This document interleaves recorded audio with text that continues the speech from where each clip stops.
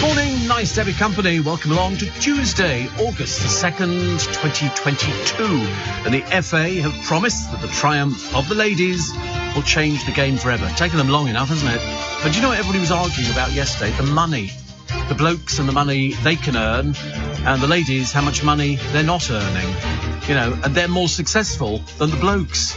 Let's do away with the fellas, get rid of them, bunch of idiots. The 11th hour bid to prevent Archie's life support being withdrawn has failed. His mum's not giving up. She's not given up at all. She said that she wants to fight for him.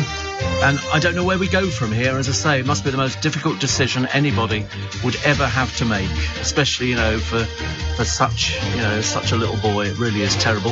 The dozy drunk who had his legs severed when he fell asleep on the railway tracks in Thailand. He drank a bottle of whiskey. He slept with his legs over the rails, and the train just took him off.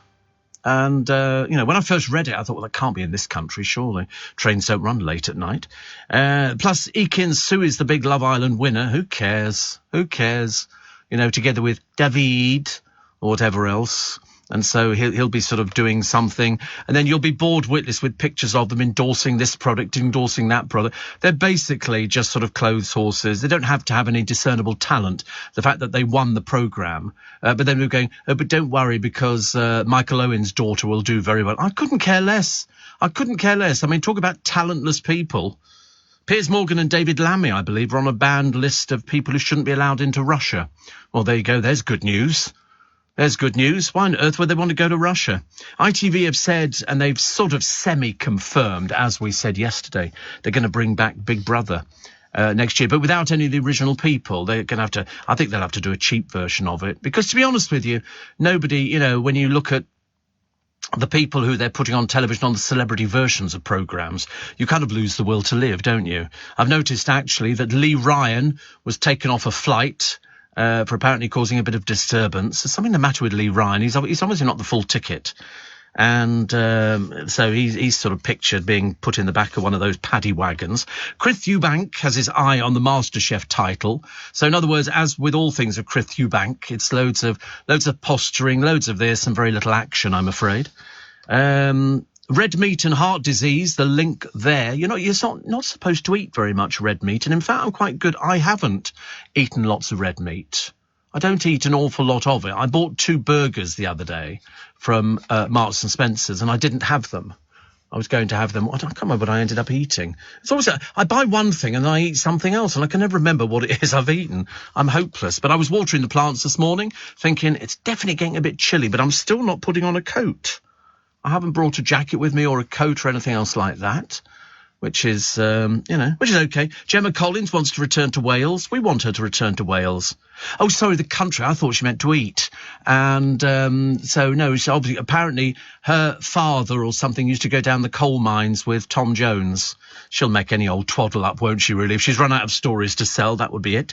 And the shopper who falls to her knees after seeing a packet of fish fingers on sale for £7. I mean, it was 30 fish fingers. It wasn't like 6 fish fingers. It's a pack of 30. Goodness sake, there's some very stupid people out there, aren't there? What was the other one? The baffled residents have shamed the world's shortest cycle lane. It's 8 foot long. 8 feet long. I mean, what the dickens you're supposed to do with that? I've got no idea. And the Colosseum in Rome, how much do you reckon if you wanted to buy it? You imagine buying it. I don't know how you'd make money out of it. I mean, it's 65 billion. 65 billion. Yeah, not million, billion. 65 billion pounds. Yeah. For the well, somebody might want to buy it. Although how you make money out of it, I've got no idea. I mean, it's just to say that we own it. We live on a council estate in Rhyl, and we decided to buy the Colosseum for 65 billion. You thought it was million. Oh, good Lord above. You wouldn't even get the Leaning Tower of Pisa for 65 million. The offers have flooded in for Jessie Nelson from McDonald's and KFC and Spudger Like and all the rest of it, certainly from no record companies. That's a fact. She's mulling over offers at the moment. She was with Polydor. And she couldn't even make it work with Polydor. So who in God's name she thinks she's going to go with? I can't imagine. Listen, if Polydor can't get her to work, she's going to, and she thinks she's got attitude, which we discovered the other day. She basically wanted to do one sort of music and they wanted her to do something else. And if you can't work with Polydor, nobody else, I should imagine, to be remotely interested. Not remotely interested. Heineken may cut beer production. I used to like all the Heineken adverts. I don't drink lagers or beers or anything else like that, but I quite like the adverts. And BA have suspended ticket sales. Typical, isn't it? Identical twin sisters have joined the same police force. And 2 hikers bump into Tom Cruise as he leaps off a mountain. He was doing one of his own stunts. And that's quite nice. Drivers ordered to keep moving in the Lake District. In other words, do not stop to take pretty pictures. Keep moving. And that's what they're all saying now. They're saying you've got to keep moving if you want to go. I don't think I've ever been to the Lake District. It looks beautiful. I was looking at a programme on the television the other day. It was looking at people who sort of buy these. It's beautiful, isn't it? Look at that, honestly. You're not seeing the pictures I'm looking at. We're only going to put in Lake District and you realise, my God, we've got some beautiful landscapes here. Who the hell wants to go to Spain? I was watching the other day and it was a programme about sort of Benidorm and how exciting it is over there if you're a drag queen. And they had some poor bloke who was a drag queen with a moustache. I didn't quite get that bit, but anyway. And then he decided to be an Elton John tribute band. And a bar which was smaller than the size of my studio. And I felt a bit sorry for him because he thought he'd arrived in show business. There was a couple who lived in a caravan with a post box outside, but telephone box to make them feel a bit like home. They didn't want to come back to this country, and to be honest with you, I didn't want them to come back to this country either. I worked on the assumption that if you're doing a programme about, we love it in Benidorm, there's another couple in there. She'd not been home for 2 years to see her mother, and she shopped in charity shops. All her clothes were bought in charity shops. She said in Benidorm they were the best value charity shops that you can ever find. And I thought, well, that's good. So then why are you making a programme about Benidorm? You don't seriously want to be joined by other non-entities, do you? And the answer is obviously yes, you do. Steve, you talk about red meat, says Shane. I had sausages for lunch. They were very nice. Does sausages count as red meat? Do they? I don't know, because when you cut open a sausage, I've never seen red meat. I would think it would be a very peculiar sausage with red meat in it. Well, pinky, I understand, but not red. You buy a piece of, you probably don't know, fillet steak, and, that's red meat. I've never seen sausages that look like that. Have you? I'll have a word with my friend Dominic. He'd know about things like that. He looks as though he's got a bit of an eye for a bit of red meat. Steve, the late Princess Diana's special ordered Black Escort Series 1 is going up for auction soon, says Ryan. Yes, I saw it. There's a picture of it in most of the papers today, which is quite nice. And I thought that's okay. The only reason that'd be worth money is because it was pre-owned by Diana. Unless it's changed hands since then, in which case, if it's changed hands a few times, it might not achieve the sort of money that they were going to go for. But when they say serious money, I don't know what they mean by serious money for something like that, because it's you're sitting on the same seat that she sat on. Does that make it worth money? And the answer is probably yes. Probably yes. I don't know why, and I don't know what you do with it. The only thing you can do with it is put it in a museum. They reckon it could fetch £100,000. So this is 25 years on. It was driven by her from 85 to 88, just 4 years after she was married to Charles. And they're not sure, but they say it would have been driven by the princess with a detective in the passenger seat. Okay. They think it could, be worth 6 figures. But, I mean, it really... I don't know whether or not it was owned by somebody else after she had it, because you would always have a detective, probably one in the front and one in the back as well. So would it fetch a huge amount of money? It's worth whatever it's worth. If 2 people want to buy it or 4 people want to buy it and they keep pushing the price up, then they'll keep pushing the price up until, somebody gets it and the others have to drop out. KFC are to launch its own clothing line in a bid to rival Greggs. It's a 47. The producer's so excited. It's a 47-piece range, including hoodies, backpacks, and a bag to fit a bucket of chicken in. I've got my own KFC jacket with my name embroidered on it. Steve. I was going to wear it into my local KFC to see if I got a discount on buying KFC. Because I've never actually. It's in the boot of the car. It's in the boot of the car, and it's very, very exciting. Very exciting. I'd never had one before, and probably not likely to ever again. But I have it at the moment. Lee Ryan arrested after allegedly going berserk on a plane. He's said to have been abusive to cabin crew and refused to sit when they wouldn't serve him a drink. What is it? These people with drink problems. You know, he became aggressive with the air hostesses after it became clear he wouldn't be given alcohol. Well, that makes perfect sense to me. Don't give somebody alcohol if they've had enough alcohol. Sausages can also be made from chicken, says my friend Ian. Well, there you go. Look at that. So you can have chicken sausages, wild boar sausages. But mainly it's a slightly lighter meat, isn't it?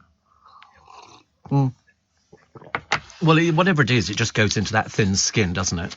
That sort of membrane. And they make over the road from me in Twickenham, they make sausages in Sandy's, homemade sausages. I suppose once you've got the sausage making machine, I suppose you can keep making sausages till the cows come home. Have I ever made sausages? No, wouldn't be remotely interested in making. Oh, did you want a number from me? I'll have to do it at the break because this now will have expired. So we'll have to do it all over again. Oh, it's not working, Steve, he says, you know. And then it turns out it was working, which is always most entertaining, isn't it? 84850, steve@lbc.co.uk. Apparently Morrison's are selling carbon-neutral eggs from hens fed insects instead of soya. They're 30 pence each or £1.50 for 6.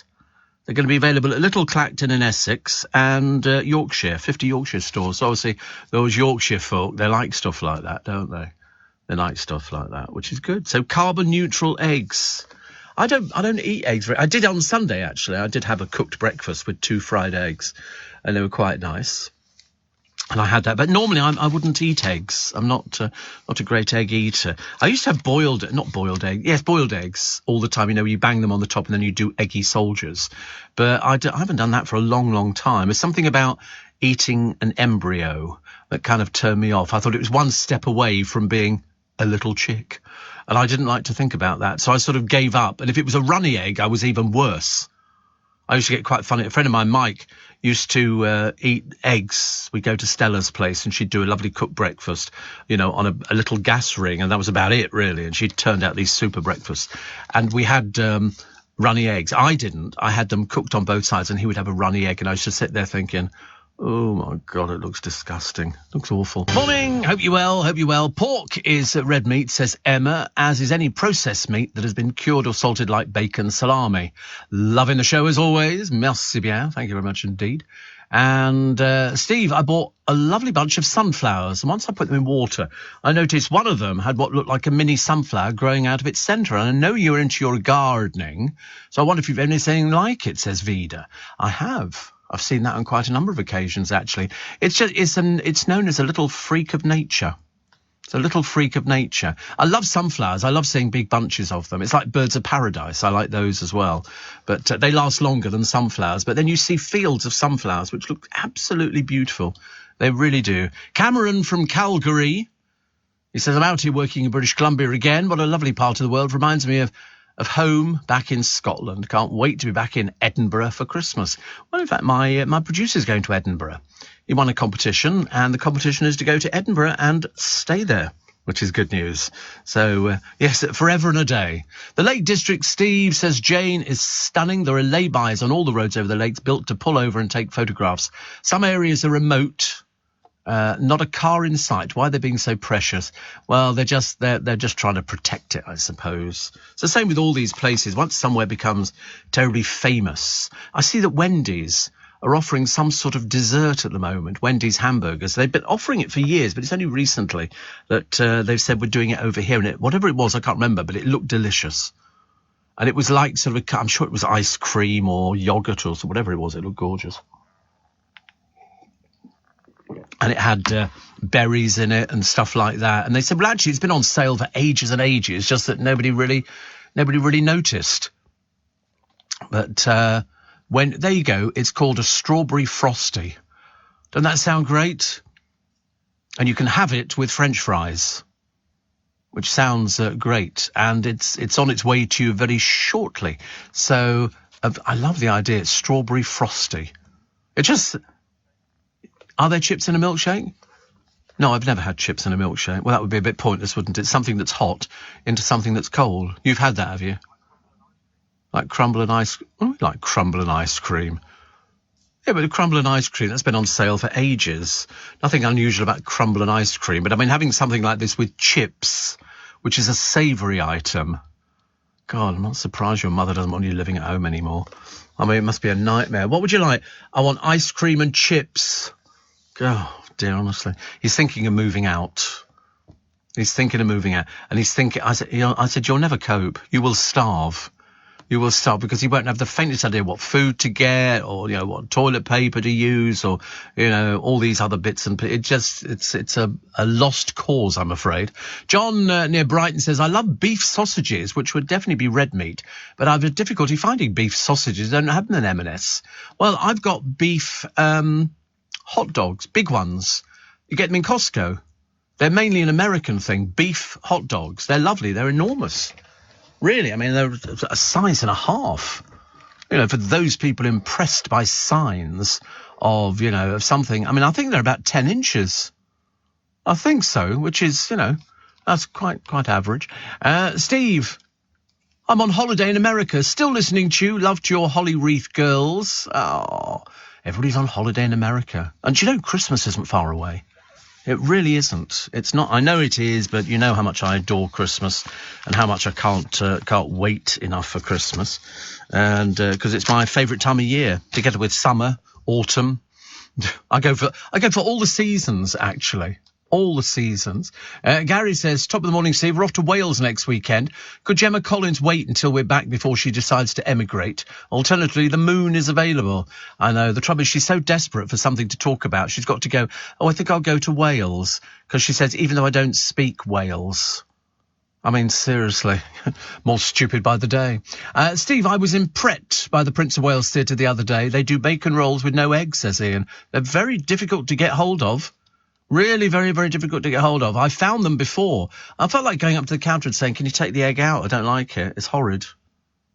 It's, I just don't like their version of egg. It's not very good. I just want the bacon rolls. Don't ask for a lot in life. But, if you want something, ask for it. If you don't ask, you don't get. It's as simple as that, isn't it? What else we got? Tickets to Sea Life. Not from me, it's courtesy of one of the newspapers today, which is very nice. And my star signs say, if you're not getting the answers you need at work, take the next step, even if it means making some key changes. See ya. Wouldn't want to be ya. Keep him on his toes. Steve, it's the first time in a week that I've woken up with you after being rushed into hospital with colitis. I've missed you, says Bernie. 2 weeks sick leave from work, which means slots or rest and getting my strength back. Oh, nothing worse. Nothing worse, is there? And my friend Ian, who's as big a fan of Christmas as I am, says just finished Christmas in July on Hallmark, and they're already teasing Countdown to Christmas beginning in October. That's what they do in America. In fact, all the shopping channels have had their Christmas in July, Christmas in August and things like that. I was watching a bit of Gemporia, a bit yesterday and a bit today, and I suddenly worked out what's the matter with the whole channel. All the presenters shout. They all shout. Not one of them can actually have a normal conversation. And you think, if you went into a jewellery shop and somebody's going, listen, you've got to buy, this is just fantastic. You'd be out the shop so fast. They're so false as presenters. There's one old woman on there. She was trying to flog candles the other day. And going, oh, it's just, if you spend, I thought you were selling jewellery. Perhaps they've run out. 4 candles. Can't fool me, mate. I tell you, I'm well ahead of you. But no, so I was watching Gemporia and thinking, why do they all shout and why do they behave like they're complete and utter idiots? And this is, how many have we got? We've only got 100 left. There's only 100 left of these. And you think, yeah, because it's rubbish. That's why. I love stuff like that, though. I spend ages watching it. Steve, Saveloy. Well, whatever. I've never had Saveloy. Never had. Have you had Saveloy? Yeah, you would have done. It's no, not for me. I don't know why. I'm assuming it's like a hot dog or wurst or something like that. I do enjoy sausages whenever I go to Vienna, which isn't that often, but I used to go very regularly, twice a year for 9 years. I would always head for the wurst stands because I just used to love wurst. That's all they serve. It's like here, hot dogs, similar sort of thing, but you don't really find anywhere in London where they just sell hot dogs. But yet over in Vienna and in Germany, that's what they sell. They sell hot dogs and sausages and everything, and they are quite delicious.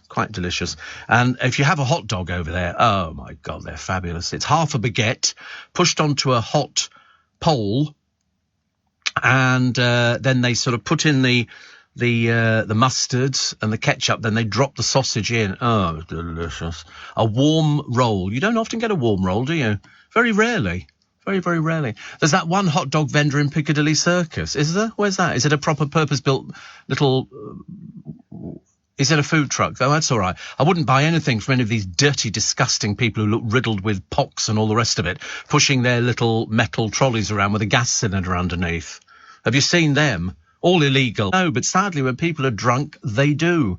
And people do get drunk. I was speaking to my friend Ben the other day, and he went out and he just got horribly drunk. And he can't remember how he got home. Why did you do that? What was that push for? For them being illegal? Oh, right. Oh, they're disgusting. The Westminster Council try and clear them off the streets, and all they do is they drop this food on the floor, the pigeons sit on it and everything else, and then they pick it up and they sell it to people. They absolutely do. Did you not see the Westminster Council documentary? Westminster Council confiscate these metal boxes with these things under. They're all illegal, every single one of them. They buy them and they surface from a place in Tottenham Court Road, and they've got the gas cylinder. The sausages are filthy and disgusting, and they drop them on the ground. When the Westminster police descend on them, they confiscate the trolley, but they leave them with the sausages. They then have to get another. Do you not see it? Oh, bloody hell. You should have seen it. You've literally got pigeons sitting on the edge of these things. The only thing that entices people in is the smell of onions. The rest of it is disgusting. They're all illegal. They don't pay tax. They don't pay anything at all. And the same people sell chestnuts and chocolate nuts as well. Oh, you should have watched it. It was very interesting. They're all crooks. Absolutely all crooks. Totally illegal. No licenses, no nothing. That's why they try to get them off the streets as quick as possible. You don't find as many as you used to. Steve, I can't stand shouty television or radio. The moment somebody raises their voice, I reach for the remote. Well, you would with Gemporia. Click. Click. You can hear the sounds of the turning off all the time. It's when you get these people there almost having a peculiar conversation with themselves about, so how much are we doing? Well, and they've learned to talk and smile at the same time, which always looks vaguely creepy, I'm afraid. It certainly does on Gemporia. And they try and sort of sell this stuff to you, making out that you're never going to get this ever again. And I've only ever seen this one, and the depth of clarity, and oh, it really is. Honestly, it really is. It's just too much. Another one says, we're off to Wales. Somebody else going to Wales, which is quite nice. And somebody else buying sunflowers. It's obviously sunflower season, isn't it? Which would be interesting. Steve, good morning from Baku. No water pressure here since last night. Brushing teeth with bottled water. Don't ask about the toilet flushing status, says Paul. Bottled water. We were talking the other day. If you go down the Edgware Road, what do you see outside every single supermarket? Cases of water. Cases of water. I've never seen so much water in my life. And the reason is, if you've come from the Middle East, you don't drink out the taps. So they're used to seeing people drinking bottled water. So that's why they sell it, bottled water. I mean, I drink bottled water. I haven't drunk out the taps in ages and ages and ages, mainly because I can afford to drink bottled water because it's so inexpensive. Those hot dog sellers, says Ian, are totally illegal and disgusting, but the onions smell so good. Yeah, that's what you're buying. You're buying onions. Unfortunately, have you seen the ingredients in those hot dogs? I don't think they've ever seen meat, put it that way. But they always use her outside the Astoria on the Charing Cross Road. And they were always wearing a white sort of dirty, filthy kind of coat kind of thing, which, to be honest with you, looks as though they'd wiped themselves with it before they'd even set foot out on the streets. Horrible, horrible, horrible, horrible. Steve. Apparently, there's a place called Leckwed Meats in Langfini on Anglesey, who sell foot-long hot dogs and foot-long finger rolls to go with them.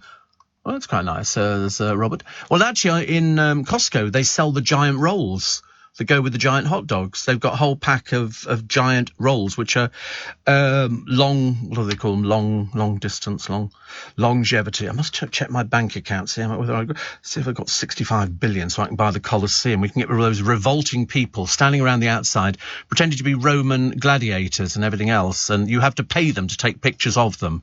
Because my goddaughter tried it when she was 12, and she got a mouthful of abuse from them. So I gave him a mouthful of abuse back. I can't begin to tell you what I said, but most of the words began with the word F. Okay? So now you know. Shopping online this festive season? It's not just you looking for a steal. Help protect yourself with an email password that's easy to remember and harder to hack. Just look around you right now and choose 3 random words. For me, it's chocolate, keyboard, snorkel. What a bargain. Go on, make your password even stronger with 3 random words and take your email security to another level. Search CyberAware from the National Cyber Security Centre. Steve Allen on LBC. Text 84850. Morning, nice to be company. It's Steve Allen's Early Breakfast. It's Tuesday, August the 2nd. Somebody says you haven't lived until you've had a Savoy. It's a bit like a hot dog sausage without the roll, but it's not one of those things from the hot dog stalls, more like the ones you find in the cinema. Very nice with chips. They don't do chips in the cinema.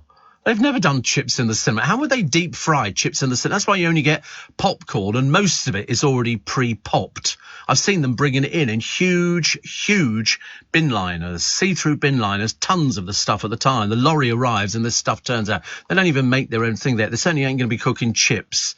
They might be able to heat up, because a hot dog is easy, or a Savoy. You just put it onto the little rollers that are heated and it goes round and round, or failing that, you take them out of water. You know, hot water. That's what they've got in Costco. They do hot dogs there and everything else. Although I prefer the baked potatoes. I'm very good at baked potatoes. I love the baked potatoes. I'm very good with baked potatoes. Especially the one I had yesterday. It was baked potato with chili and cheese. Delicious. Absolutely. And only £2. It was worth joining Costco just to get the baked potato. Dame Sheila Hancock has urged silly boys Liam and Noel Gallagher to reform Oasis, because apparently her late husband, John Thaw, grew up on the same estate as the brothers in Burnage in Manchester. And I know Burnage very well indeed. Very, very well. Very, very well indeed. Also, former Arsenal goalkeeper, is it Jens Lehmann, could face a 3-month ban after being accused of speeding, allegedly. He now faces a court hearing in Munich. And Victoria Beckham has poked fun at husband David. Oh, everybody does, darling. They go, oh, look, David. Sorry, I don't know what you're talking about. Come on, Dave. Come on, butch up a bit, mate. Can you lend me some more money? Yeah, because that's what Victoria had to do. She had to go and ask Dave to lend her money, but I thought they were worth 700 million. I hear properly the correct amount of money is about 300 million. That's why the Peltzes don't talk to them. The Peltzes think that the Beckhams are incredibly daft, because they all do kissy kissy from mummy, kissy kissy. Apparently the latest load of old rubbish to come out from the camp is that Harper Beckham is going to be a top-class footballer. Ever since the Lionesses won, now she's jumped on the bandwagon of being the next super-duper footballer. So says her father, but you can't believe a word that family says. They're seriously, you know, they're not the brightest pennies in the box. Also, a ban on junk food advertising on London's tubes and buses could have prevented almost 100,000 people becoming obese. All they advertise on buses and tubes, and they're advertising junk food. I mean, what sort of, they advertise McDonald's? Yeah, but everything's in moderation, isn't it? Doesn't it make perfect sense? You know, if you're going to go and have McDonald's for breakfast, well, then you cut back on something else later in the day. That's the whole idea of it. You can't live on this stuff all the time. because it's definitely not sort of good enough for you. Apparently, and there was a story in the States, says my friend Ian, a few weeks ago about a truck that crashed, spilling what was called hot dog filler. He said, you don't want to look at the picture or you'll never eat another hot dog. They didn't say hot dog, pork or beef, but filler. Well, they do the same, don't they? Have you ever seen them blasting chicken meat? Literally with high-powered jets of water to get every single bit of meat off a chicken carcass, which then gets turned into mush, which then get reformed into other little bits and pieces. I don't want to see the spill. I knew you'd find it. But I should imagine it just looks disgusting. And it looks like brains. And that's the filler that goes into these things. But then, if you went to a slaughterhouse, an abattoir, you'd probably never eat meat ever again. Because you wouldn't want to see. They did a programme on the telly, and it was called From Farm to Table. And it showed them, lambs frolicking in the field and pigs, and all that kind of stuff, and cattle and all the rest of it. Then it showed the other side of it as they're shepherded into the abattoir, only to find themselves ignominiously hanged upside down with their throats slit. And then people come along with chainsaws and everything else, and they cut them into bits and pieces. And then you end up with the meat that we buy. And some of it looks absolutely disgusting. But that's it. That's the way it goes, I suppose. Once sort of people are sort of buying into certain things, all it is we know meat as coming in a polystyrene box covered in plastic, and that's what you know it as. We don't know anything that's really original, which is a shame. Steve, I forgot to tell you. Your friend Stephen Milne was on the morning show, says Shane, selling those quick cookers. He looks very fit. Oh, Stephen Milne is very fit. Very fit. He also pops up on TJC channel in this country. We get him selling jewellery and all sorts of bits and pieces. He is very fit. He's one of those people. I'm surrounded by very fit people in here, not at this precise moment. But normally speaking, we've got, my friend Ben, who's on our security here. He's another gym person. And Dominic Ellis, who we get occasionally reading the news, he's another fit person. And then you get my producer, and he fits into neither category, because but it doesn't matter. He's very much looking forward to when he can go to the gymnasium, to work on the reception. Are you booked in for a session today? Yes, I can book you. Yeah. That's how it'll go. The Lake District is stunning. I love the way people tell me about these sort of things after we've done the story. But it is true. The Lake District is stunning. And Earth has recorded its shortest day on record, sparking panic among scientists. Apparently a whole 1.59 milliseconds was shaved off the normal 24 hours on June the 29th due to a reduction on the planet's wobble. Whatever that is. I have no idea. Trafalgar Day should be a public holiday, even if it winds up the French, says Jeremy Paxman. Didn't Jeremy Paxman have a problem with his pants from Marks and Spencer's? Didn't he complain some time ago about the pants that he was buying? The elastic wasn't as strong as he wanted to hold everything in place. And I remember thinking at the time, I used to think he was so intelligent. And then he's worrying about Marks and Spencer's pants. But, because that's where most men get their pants from, M&S. There you go. The pants no longer provide adequate support. The elastic was going, and he won't be putting up with poor quality underwear. So he says, we have discussed it with friends and acquaintances. It's revealed widespread gusset anxiety. You have to appreciate these sort of things. And they've gone up in price. £28 for 5 pairs. It's just crazy. Absolutely crazy. And he's not going to put up with it any longer. He was so annoyed by what he regards as the declining standards of Marks and Spencer's pants and socks that he contacted the executive to discuss the matter with him personally. Not at all surprised. Most people buy their socks and pants in M&S because you get a good variety of sort of pants and sort of different things like that. Some people just keep the same pants for years and years.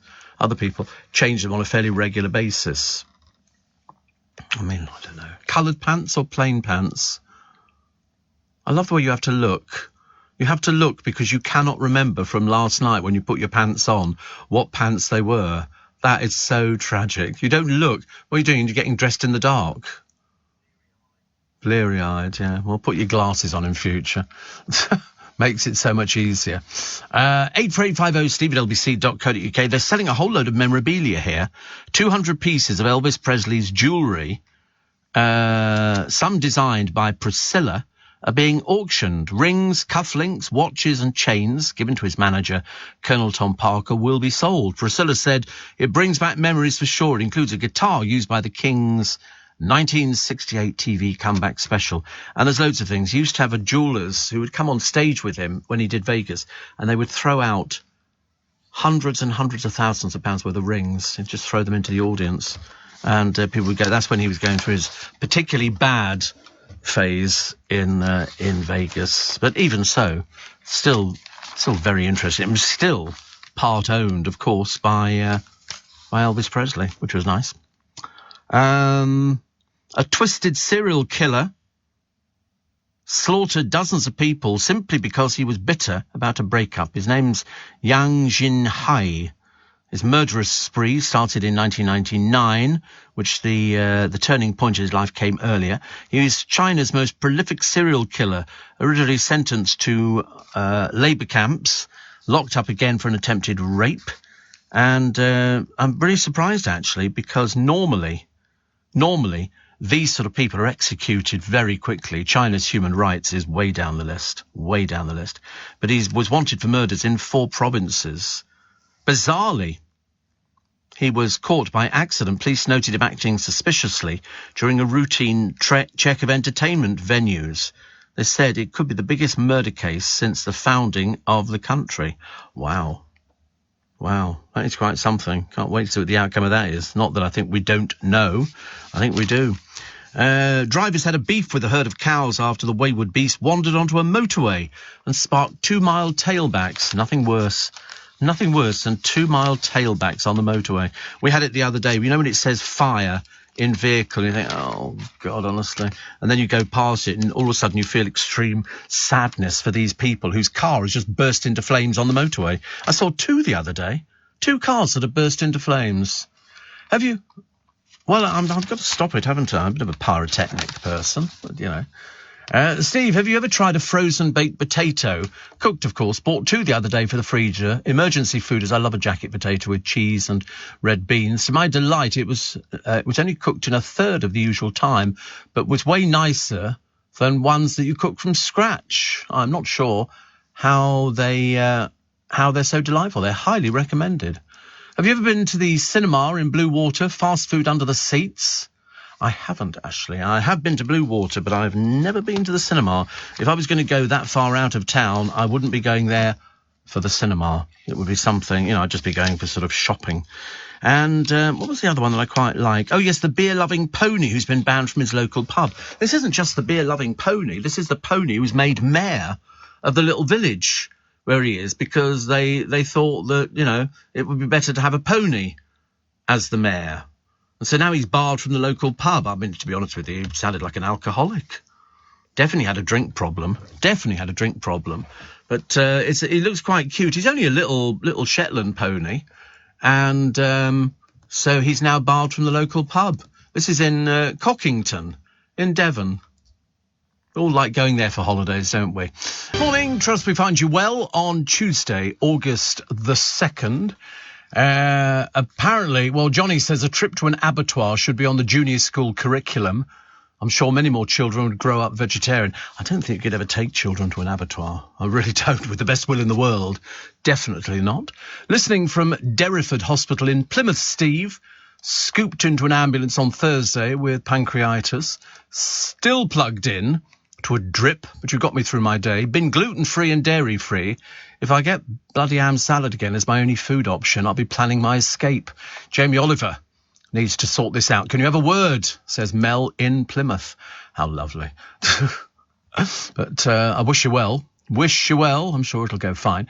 You're right about these so-called hot dog vendors.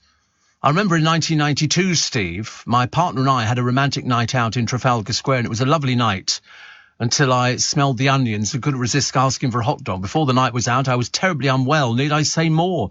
It was some years after that when I saw the Westminster documentary. I've never, ever, ever bought from those vendors. No, the Westminster documentary was absolutely amazing. It really was. These people who don't pay any tax, they're basically thieves and vagabonds. And they're basically flogging you food that can make you very, very ill. But it's the smell of onions, cooked onions. It's like if you walk into a supermarket and you smell freshly baked bread, you immediately go, And the same with the hot dogs, but it's only the onions, I'm afraid. Somebody else says, another one here that says, it's believed that Fijian chiefs ate the flesh of their enemies as a means of power, control, revenge, and as the ultimate insult. Apparently, it was also thought if you consumed your enemy, you'd inherit their knowledge, well, assuming that they were more intelligent than you were at the same time. I mean, there are certain tribes, aren't there, who still attack and eat human flesh. There is a tribe on an island somewhere, and I can't remember where it is exactly, but they featured in the news a few years back. They're still attacking anybody who goes anywhere near their island. It's in India, is it? They literally are sort of... still attacking people, and I believe there were 2 fishermen who got too near to their island and they were attacked and killed. It's Sentinelese. It's quite, in fact, it's very, very dangerous. They're an indigenous people, and along with loads of other people, they have consistently refused any interaction with the outside world. They're hostile to outsiders and have killed and maimed people who approached the island or landed on it. They're not sure how many people there are living on these islands. Photography is prohibited, and so don't go anywhere within 3 miles of it. It's highly dangerous. And they had a picture of them on the shores, looking as though, you come any closer, and we're going to attack you. And they do attack. They're not remotely bothered by anything like that. They look on this as their world, and you're invading it, and they don't want anything to do with the outside world. And there were these 2 fishermen who did get a little bit too close. Rishi Sunak in all the papers. Well, Kel Surprise and Liz Truss. She stepped up her war on workers' unions and the public sector, and Rishi has brutally trashed his own party's record yesterday. The PM wannabe says there's a risk. People are looking at the last few months of government with slightly rose-tinted glasses. It's funny, isn't it? Even after all these years. 12 years in power, and they're still arguing about who did this, who did that, who said this, who said that, what will happen.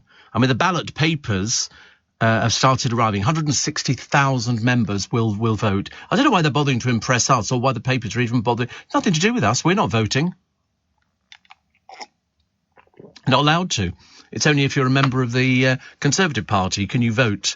So we can't. So no matter what, I mean, as I say, Rishi Sunak could promise you all a jamboree bag and a £5 at Christmas. It wouldn't make any difference because you're not going to get it. Did you enjoy, Steve, the last Love Island? And did you know Big Brother's back next year? Yes, it'll be the cheaper version of a Big Brother, and they're not sure about Love Island, whether it's coming back. Kevin Lygo is going to look at it carefully because of the allegations of misogyny and the complaints of bullying and everything else. And to be honest with you, I mean, it really is. It's had its day, hasn't it? Really had its day. And Big Brother had its day because they couldn't find anybody to go on it, and it was the same old. Nobody appeared to have control of the programme, so it just pitifully went downhill. We discovered the other day that even EastEnders, its audience has now dropped under 1 million. Well, that's what's commonly known as a failure. They have to stop it immediately. They spent £86 million building the new set. What's the point? There's nobody watching it. I watched a little bit the other day, and I think it was a bit of early. Well, it must have been because Peggy was still alive, and there were people arguing in the Queen Vic, but nothing new there. And the whole thing was just a little bit tawdry. It was just a bit sort of, people bullying people and people doing this and people doing. And I just gave up in the end. I really did. There's the 11th hour bid to prevent Archie Battersby's life support being withdrawn has failed, but his parents have vowed to fight to the end. The Court of Appeal has now refused to grant an order preventing doctors from ending the treatment. I mean, it's going to be a very difficult thing to do. Very difficult thing to do, because somebody is at some point going to have to go into his room, and we know what he looks like because we've seen pictures of him, lying there. And his mum says that he's still showing signs that he's alive, even though they're not convinced by it because of the ligature around his neck. It meant that his brain was starved of oxygen, and it means that if they switch off the machinery, there's a very good chance that he's going to be dead within seconds, if indeed he's not dead already. We don't know. That's the trouble.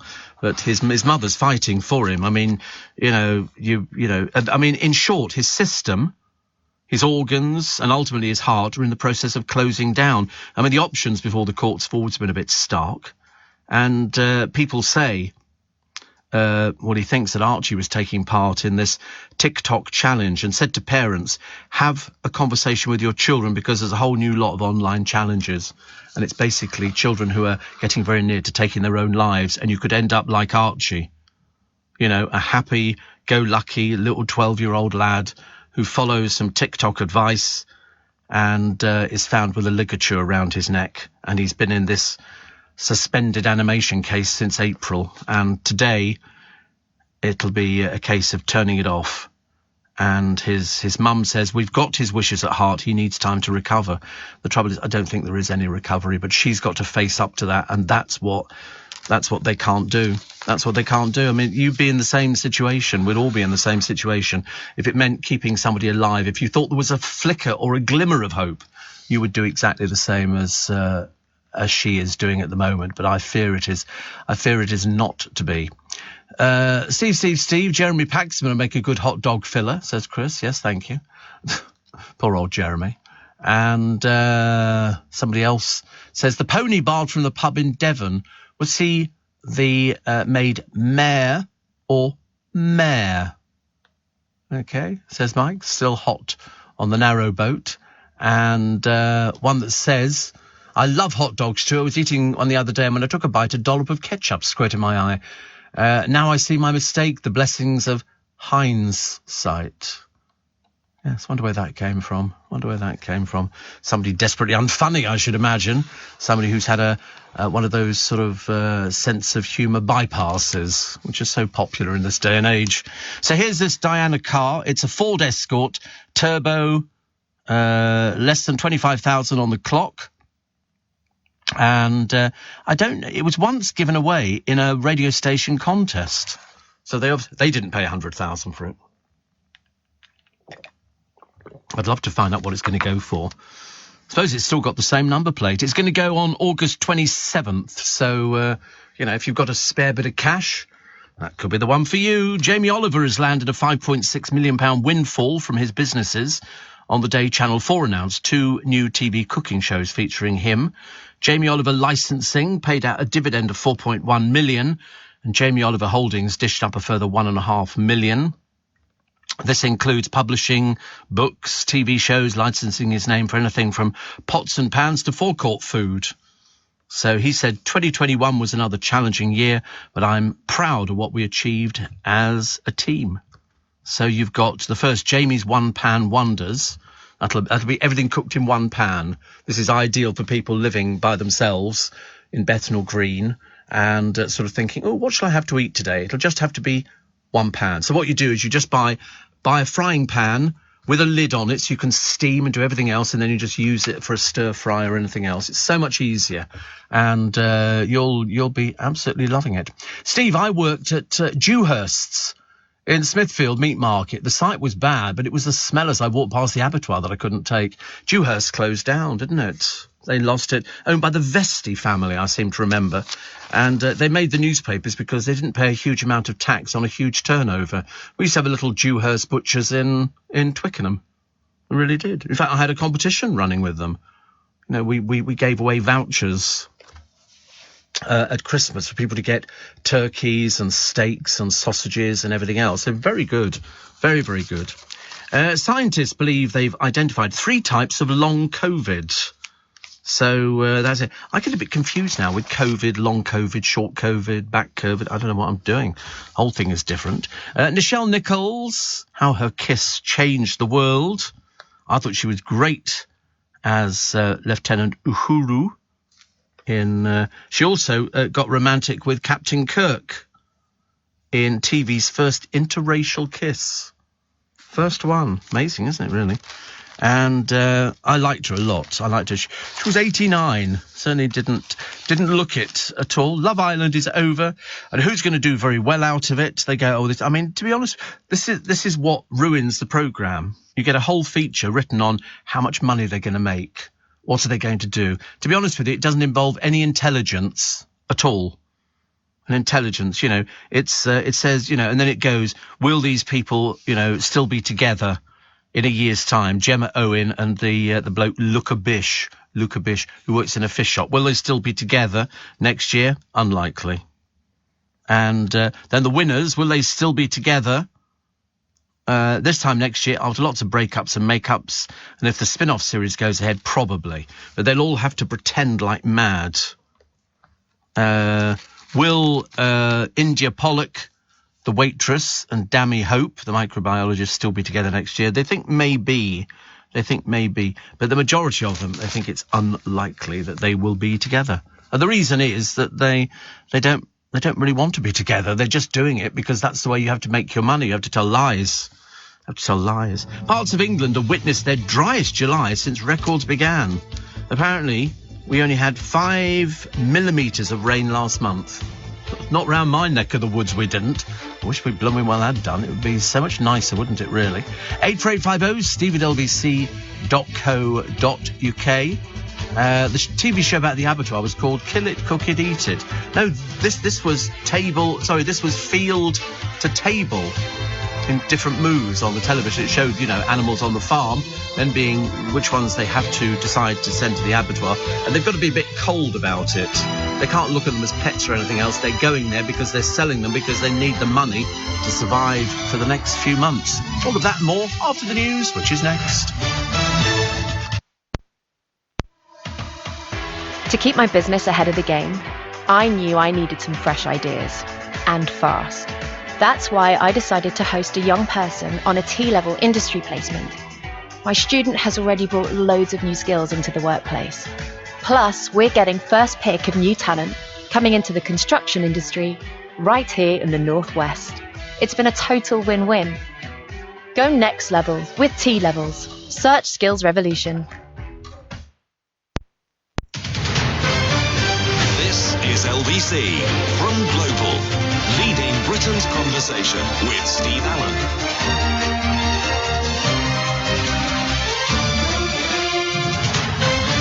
Morning, nice to be company. Tuesday, August the 2nd. We don't do anything for August the 2nd. For the Monday, we do pinch and a punch for the first day of the month and no returns.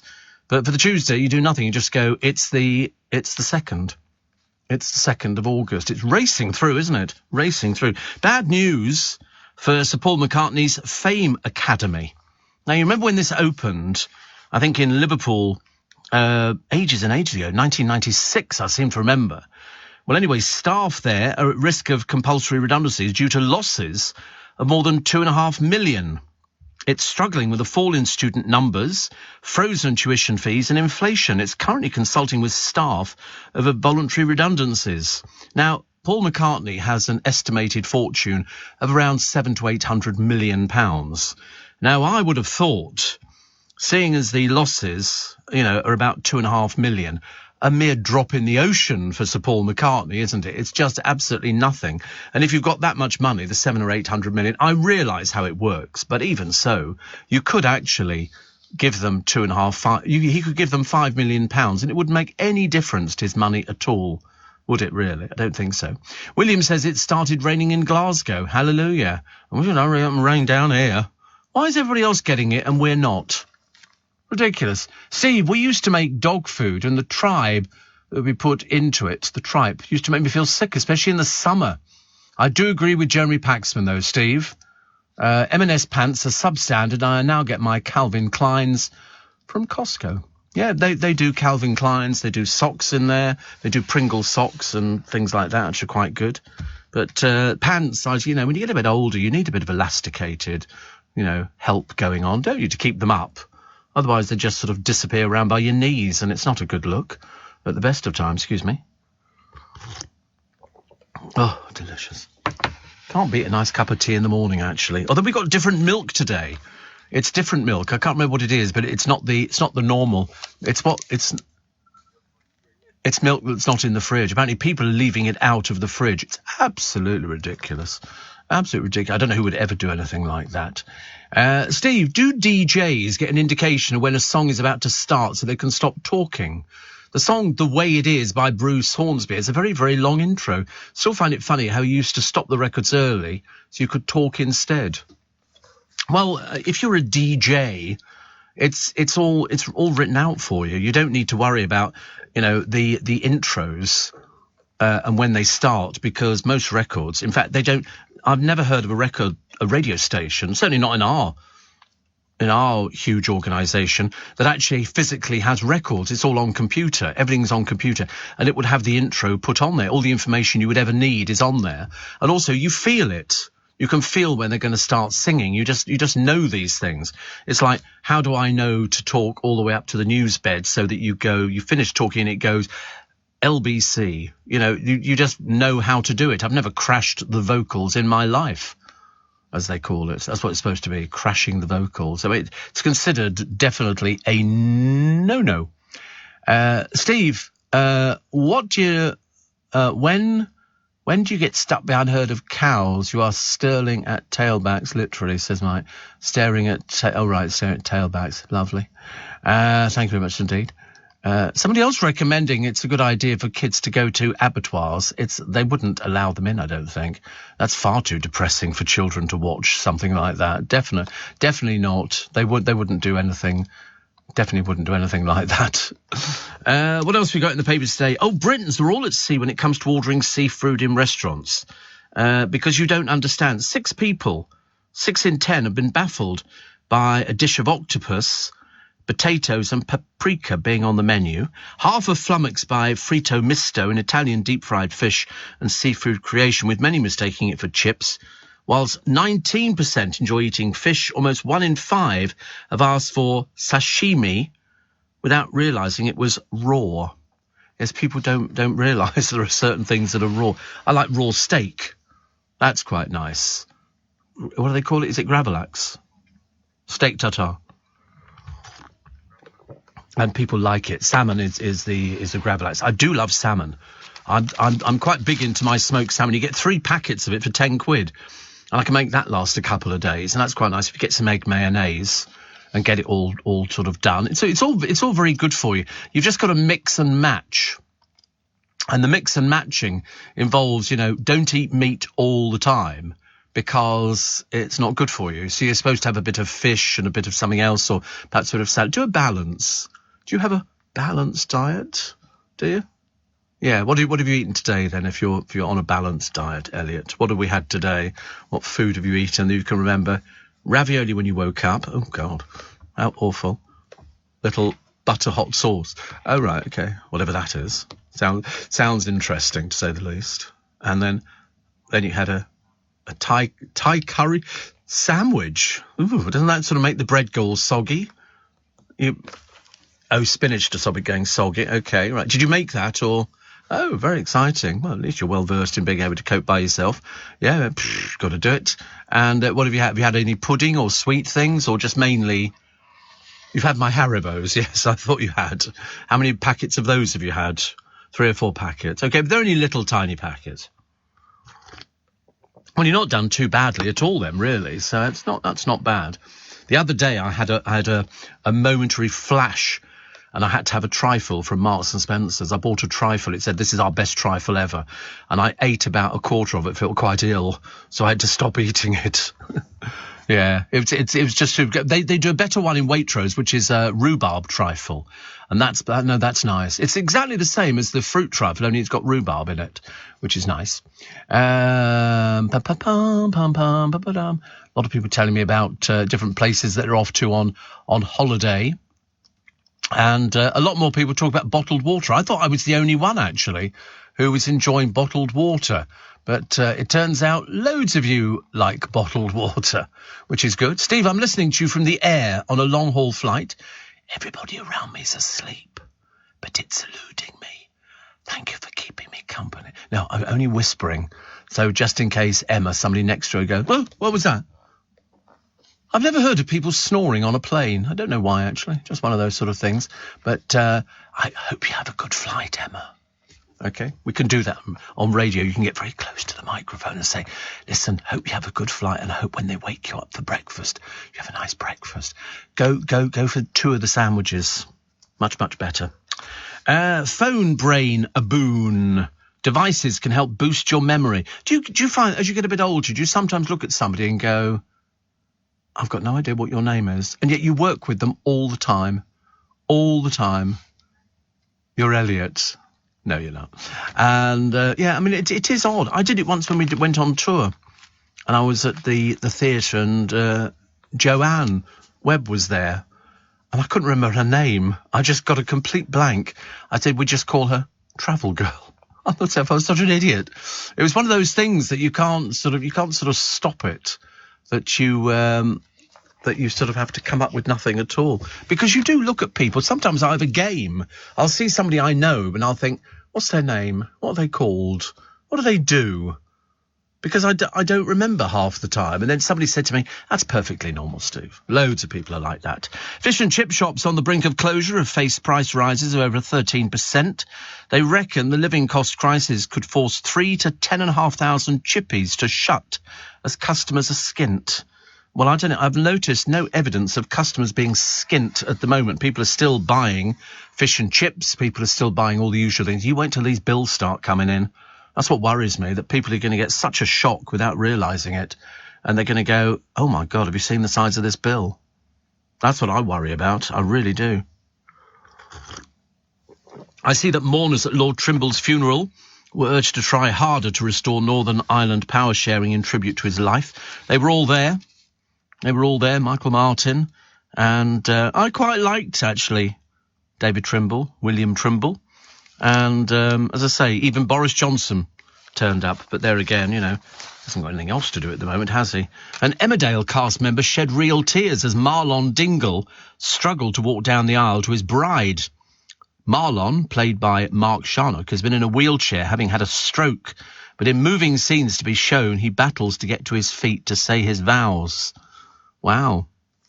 Zoe Henry, who plays Rona, says, we were in tears. It was brilliantly written, and the emotion came naturally for both of us when it was needed. The storyline has been a difficult watch, but the wedding shows the light. Stroke has affected loads of people. So did he have a stroke in real life then? So he's been in a wheelchair since having a stroke, but in moving scenes he battles to get to his feet. And this is Marlon's 5th wedding in Emmerdale. They don't waste time in these programmes at all. But Mark Charnock, says there are intense stories going in the same episode. So when I read it, I found it relentlessly moving all the way through. But there is no guarantee they will live happily ever after. Oh, interesting. So he's in a wheelchair, pushed by Paddy. I quite like Paddy, actually. I think Paddy's quite good. And here we go. Believe it or believe it not, this is the usual sort of claptrap that comes out. Especially in the light of the awful Rebecca Vardy. Nicola McLean has hinted. I mean, Nicola McLean, I ask you. I mean, God in heaven, how to stretch out nothing. Reckons that her pal, Rebecca Vardy, could tell all about the sensational Wagatha Christie trial and a big money interview or book deal. Shouldn't imagine so. Nobody would be interested in buying that rubbish. Who'd want to buy that? She's been branded a liar in court. Nicola reckons that despite losing her libel claim, Rebecca's within her rights to recoup some of her financial losses. Well, more fool her, eh, Nicola? But of course, I wouldn't expect you to understand that. Talking on GMB, she said, I don't think Rebecca's going to go and lick her wounds. Well, I think somebody will have to. 3 million down, and there's a chance that it could go even higher. That's the trouble when you tell lies in the big boys' court. They get you. Steve, my mother's parents were farmers and butchers. She was going to the abattoir when she was 12. Yeah, times were different then. A little bit different now, I should imagine. Julian Surrey, who could be Anna, says, I'm struggling to sleep. Boyfriend left me and he went back to America. Do you think it's a bad idea if I go to America and clear the air? I wouldn't bother. I really wouldn't bother. That seems like a fatal thing. He won't take my calls. She says, I'm very upset. No chance. No, it's finished. Put it this way, I wouldn't tell you a lie. If he's upped and left and gone to America and not returning your calls, he doesn't want anything to do with you. Absolutely nothing. I've heard of people doing this before, and they turn up and then it becomes play misty for me. And it starts becoming a bit stalkerish. And so if somebody leaves and goes back to America or goes back to anywhere, really, could be Bognor Regis, but they're not returning calls. They don't want to be, they're not interested. But, that's what happens with relationships nowadays. But the idea of clearing the air, no. Nicola McLean lost a boyfriend like that. She's probably lost quite a few. And one of the Sims sisters in Towie has been moaning about the standard of men she's been picking up. She thinks they're going to do a Kardashian-type programme. She said, you wait to see what surprises the Sims family have got. I thought, what? That you've got talent? That'll be the first surprise, I should imagine. Morning, nice to be company. Steve, check out the Coca-Cola Christmas train set. I purchased one, says Ashley. I think it'll look very nice under the tree. Do you know those trains that you put under the tree? They're so cheap. They're literally like sort of 25 quid. And you put it under the tree and it just goes round and goes beep, beep. And then it does, we win you a Merry Christmas. I've got one that fits on the tree, which is quite nice. Johnny says times can't be that tight if people are still smoking. Well, people will always smoke, won't they? If you're a smoker, you smoke. And people quite like it. I mean, I was a smoker for many, many years and didn't regret it at all. But then when I had to stop smoking, I had to stop smoking. It was so, as simple as that. But I know where you're coming from. Cigarette ends all over the place. You just get hundreds and hundreds. Steve, if I were Archie's mother, says Connie, I'd sell my house, give all the money to the hospital and tell them never switch off the life support machine, or if necessary, make sure that Archie gets treatment in a different hospital. I would fight till the day I die. Well, that's why I said it's the most difficult decision. The trouble is the right of her to veto it has been taken away, even though she's his mother. It comes to the courts and it comes to the doctors and it's gone through the legal system. And the process is as it is. And also, even if you were able to sell your house and put the money into a particular trust fund or take somebody to another hospital, there is no guarantee another hospital would want to take on this immense problem. And that's what it is. It is an immense problem as to know what to do. I mean, he's only a little boy, but he's been in this coma since April. So it's quite a while. And I don't think, as I say, that if they switch him off today, which I think is fairly likely so far, unless there's going to be another stay of execution, as it were, it's a case of he is brain dead. He's never going to be the same person, but she doesn't seem to worry about that. In fact, his mother's incredibly strong, together with the father as well, who's, I believe, also had a stroke at the moment. He had one on the steps of the hospital. But it's so difficult when it's children involved. You almost think to yourself, no, take me out of the equation, please. It would make it an awful lot easier. He was beloved by millions for his role in The Railway Children, Doctor Who and Jackanory, not to mention voicing the Wombles.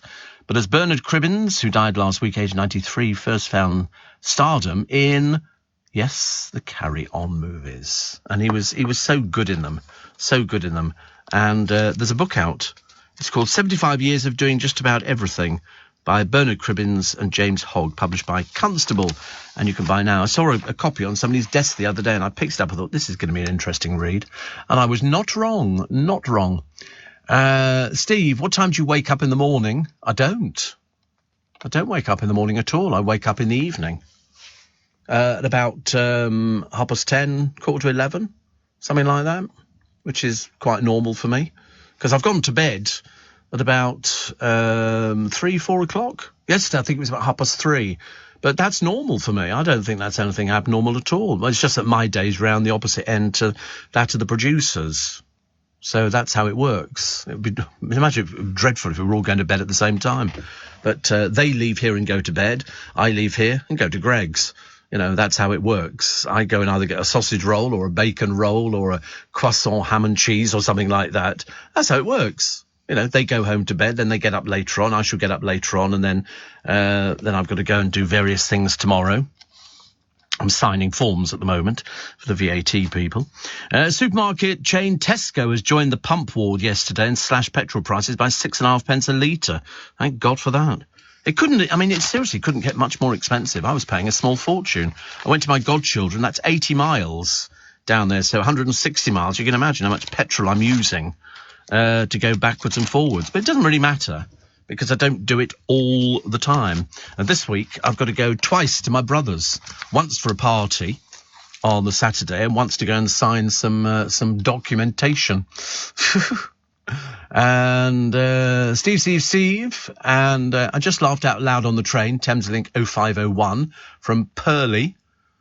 When you gave that relationship advice, live it in your usual frank way. You should be an agony aunt. Well, you have to be honest. You know, if somebody says, listen, the boyfriend left, went back to America, and then it's a bad idea for me to go to America and clear the air. I know it seems drastic, but he won't take my calls. That's why. You seriously think he's going to be any better to you if you turned up on his doorstep? He'll call the police. Unwarranted attention. You know, you have to accept the fact that if something was... I mean, it's not like he's popped round the corner, is it? Or staying in a travel lodge and he'll collect all his clothes on, next Thursday. No, he's left and he's gone back to America and he's not answering your calls because he doesn't want anything to do with you.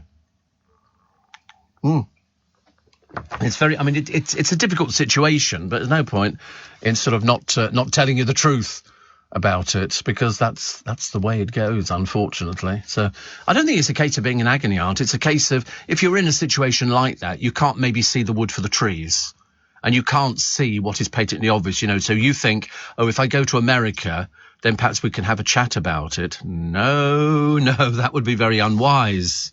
A very unwise thing to do, to actually go to America. That would completely freak somebody out, I would imagine. All of a sudden, there's a ding-dong on the doorbell, open the door, and there's you standing there. I don't think so, excuse me. It's just, it is, I remember seeing it, they did it so well in Brookside some years ago, and one of the characters in there, I've said this before, he had a stalker. But she was very clever, because she was telling all his friends, oh, we're going out and we're doing this. And, of course, there was no such thing going on. But then when he would start saying, and nothing's happening, and the friends would be going, yeah, we know you're really going out with this person. And it became almost, scary.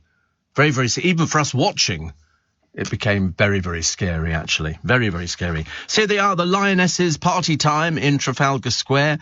Everybody looking very happy, and they all look very happy. In fact, they were very, very happy. And there's calls for them to get gongs and all sorts of bits and pieces, which sort of, but money would be nice. Money would be nice. They don't get anywhere near as much as the blokes, and yet they're more successful. Boxing legend Chris Eubank has his eye on Celebrity MasterChef title, pulls no punches when he's talking about making mincemeat of his opponents. With this typical lack of modesty, the 55-year-old former light middleweight champion said, "My cooking now, there are no words." That's what he says. He'll be among 20 famous faces in the startling lineup next week, facing the MasterChef judges John Turode and Greg Wallace. So who are the other people on it? I can't find out, but he actually reckons he's going to be very good. Katya Jones, Kirsty Gallagher, Leslie Joseph, together with a few other people. But isn't it embarrassing, honestly? 1 minute you're a boxer, successful boxer, and the next minute you're having to do a cookery programme. I feel a bit sorry for him, really. It's all right if you're somebody, like, I suppose, Leslie Joseph and Katya Jones and people like that. But Chris Eubank, I mean, you're a boxer, love, and you're doing cake making. Excuse me. I think that seems a little bit lame. But who knows? Might do really, really well. What else we got? Oh, I keep looking at all this wonderful jewellery that Presley's donated, or he did donate, actually, to the manager. And Labour frontbencher Lisa Nandy yesterday met with striking workers on a picket line just days after a shadow minister was sacked for unauthorised comments at a similar demonstration. Yes, amazing, isn't it? Different rules for different people. And Tommy Robinson was fined £900 for failing to turn up at a court hearing on his finances. The English Defence League founder, real name Stephen Yaxley Lennon, stood before a judge in March after he lost a libel case brought by a Syrian teenager. Oh, yes, I remember that one very well. Robinson had been ordered to pay more than £43,000 in legal costs. He was ordered to the High Court in April to be quizzed about his financial, but he never showed up. I mean, surely, you can't be that stupid, can you? But anyway, he admitted contempt. He was warned he faces jail if he doesn't pay the £900 fine. He made a public appeal for support before the hearing, but the judge noted he had legal aid. He said the state was paying for it. Oh, honestly, even worse. Good old Tommy Robinson getting legal aid. Got no money, matey? Got no money? Bit like Amber Heard. She didn't have any money. She's apparently having to sell the house she lives in because she can't afford to pay the legal bills and everything else. Well, he shouldn't go into court. It's like, as I say, we can't wait to see Rebecca Vardy writing out a cheque on her husband's account. It'll have to be. It certainly won't be on her account. Neighbours actor Alan Fletcher, who played Dr. Carl Kennedy, tells somebody this week of an up-and-coming career prospect. Not quite the experience required for the field. Ooh, interesting. Very interesting. And Netflix's upcoming film on Marilyn Monroe has been slated from its trailer alone. I don't think the girl looks at all like Marilyn Monroe, who's playing her. I mean, she seems very sweet, but she's actually got, this is Ana de Armas, she's got a very thick Spanish accent. Well, I don't remember Marilyn Monroe having a thick Spanish accent, but either way, it'll be fairly interesting. Sporting legends join the family of the late TV presenter Harry Grattan to say thank you and good night to their Mr. Yorkshire. What could be more appropriate than it being Yorkshire Day the other day? And Sylvester Stallone has branded Rocky producers parasites over plans for a new spin-off movie, Drago, with Dolph Lundgren. Hollywood star's been battling original producer Irwin Winkler to regain the rights to the boxing franchise after writing and starring in the 1976 original and its sequels.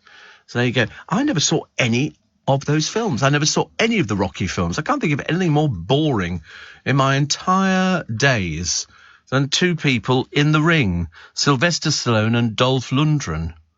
And that I mean, it was just to do with fighting? How boring. Good Lord. About the emotional journey. Yeah, the emotional journey.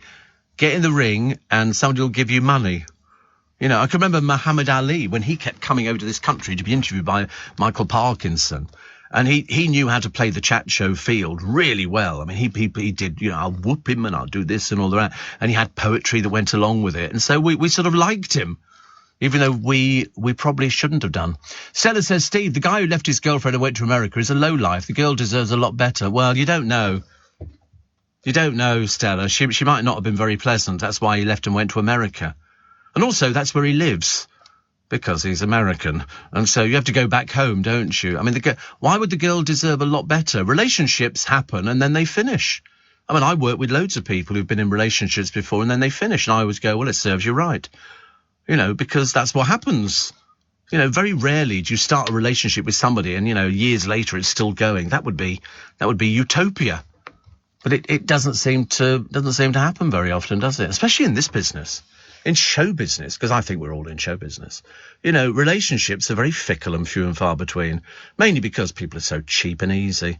You know, they're just grateful for any sort of relationship. You know, will you go out with me? Well, I don't know. Well, should we have some drinks on Friday and then I'll decide? You know, so they have drinks on a Friday and then they go, all right, I'll go out with you. And that's what it's like. It's very, very cheap and shallow. You know, we don't need things like that. Looking for something a bit more deep and meaningful. To keep my business ahead of the game, I knew I needed some fresh ideas, and fast. That's why I decided to host a young person on a T-level industry placement. My student has already brought loads of new skills into the workplace. Plus, we're getting first pick of new talent coming into the construction industry right here in the Northwest. It's been a total win-win. Go next level with T-levels. Search Skills Revolution. Leading Britain's conversation, LBC, with Steve Allen. Ashley says, Steve, a little chuckle for you. I haven't had a little chuckle for ages, actually, but I do like one. I've just seen somebody driving down the double cycle lanes. I dread to think about that fine. What's a double cycle? I don't know what a double cycle lane is. You want to drive round our way on a weekend. The Kingston cyclists are all over the blooming place. Oh, we've got hundreds of them, hundreds. And Anna says, I know the relationship's over. We're back to the relationship. I know the relationship's over and does not work. And I wasn't going there to try and get him back, but I wanted to maintain a friendship. I wanted to be there for him, even as a friend. No chance. No chance. You cannot then go, 1 minute we're a relationship, and then the next minute, we'll just be friends, shall we? No, he will see you as a stalker. He will see you as somebody. He's made it quite clear. We've finished. I've gone back to America. Okay? I don't want to be friends. If I want to be friends, I'll let you know. But you can't just finish 1 minute and then go, I think we'll be friends. Because it doesn't work. You cannot just be friends. You only just finished. Well, he's only just finished with you. And he's gone to America. As I said, it's not like he's staying in the Travelodge round the corner. He doesn't want to be. You want to be. You're sort of. You see, you've seen this in a devious way. You go, perhaps we can be friends, and then he'll see me in, different light. No, it doesn't work like that. He won't want to be friends. People don't. When you've finished having a relationship with somebody, you finish. You then just don't go, let's just carry on going out and holding hands. It doesn't. I wish it worked like that. It'd be so much easier, wouldn't it? Life would be so easy, but it's not going to happen. David says, which 10 people from those you've ever known would you like to share the Big Brother house with? Nobody. I wouldn't want to share the Big Brother house with anybody. I wouldn't want to go in the Big Brother house. I can't think of anything worse than having to share a room with a load of other people, and sharing a bathroom and think, oh God, no, I can't. And that sounds absolutely ghastly. Ghastly. No. I mean, the whole idea about Celebrity Big Brother is they're looking for arguments. The more people argue and the more they have breakdowns, the more they love it. That's what they love. They love it. If everybody just goes through being really nice on the programme, that's of no interest to anybody. If people have a flare-up, I remember Vanessa Feltz had a flare-up on it. Would Vanessa like to come to the dining room? No, I won't. And people were having tantrums and all the rest of it. That's what they like. It makes for interesting television. You don't want to have a nice, easygoing programme. That would be tedious and boring. So, no, that's definitely not going to work. Albert says, how about baseball caps with the LBC logo and the names of the presenters? Probably not, actually. I don't think many of the LBC presenters would be wearing baseball caps. There's only about a few of us would actually do it, Anna says, he said he wanted to stay with friends, but right now he wants space. I was thinking of going in a few months. I wouldn't go at all. You're the one who's going to lose. You're going to lose on it.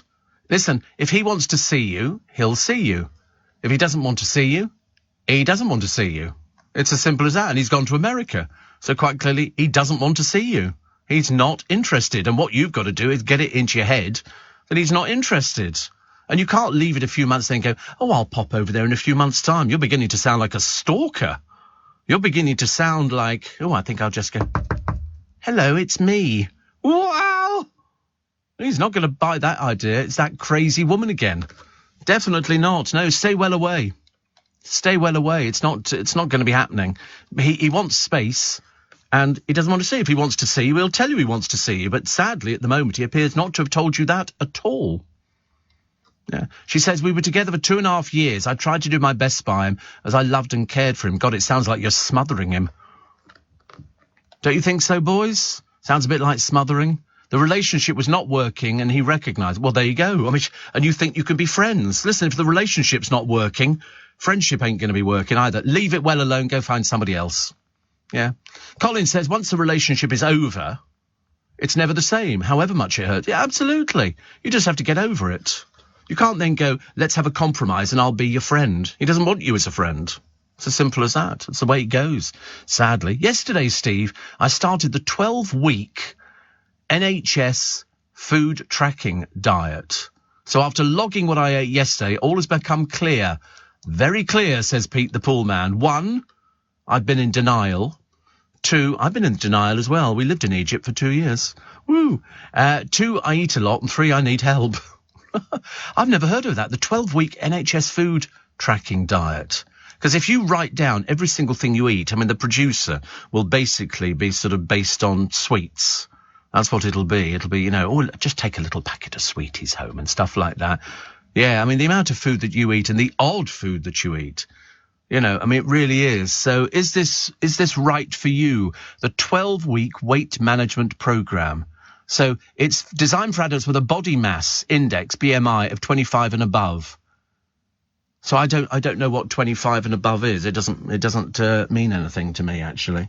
Either way, it sounds good. Let's say if you're doing it, it sounds fantastic.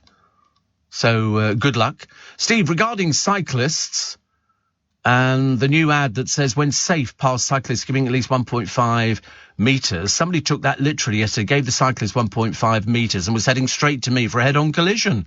Well, I agree with you. Sometimes you get 2 or 3 cyclists spread across the road and you've got to go round them and find them. But you're right, there's other cars coming in the other direction. Very dangerous. Ashley says, Steve, regarding Make Some Noise, what about a solar Steve Allen bobblehead you could put on the dashboard? Ooh. Yeah. Steve, if they have 10 million for you, would you go to the Big Brother house? Didn't you mention years ago that you were offered the Strictly Come Dancing gig? Absolutely not. No. Why would I be offered that? Even though I am perfect at dancing. No. And also, see, I'm not tempted by money. £10 million to go into the Big Brother house wouldn't mean a thing to me. I couldn't care less. Why would you want to go in there? People would be going, oh, very, very cheap and shallow. You know, to actually go in there for sort of £10 million. So that's why I wouldn't be remotely interested. I mean, the producer would be there, like he'd be there for £1. Seriously, if he thought there was a way of sort of, you know, A, pulling and B, you know, earning a couple of pounds in the process, he'd be there straight away. But I wouldn't. I really wouldn't want to go. You imagine going in and you have to pretend you like these people. Oh, look, it's Gemma Collins or something. Oh, God, no. No, I can't think of anything worse. Stephen Stockwell says, I hate boxing, but have you seen the film The Champ? Oh, God, that was with Ricky Schroeder. That's about 500 years old, isn't it? Ages and ages. I never saw it. I'm told it was a weepy. I was told it was a weepy. I don't mind a weepy film. I'm very, very good with sort of weepy films, but I mean, Ricky Schroeder was a little blonde-haired kiddie, wasn't he? But I just don't... I just don't go for those sort of things, actually. Steve, I know it's not what you're talking about, but I've heard an advert. If you break down on a motorway, go left. How can you go left if your car stops in the middle or the outside lane?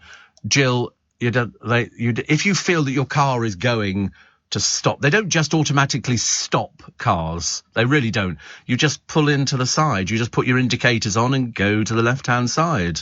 That's what you do. I have seen people who just stopped in the middle of motorways. And you think, no, please not.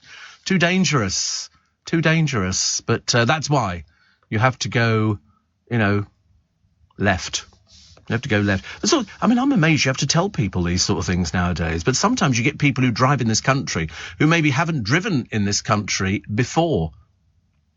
And so it's a case of, they don't know what they're doing anyway. And also if they're elderly, they get confused and people go, oh, I've gone past the turning. I'll reverse back. No, please don't. I've seen it on the television. I see it on the television all the time. It was so good the other day, actually. They had the police interceptors, and I like the police interceptors.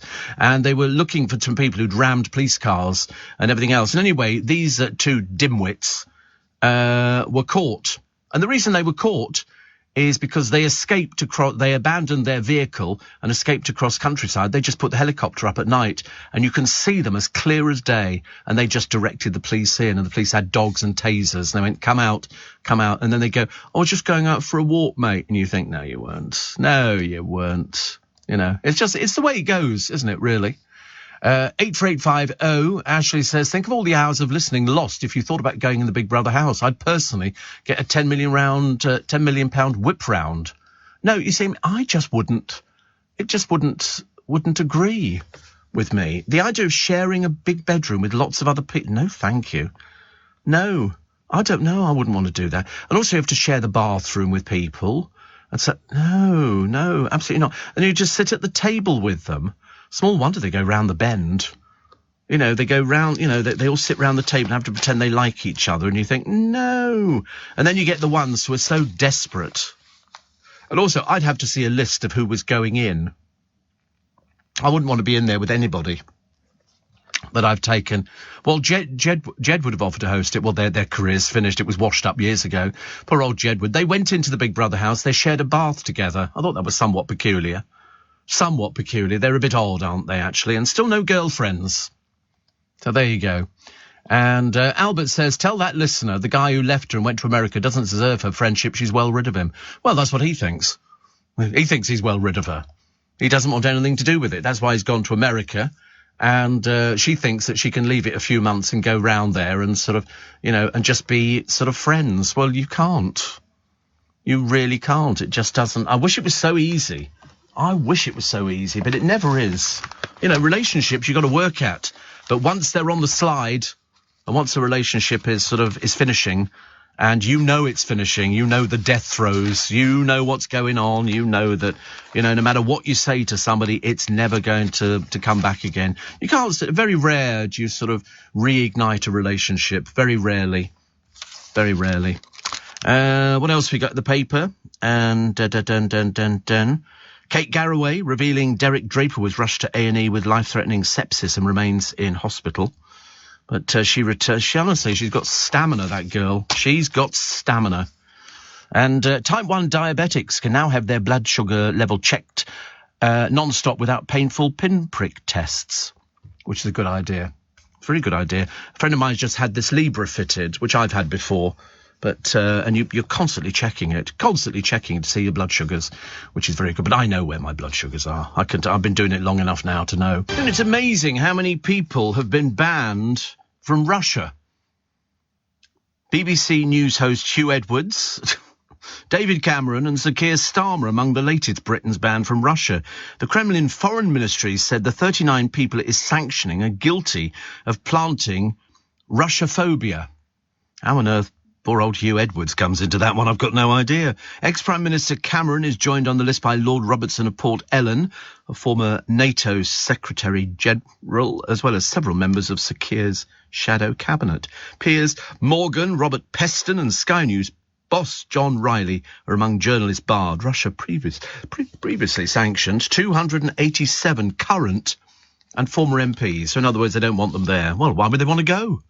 Can't think of any reason. They haven't got any shops open. They haven't got anything. You've got some madman in charge. Why would you want to go to Russia on holiday? God, have you seen Russian women? Blimey, that's pushing it. Most of them are over here working the hotels. Very bad.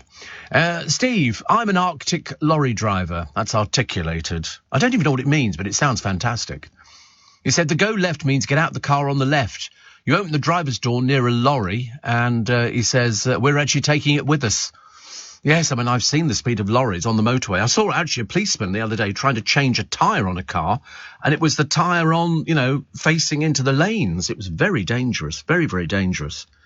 But that's what it is. But the trouble is, you try getting out of a car on the left-hand side. If you pull in to the side, it's blooming difficult, very difficult to actually sort of climb over the seat and the bits and you can fall over the place. It is terrible. I understand what you mean, actually. I understand what you mean. Steve, says Mo, I did love you. 3 words at the end of a relationship. I did love you. Yeah, exactly. I mean, nothing goes forever. And one that says, Steve, this is Rosie in Greenwich, completely agree with you on that listener trying to see this guy in America. I don't understand who wants to be friends with an ex. Always a bit of a hidden agenda. I don't speak to any of mine, not for any bad feelings, but why would you want to? Far too busy. Point is, she has to move on and not be so needy. Well, exactly. It's what I said. I think the moving on bit is very important. You can't go, oh, perhaps they really like me. I mean, we've all done it. We've all been there where you've said, oh, I can remember going out with somebody. We went down to Brighton, a big sort of convoy of us, and I wanted to go back out with this person again. And I said to a friend of mine, ask if they want to go out with me, but do it in a subtle way. I said, and let me know if they want to go out with me, then say yes. And if they don't, cough. So this person, just give a cough. Well, exactly. It was all a bit bizarre. So anyway, so this person was asked, and this friend of mine came back. And so I looked at them and they went, I was so depressed. So depressed. But anyway, it was quite funny. And of course, it had the bad effect that I decided to dump them all in Brighton. I drove off. I threw all their baggage out the car and drove off. Just one of those sort of... Ironically, actually, the person who I'd thrown out the car and the other person, they ended up sitting on Brighton Station for most of the evening, waiting for the first train back into London. And they then decided to form a relationship themselves. So I'd kind of push them together. But no, I mean, if somebody, you can't just be friends with somebody after a relationship. That really doesn't work, because at that particular, when they leave you, listen, if they've left you and they've gone back to wherever it happens to be, they don't like you. It's as simple as that. It's not a case of, oh, I still feel that we could be friends. You can't be. It's just not physically possible. So there you go. Steve, just imagine if the woman turned up and he phoned the cops as he was feeling stalked. How would you explain a 10,000-mile journey and an extortionate flight? Safe to say, I don't think that would be enough evidence. Well, I mean, because you've not encouraged them. You know, if you're just a relationship, there's no legal obligation to go out with anybody. Once you've finished, you don't owe them anything at all. Although I did hear a story about somebody I knew who owed money to their girlfriend, and the girlfriend said, if you ever finish with me, I'm going to take you to court to get the money. And I thought, oh, blimey, that sounds a bit harsh, doesn't it? But it's true. You know, relationships are very, very interesting nowadays. And of course, you know, everybody thinks they know how to deal with relationships. The easiest way about relationships is not to have them, because they only bring you misery. You know, it's exciting for a little while, and then all of a sudden somebody's going to dump you and you're going to feel hurt. You're going to feel very hurt, because you're going to think, but they're not going to get any better than me. I understand them. I understand them, how they work and all the rest of it. And the other bit, and you can see them flirting with other people, and you think, tart. Steve, I think Global makes some noise. Should have an LBC presenter's Big Brother. Would you do it? Absolutely. Can you imagine being stuck with the LBC presenters? Oh, my goodness me. You'd watch it. Of course you would. Producer will watch it, but there again. We said, what about a sturdy tea mug for this year's gift? Everybody has a favourite mug. I've had the same Liverpool mug for over 10 years. And plus, I'm addicted to police interceptors. But I'm always left thinking that was a lot of work for a 6-month suspended sentence. In Austria, we go to jail. Well, yes. I mean, to be honest with you, I sometimes look at them and I think, and so they went through all this effort, their car's been beaten up and all the rest of it, and then they go, and the person was let off due to lack of evidence. You think that was a waste of a television programme. I had them strung up, you know. Tricia said she should realise he's put an ocean between them, if that's not a major hint. It's true. Everything you're saying is true. Everything you're saying is true, but you certainly can't turn up. You absolutely cannot. You're going to go 10,000 miles to meet somebody who has no idea that you're going over there. That'd be, I mean, if anything, they'd be going, I don't want to see you, and just shut the door in your face. You've flown 10,000 miles for humiliation. No, thank you. Steve, have you seen the 2017 film, Only the Brave? It's about 19 mountain hotshots who lost their lives in an Arizona fire. Great film, guaranteed tears. I should imagine. And Only the Brave. It was it was one of those sort of films, wasn't it? Which had everybody in it. Everybody was in it. There was sort of Josh Brolin, Jennifer Connelly, Jeff Bridges, Miles Teller. And not my sort of film. Made in 2017, as we say. And I'm going to sneeze. Oh, there we go. Back to the 2 again. Quite pleased about that, actually. Got a little bit worried. Andy McDowell was in it. And Michael Menschel. Loads of people. Not my sort of film. It doesn't matter. And one here says, Steve, I've just found out I've won 250 quid on my premium bonds in the August draw. I've held the maximum holding for the past 18 months and win 25 quid nearly every month. But this is the most I've ever won. Well, they do say, Sarah, as you know, because I've told you before on the programme, that those people who win the jackpot in the premium bonds are holding the maximum amount, which is 20,000, isn't it? Those are generally speaking, the people who win the amount. So it's got to be yours soon. Another one here, and one that says couples don't just split up because one doesn't like the other. Of course they do. What do you think it is? The tooth fairy. It says not all relationships end in doom. Oh, they do. Absolutely. It said some people realise they won't work and can be an adult about it when they know it won't work. No. And also, long distance relationships don't work. I'll tell you that for a fact. Never worked. Never, ever worked. So that's it. Couples do split up because one doesn't like the other one. That's the point of them splitting up. Otherwise, they'd stay together, wouldn't they? I'm an expert. Steve, have you ever had one of those relationships where you break up and then all of a sudden they have a couple of your CDs or a T-shirt just to see you? No. Because if somebody splits up and they go, oh, should I just drop round your CDs? You go, keep them. Yeah, I wouldn't say. I don't want them back. Thank you very much indeed. Why would you want them back again? That's the trouble with sort of relationships nowadays. But I've never had a relationship where you break up and they have a couple of your CDs or a T-shirt and it's their way of getting back to see you. Oh, God, no. Oh, no. Once it's finished, they're finished. It's as simple as that. Steve, they're an ex for a reason, in my experience anyway. Onwards and upwards, not backwards and downwards. Sometimes a bit tough, but you get over it, says Kim. Absolutely right. Relationships split up for a reason. You know, that, and the reason is that you fall out of love with somebody. What's the point of sticking with somebody going, oh, shall we just be friends? No, of course not. I can't stand you. That's the whole idea. That's why we split up. You turned out to be a liar. That's what Rebecca Vardy's husband will be saying to her. How much you cost me? 3 million quid? You're having a laugh, aren't you? Oh, and there might be some more. You better get out there and start working, love. Go down to the supermarket, get a job, stacking shelves. That's about all you're good for. I like the police interceptors, Steve, but it's hardly a good advert for Nottingham. But then again, Traffic Cops does nothing for Derbyshire. I love it. I'm not thinking, I just think there's crime in every town. It doesn't matter where it is. In London, Leicester Square, Trafalgar Square, there's crime everywhere. In here, this morning, on this programme, there is crime. There's people beating each other up. If we could get the police car up in the lift and park it, we'd have them sorted out in here. Yeah, people leave milk out of the fridge here. Can you believe that?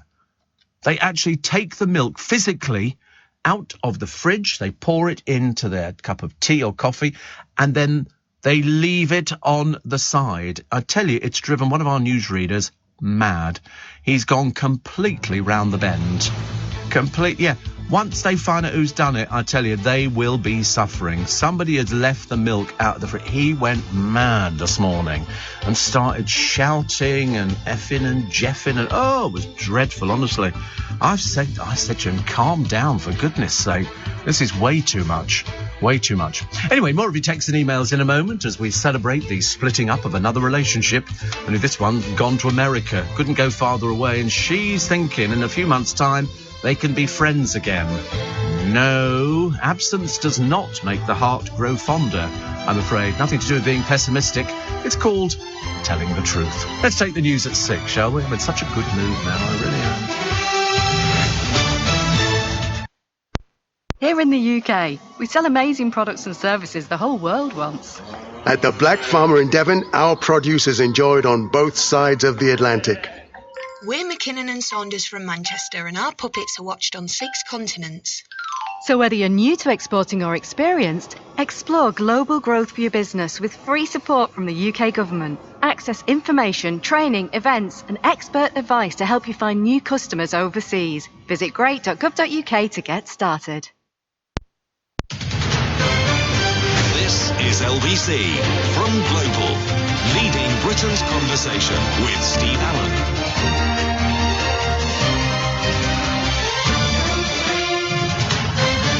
Molly, do you know, I love that bit on the jingle. It goes, do-do, do-do. It's like tally-ho kind of stuff, isn't it, really? Yeah. I love that. Do-do-do, do-do-do. That's the whole orchestra, Prague. Very good they are too. 84850 steve@lbc.co.uk. And Matthew says, totally agree, the best way to deal with relationships, don't have them. Yeah.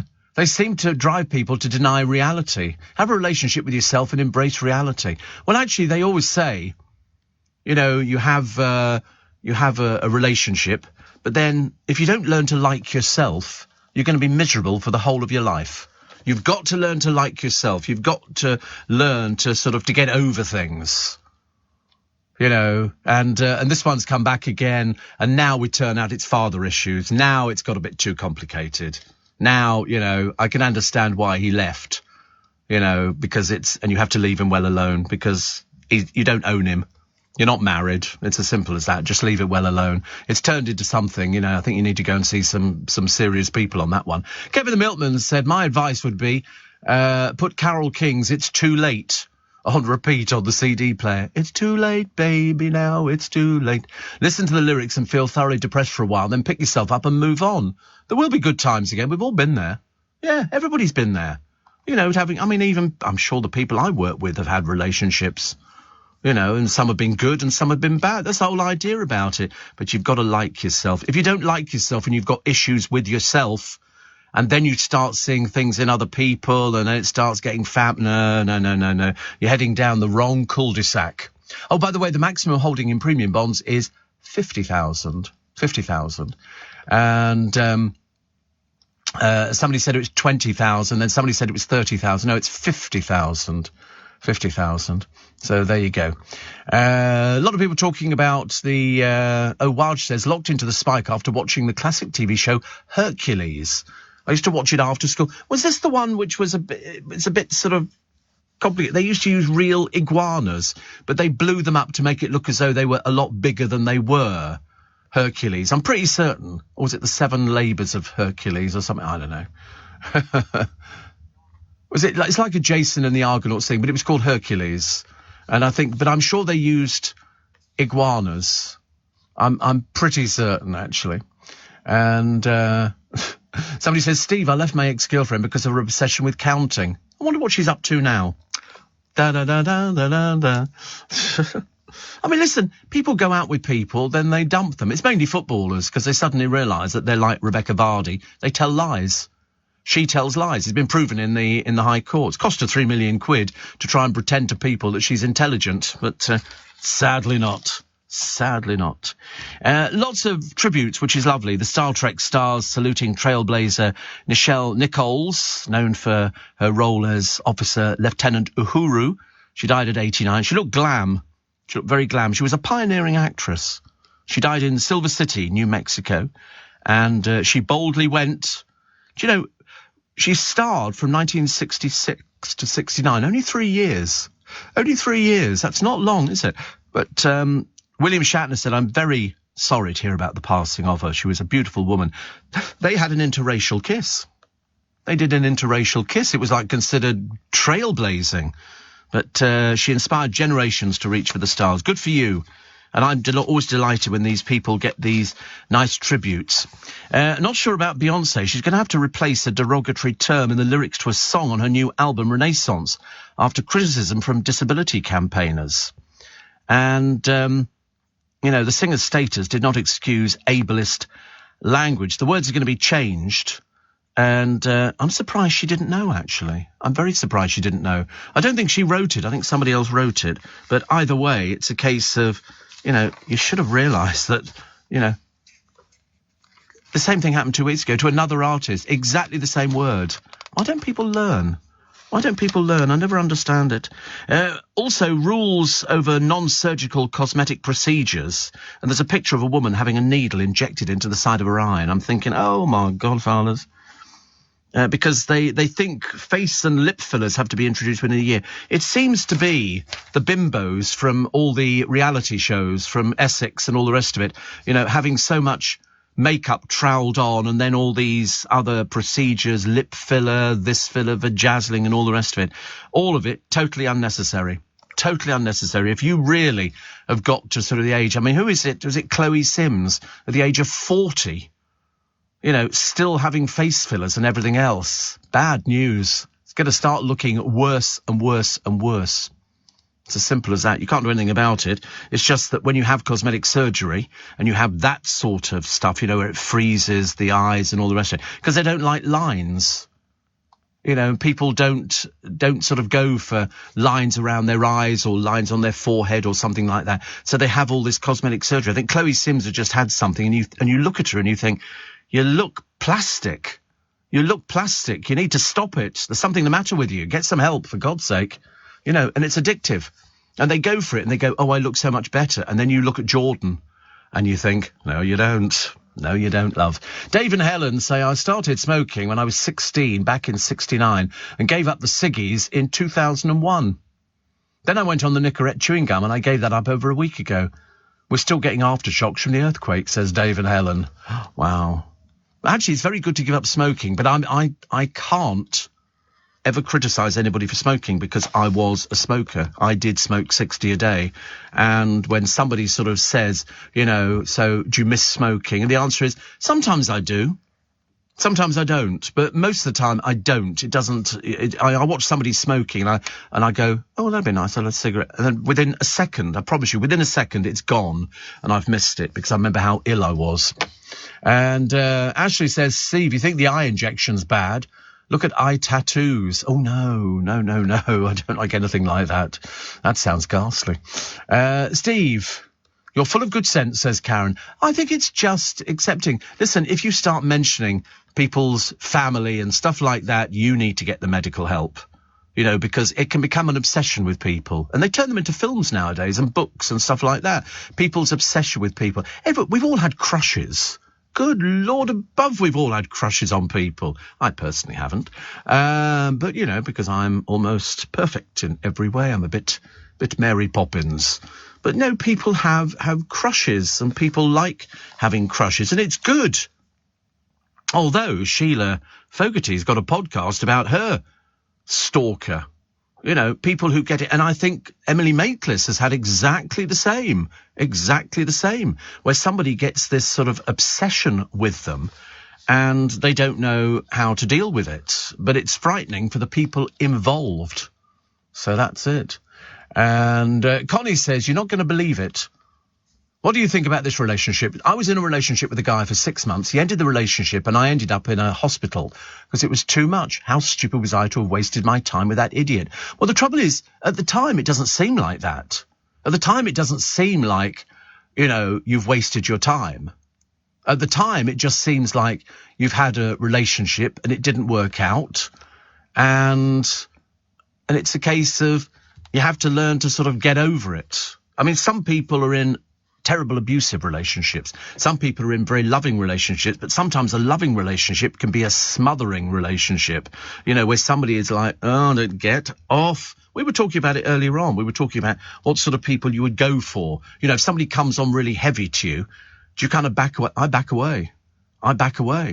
I don't want somebody coming on really heavy to me. It doesn't work in my situation at all. And loads of people, but everybody's different. You know, I remember once developing an interest in a particular hobby because I'd heard that the person I wanted to go out with had this particular hobby, and I thought, I'll learn about this hobby. I thought I'll be quite clever. And so I learned about this hobby, and so I got talking about this particular thing, and it worked. You know, we had a good relationship for sort of a couple of years, and that was it. The hobby was opera. And it was opera. And I remember sort of I was reading up about opera, I was watching operas, I was trying to find out everything I could about it. So at least I had something to talk about. So obviously I was a bit devious. But then, you know, the relationship sort of just fizzled out, and it was quite nice. And to be honest with you, at the end of the day, I'm happier without a relationship, because I have a relationship with everybody I work with. They don't know it, but I do. Because that's what it is, because you spend a lot of time with them. I mean, how often do you spend 3 hours it seems longer. 3 hours it seems much longer, every day with a group of people. And so they get to see you, they get to know you, they get to know what you're like, they get to know all sorts of different bits and pieces. So basically you're having a relationship just without the physical side. You know, which as far as I'm concerned is absolutely cool with me. But that's what it is. You spend 4 hours a day with people. How many other times do you do this? You don't do it. Everybody has relationships in the business. And it's good fun. You know, it's not like we're holding hands and skipping and picking out curtains or nothing. We're just sort of, getting on with life. You know, and having a nice time, Steve. Ashley says, I've been stalked on my landline asking, did I ever have PPI? I don't even know who PPI is.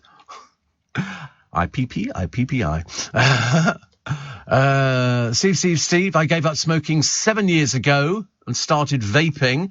I want to quit that, but I'm really struggling. Does anybody have any tips? I don't know anything about vaping. I just know you get clouds of smoke from it, or whatever it is, steam or something. You get loads. I mean, normally with a cigarette, you'd get sort of, you know, normal stuff. But then with vaping, it's like they're coming out of a tube tunnel or something like that.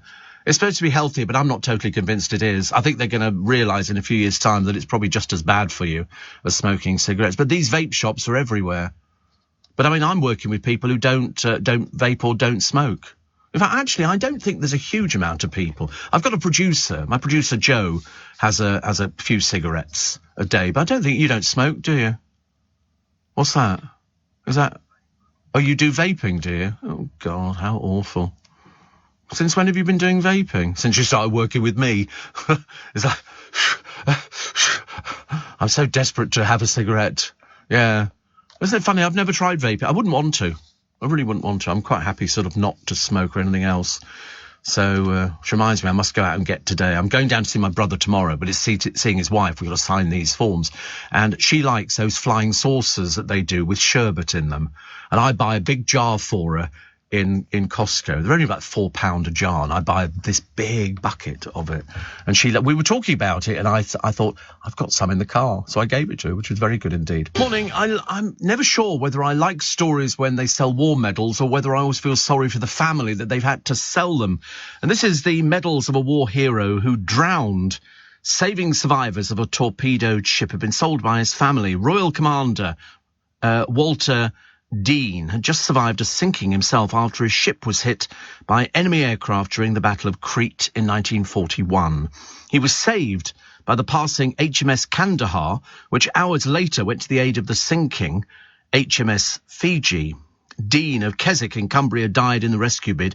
He was awarded a posthumous Albert Medal, one of a set sold by the auctioneers Noonans, and they've just been sold by the family for £32,000. Now, personally, I don't know where I stand on this. I'm really get a bit confused by it, because one half of me says I would never sell anything that was won by our family, and the other half of me says, well, they're not doing anything. They're sitting in a drawer. They're in a case. You can't do anything with them, and so you sell them and you make £32,000. Because I've still got all my parents' furniture. I wouldn't get rid of anything. I've still got various bits and pieces. My brother and I split it, because my parents bought very well, so we bought, they had nice furniture, and I've still got, also, sorry? Yeah, I've got all sorts of stuff. I've got a sideboard, I've got chairs, hall chairs, I've got side table type thing. I've got all sorts of stuff, literally all of it. And I've got a big plate that we bought in Hong Kong, so we had that, back in the 60s, and I've got Buddhas and things. I've got all sorts of it. I wouldn't get rid of it because my parents saved up for it and bought it. So the idea of somebody selling a set of medals, I'm kind of torn between the devil and the deep blue sea, quite literally. 84850 Steve at lbc.co.uk. Conrad says, Steve, Jamie Vardy was the first non-league player to cost £1 million for a transfer from Fleetwood to Leicester. It saved the club financially, and the club named a stand after him. The Rebecca Court case will cost 3 times as much. Yes, I mean, well, at the moment it's 3 million. We're not sure. I mean, she's being rather stupid, but of course, there again, we knew she was stupid when she took the case to court, because she was proven to be a liar. Not a nice person at all. And I don't think she's got the 3 million. So he's going to have to cough up for it. He's going to have to cough up. I mean, what she needs to do, because she's lost all of her sponsorship things. Apparently she had some sponsorship deals. And then they're going, oh, she'll write a book about it. I do not want to read a book written by a liar. Thank you very much indeed. About somebody who tells lies. It's a case of, no, if I wanted to do a book about that, I'll read about Pinocchio or somebody. I'm not remotely interested in anything Rebecca Vardy ever has to say, I'm afraid. Steve, when it comes to relationships, and learn not to rely on anyone and have hobbies and be your own best friend. Never lower yourself or your standards and respect yourself. Been on my own 15 years, best thing I've ever done. See, it works. I've always said the trick is learning to like yourself. If you don't like yourself, nobody else is going to like you. People have, you've got to like yourself. And that's why. And also, if you have a relationship, you've got to work at a relationship. They're blooming difficult. Little bit of give and take. I want to do this. I want to do that. There was a couple on this Benidorm programme the other day on the television. Fairly old now, I should imagine, well into their 60s, late 60s, early 70s. And they said the best thing they ever did is went to Benidorm. They said, we love our life over here. They loved everything about it. Everything about it. And I thought, well, that's good. Once you've learnt to do that, they were sitting on the beach in the mornings, they were having their drinks, they would go to the local cafes for breakfast, they had their circle of friends. That's the trick. That's the trick, isn't it? Having sort of, a circle of friends and going out and doing things. People say, oh, You know, how many friends have you got? I said, I don't know, I've got loads of acquaintances, but actual friends, probably, I don't know, 10 or 20, something like that. If that, because you have friends who know everything about you and they still want to be your friend. Because once people know everything about you, but no, acquaintances, blimey, I've got a phone book full of acquaintances, loads of people who you see every so often. Ashley says, regarding the Vardy book, well, I mean, so far nothing's material. Why would you want to read it? Who would be remotely interested? I'd love to know where it would be stored in Waterstones. Fact or fiction? Yes, that would be a good one. Steve, the curry your mum made with all the chopped toppings, she'd have learnt from your Armour. My mum learnt to make curry that way from our Armour in Malaysia in the 1960s, says Jan. Thought you'd be interested now. Well, I mean, my mother was a very good cook. She was a very good cook because in those days, people cooked. You got recipe books, and we've still got my mum's recipe books. We've got all of them. Even though she didn't follow a particular recipe, she knew how to make cakes and everything else without having to weigh things out and do bits and pieces. It was called home economy, which people did at school. We did it, but I mean, I didn't think I did home economy. I just did we took pickled onions home from the gardening club, and my mother, they say, do you want to buy any pickled onions? And you go home with tons of pickled onions, and my mother would pickle them for Christmas. We just had pickled onions. We didn't go and buy this stuff. We used to actually make it. Which was particularly good. Chris in Nantwich said, I've just read about a local guy who's been vaping for years and has just been admitted to hospital. He's got fluid on his lungs. I think you're dead right about vaping. There's no history on the damage they could cause. I think they'll find out later. I mean, I don't know what the long-term effects are of vaping. I've really got no idea. And John says, I watched a video the other day of an American visiting London for the first time, and he couldn't believe the amount of people vaping and smoking. Say that in their schools they gave them health lessons saying how bad it is for you both, and you very rarely see it. Oh, here you see people outside buildings smoking. You see people vaping at bus stops. You see people smoking at bus stops, even though they're not supposed to. There's big signs in the bus stop with the no smoking sign. But when you think people were smoking on the trains, people were smoking in pubs, people were smoking in bars, people were smoking in restaurants, and yet still the bars and the restaurants are packed solid. Certainly are in London. I don't know, it's like your neck of the woods. But interesting. Steve, been listening to your show for many years, many years. It's funny, isn't it, when you think how long you've been doing something. And I've heard you mention Joe Allen's. Finally went there last Thursday. Great food and atmosphere. Will definitely be returning, says Paul. Well, I'd say, who was I talking about that to? Oh, Ben, the security guy here, because he was talking about Joe, and he couldn't remember if he'd been there. And it turns out he had been there. He'd been to Joe Allen's. And I said, well, there you go. You see?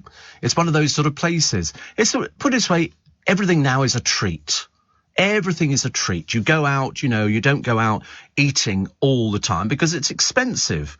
If you're going to go out, if you go out drinking every single night, you must have more money than sense, because I couldn't afford to go drinking well, I could. But, it's just one of those sort of things, isn't it? Steve, I gave up smoking 20 years ago, set up a standing order to my savings account for the money I spent, and I've had 20 foreign holidays on the funds, including Hawaii, says Julian Pusey. I love saying that. Hawaii. It always makes it sound... Only because I used to watch Hawaii 5-0. And I used to love it. Bookham Dano. They hated him. They never liked him. They never liked him in the series, but it was good. And vaping, it is everywhere. But listen, no matter how many times you tell somebody who smokes, maybe you shouldn't smoke because it is going to kill you. You get emphysema, you get this, you get that, and all the rest of it. If somebody wants to smoke, I say, listen, smoke. Smoke. It's as simple as that. Life is not going to change. Johnny Perry, who used to be Clive Bull's producer many, many years ago, says, I remember Mum going to Cordon Bleu cookery courses with her friend in the 70s, recipe books everywhere too. It's funny, isn't it, that, people did that. That was quite a treat nowadays, to send somebody on cookery courses. And they do them in Provence. They do them all over the world. You can go and, learn to cook a particular region's food. I mean, I shouldn't imagine anybody like Colleen Rooney could actually cook anything. I should imagine, the only way she could survive is takeaway pizza. I can't see them doing anything else. They've got kids, haven't they? So they're not going to be doing it at all. And Steve reminds me of my own mum. She's had the same 25th anniversary Barrow cookbook for her recipes. Must be 50 years old. Perfect scone, says Jim in Sheffield. Woo! Ooh, lovely. Steve, love your programme, says Dave. On my way to Huntley to work, making my drive so much more enjoyable. Well, it's nice if you can be enjoyable, isn't it, about something? Because I keep thinking it's getting near Friday. And it's not. It's only Tuesday. But tomorrow's Wednesday. But that's good because my producer Joe is going to be back tomorrow. Breathe sigh of relief, yeah. No, seriously, it's been a great entertainment working with some of the other people who work at LBC. It's always very nice. It's always a surprise to me. They always say, oh, by the way, this week you're going to be working with X person and next week with somebody else. Now, is it so exciting in my life, isn't it? It really is, honestly. I'm so lucky to be given all these interesting people who sort of help me put things together. Well, they don't really help me, but sometimes they're a hindrance. Steve, thankfully, the relationship I have with my wife, says Glyn, has given me the strength to care for her for the past 3 years plus of her illness. It's the depth of my love for her as we fast approach our 24th anniversary. You see? I think that's fantastic. I couldn't make anything last 24 days, let alone 24 years. Can you imagine? And the Queen was with Prince Philip for ages. You know the trick? Separate bedrooms. Separate bedrooms. That's the bit that if you're sleeping with the same person every single night, the duvet vanishes, somebody snores. Separate bed, preferably separate houses. That's the perfect one, and just pop round on a Friday or something, and hello, sausages, and why not? It's a simple case of, separate beds. I'm telling you now, that is the trick to it. Don't take my word for it. Ask Her Majesty. She knows about these things. What have we got? We've got the news coming up. And also, then I'm going to look at countryside crime. It now costs farmers $40 million a year. 40 million sheep and cattle rustling. You wouldn't have thought so, would you? But it goes on. There was the interceptors the other night, and they were into this school, which had all closed down and everything else. And there were people in there who were foreign nationals. They'd got a hacksaw. They were cutting copper piping because it's worth money now. And they were breaking in to steal copper piping. People like that should be locked up immediately. But farmers, £40 million a year. It's unbelievable. Thieves returned to raid a countryside after a drop in offences over the last 2 years. And now it's gone back up 40%. Having a strong email password can help protect you from cybercrime. But there's an extra step you could take this festive season to make your email even harder to hack. Just set up two-step verification on your main email account to get double the protection. Go on, take your email security to another level the next time you log on. That should do it. Search Cyber Aware from the National Cyber Security Centre. This is LBC with Steve Allen. Morning, 25 minutes to 7. Do you know, every so often they sort of dig up Willy Wonka or Charlie and the Chocolate Factory, and they've dug it up again because there is a new book, an unofficial biography of Roald Dahl. And it reveals here his lifelong belief in magic helped him survive lost pen and even boarding school with a little bit of help from Cadbury's. I quite liked Charlie and the Chocolate Factory and Willy Wonka because it was the same film, wasn't it? Just with a different title. I thought the Oompa Loompas were fairly scary. But there again, I've worked at LBC, so I'm used to things like that. Strange little creatures wandering out, Having trouble with your daily guess word, eat something sweet. I thought the whole idea was not to eat sweet, but, the latest victims of the curse of shrinkflation, what do you reckon? Maltesers.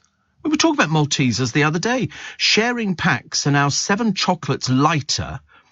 I can't believe these people who actually count the different bits and pieces in them. Sorry. They still cost £2 in most supermarkets, but they've shrunk. And everything's shrunk now. Toilet paper, tea bags, all sorts of bits and pieces. Last month, the company reduced their Twix bars by 15% to just a third of the original size. Cadbury's slashed the size of dairy milk bars by 10%. And they say, the products are more expensive to make now, so they have to charge. I think they just put prices up just to annoy us. I'm totally convinced, because you go and check things, and there is this woman who apparently went down on her knees the other day in the supermarket because she found a box of 30 fish fingers at £7, which actually I remember thinking seemed okay, because you're paying about £3 for 16, so makes perfect sense, doesn't it? But there's one here, the British adore fish, but you don't know anything about them. you know nothing about fish at all. And I don't know anything about fish either.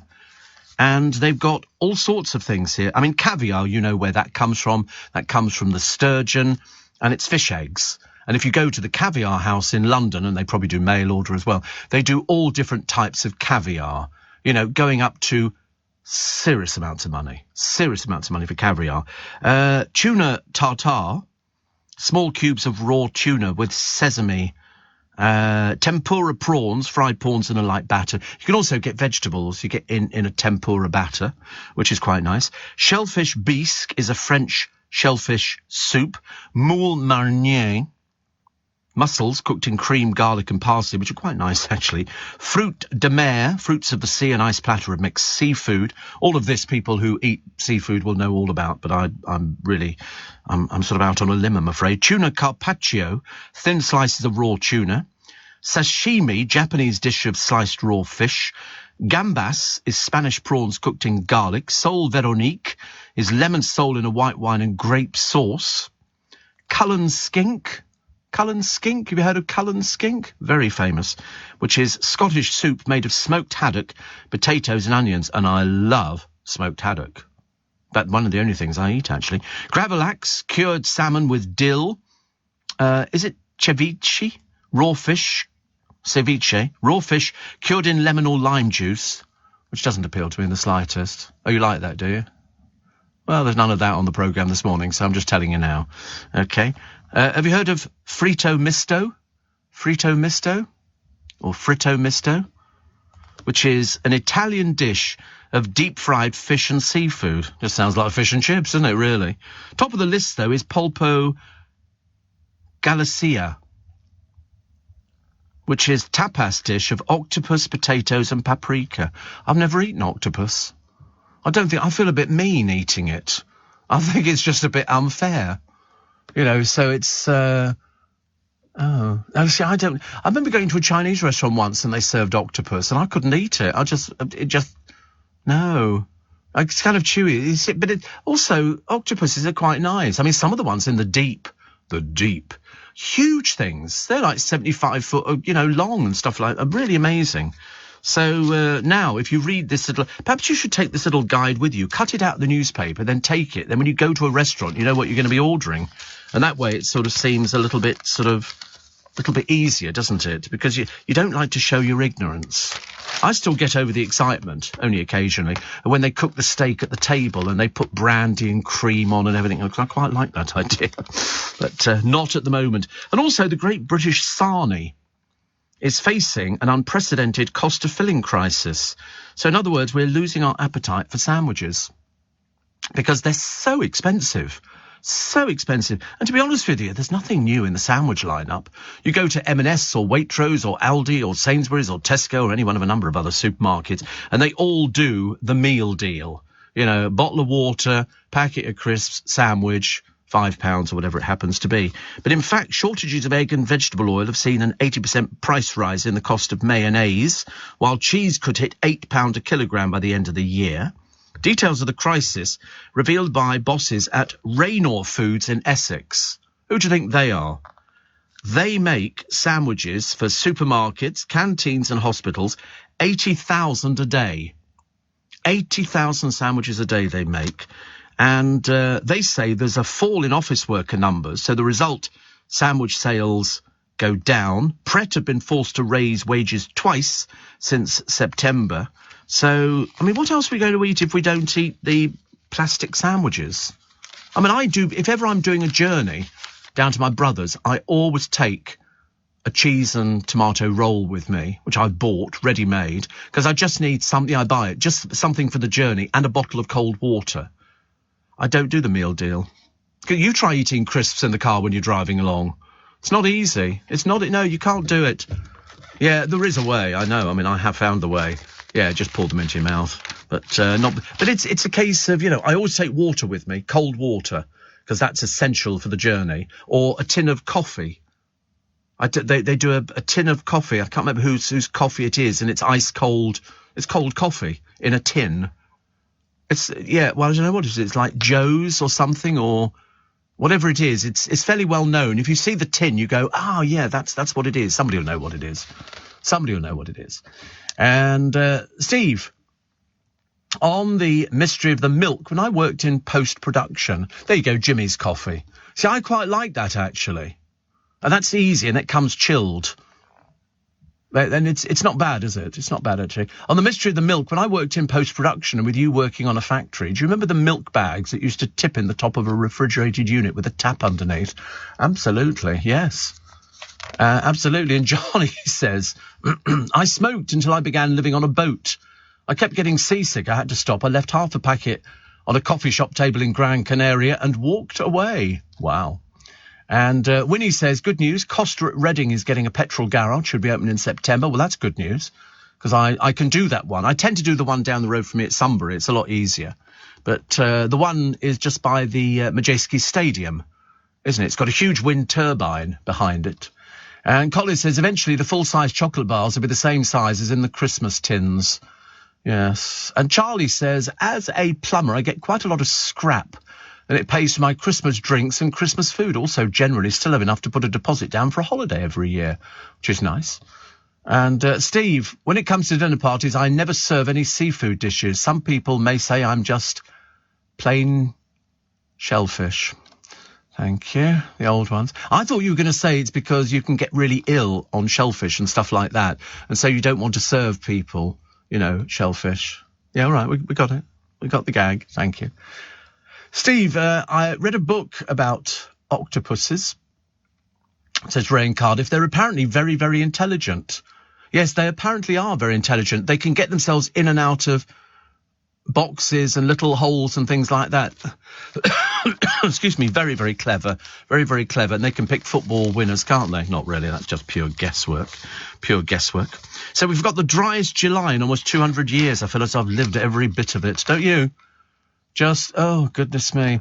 Paul in Brentford says, look up Stargazy Pie from Cornwall.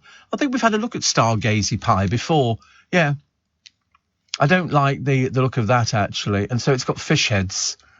No, I couldn't eat that. That would not appeal to me. It might be delicious, but not for me. Thank you very much indeed. Not for me. Happy birthday today to Julia Foster. She starred in the films Alfie and Half a Sixpence. I don't know if you remember Half a Sixpence with Tommy Steele. Do you know how old she is today, Julia Foster? Absolutely unbelievable. She's 79. 79. Unreal. She's the mother of Ben Fogle. Ben Fogle, you know who Ben Fogle is? Yeah, you know. Yeah, country file and everything else. But anyway, in 2017, she was on life support after surgery on her back went wrong. But within a year, she was singing and dancing on stage. I loved her in Half a Sixpence. What a lovely face. Do you ever see the film Half a Sixpence? You should see it. It's a story about a working class, but you'd identify with it. It's a story of a working class boy who meets this sort of girl and they fall in love, but then he wins some money and he gets tempted away to see this other woman and all the rest of it. But in fact, really, it's the love of his life, played by Julia Foster, who is the one, and you want them to get back together. And they do a lovely song in it. Lovely song, you know. Old It Flashbang, what a picture, what a photograph. There, you don't know that one? So, you know, I sometimes feel I'm in the wrong place, ladies and gentlemen. I do really, but I do my best. Other stories in the paper today. John McEnroe. In 1986, an actress, Tatum O'Neill, finally made it to the altar. Tatum O'Neill, of course, Ryan O'Neill's daughter, very famous for the film Paper Moon. One of my favourite films in black and white, which was very nice indeed. 1986, gosh, it seems ages ago now. Songwriter Chris de Burgh's Lady in Red went to #1 in the UK charts. We used to do this with our thing out there. We got a machine and you say, play Chris de Burgh's Lady in Red. And it used to play it, much to the annoyance of everybody on the news desk. Whereas I thought it was great. You know, you just have to say, what's the name of the Alexa? I used to say, Alexa, play Chris de Burgh's Lady in Red. And all over the country, people's Alexas were coming to life playing Chris de Burgh's Lady in Red. I used to get no end of complaints, mainly from Chris de Burgh. But it was good. Steve, you shouldn't eat your sandwich. Naughty. No, I do eat them every so often. Every so often. Ashley says, have you seen the Christmas trees that plug into your cigarette lighter socket? They have lights and even decorations. Could look cool in the Bentley. I think not. I think not. But don't get me wrong. I'm a big fan of the Christmas and the Christmas trees and even the lorries that have all the lights. We had one year when the Mayor of London was feeling a slightly benevolent mood. We had the Coca-Cola lorry in Leicester Square. It was fab. And then the next year they banned it because they went, oh, it's a fizzy drink. And you went, oh, for goodness sake, honestly, how to ruin Christmas for people. Talking of selling medals, says Sonia, there is a lovely man called James Lewis on those antique programmes. He's so kind and supportive to the people who find themselves selling them. He says such understanding words. Well, he's just making money. That's what he's doing. Because you always know if somebody goes to sell medals, they want the money. And I've seen people, and you see it even with the people who've basically been given carte blanche to have their own programme. There's an antiques dealer. He's been given carte blanche basically to advertise his own business as a free advert. And he goes round and they go, in fact, they do it on all the antique programme. You'll see something and they go, what's the list price? There's a lovely little Scottish woman. Oh, what's the list price? 68. I was looking at paying maybe only 25. And you think, you tight-fisted old baggage. Honestly, what's the matter with you? That's it. They're trying to make a living. And they go, well, I couldn't go that. Or how much could you afford on that one then? And they do it like they're all pleading poverty. It's like, have you ever been to a car boot sale? Don't go. Ghastly. People go, oh, I'd like to buy this, which is marked at £5,000, and I've only got a penny. And you go, well, you're not going home with it, are you? Another one here. Pete says it's another party aftermath. Lilos. I saw a company the other day selling Lilos. This was about £1,000. A really nice Lilo, though. You could get two of you on it and just float around. But this one here, Lilo, blow-up toys and bunting everywhere. Never get bored, do they? Praying for a hosepipe ban so we can shut these pools up early, says Pete. Pete's the pool man. And Steve, I worked in a 5-star hotel 40 years ago, and they used to pay £95 for one jar of caviar. And today it might cost them £500. The caviar store next to the Ritz. I've only tried caviar once, and I wasn't a big fan of it at all. It's it's so expensive. Oh, by the way, I did hear this ruling, and thank you very much indeed for everybody who's pointed it out to me because we highlighted it. Giorgio, and this is the DK Oyster Bar in Mykonos. This is the rip-off Oyster Bar. What they were doing is they were taking people in, and they would give them a menu with no prices on it, and so they would say, "Oh, you have this. How much do you reckon? 2 crab legs, 2 mojitos, €600. They're crooks.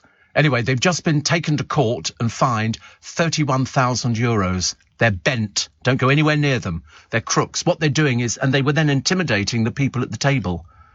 There was one family. They got a bill for €3,000 or €4,000 for just like a couple of drinks and something. They're crooks. So don't go anywhere near. The people should stand outside with big placards going, these people are bent. They're ripping you off. Really, very bad, very bad, very, very bad. And Steve, we all eat something whilst driving, but don't admit to it on radio. Well, I think I'm very honest about things. I see no reason why I shouldn't be honest. What's the difference? Goodness sake. At least I'm not smoking. Thank goodness for that. Steve. I'm glad. Actually, a number of people, Giorgio, told me about the DK Oyster Bar in Mykonos. So finally, they've got wise to their practices, which is not very good at all. What else do we have on this day? Oh, it was on this day in 1980 that Sebastian Coe's split second of triumph in the Olympic 1500 metres. But Coe did more than win the gold medal. He lifted the soul. He ennobled his art. He dignified the country. And he emerged a very great young man. So there you go, which is good, isn't it? Jan Leeming is interested in the paper today. She says, I had a very healthy sex life. Why do people want to tell you about this? Why do they want to tell you? She's in her 70s now. You don't tell people about things like that. My goodness. She's 80. She 80? 79, 80. This is after she was mugged. Do you remember somebody tried to mug her? And she was on holiday. She said, almost every single one of my men has been a womanizer, and you can't keep a man if he has a wandering eye. So she was mugged in France, and she's talking about ex-husbands and seeing off assailants. But fancy to my sex life, honestly. I mean, there's certain things which should be private. You know, you wouldn't find me discussing my sex life in front of a bunch of strangers, for goodness sake. They all know about it, you know. It's just one of those sort of things, isn't it? I love the surgery. Did you read about the surgery of Bernardo and Arthur? Did you read about them? These were the two boys joined at the head, and they separated them, and it's just absolutely unbelievable. Unbelievable. It's a 27-hour operation. So they've got to keep them sedated for that time to separate them. Fantastic. Only 60 children conjoined at the head have been separated since the first attempts in 1952. Unfortunately, the majority die within their first month. I remember there were two Iranian girls who were, I think, about early 20s or something like that, and they'd also been separated. They were at head. They had boyfriends. They had boyfriends and everything. It was just unbelievable. I remember reading about it, then looking at the pictures of them, and I think then they were separated. I mean, it's in the early days of this. Well, from 1952, I say early days, but whatever it was pioneering and absolutely amazing. 84850 steve@lbc.co.uk. Another one here, very quickly. This is Hugh Laurie. He was doing Dr. Gregory House on the US show House, and his fee per episode, $250,000. Pounds. The highest paid actor on the small screen. £250,000. Phenomenal. Well done to him. I think that's good if you can get this sort of money out of the Americans. And the thing Tom Holland loves most about playing Spider-Man is having to cover his face, because it means he can have a big night out before filming and nobody's any the wiser, which is very good. He said, if I've gone out the night before and had too much to drink, no one knows because I'm wearing a mask. Well, whatever it is, I mean, I'm trying to get into the Spider-Man films. I'm not doing very well with it, as you can well imagine, but I'm doing my best, actually. Doing my best.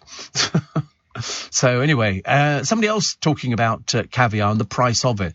Is it good for you? I can't remember if caviar is supposed to be good for you. I know people say sushi's good for you. And so we've got 3 sushi places. And you know what was crackers for a while around our neck of the woods? Bubble tea.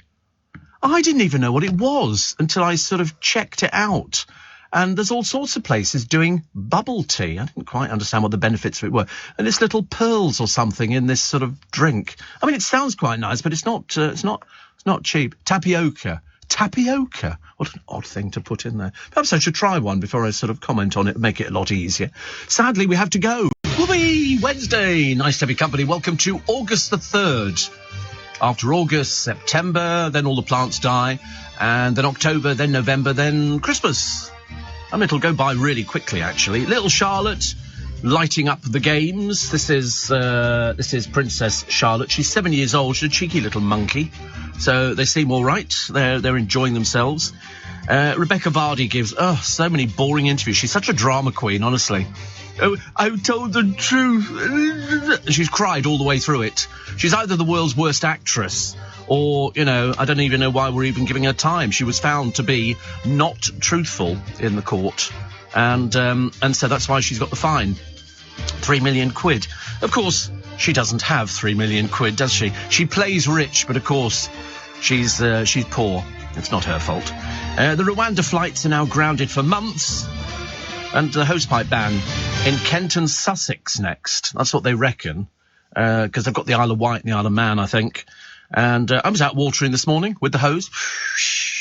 I don't know where all the water's coming from. I've got no idea. But, I mean, you couldn't see me anyway watering unless they're going to take up drones and start finding out when people are watering, which actually I wouldn't put past local councils. Yeah. And I never tell people when I'm watering. It's a big secret. Big secret. TV's Mock the Week axed after 17 years. Dara O'Brien says, obviously, we've run out of news. Which, of course, is the BBC coming up with the usual crappy line, which is, we're axing it to put on new programmes. Well, if it ain't broke, why are you fixing it? That'll be another dipstick within the organisation. Oh, I think we should axe Mock the Week. I think we can put something else on. What? What are you going to put on, loves? Have you got any idea, or do you have just totally brain dead from ideas? Unfairly sacked, the aide who called the Labour MP an idiot.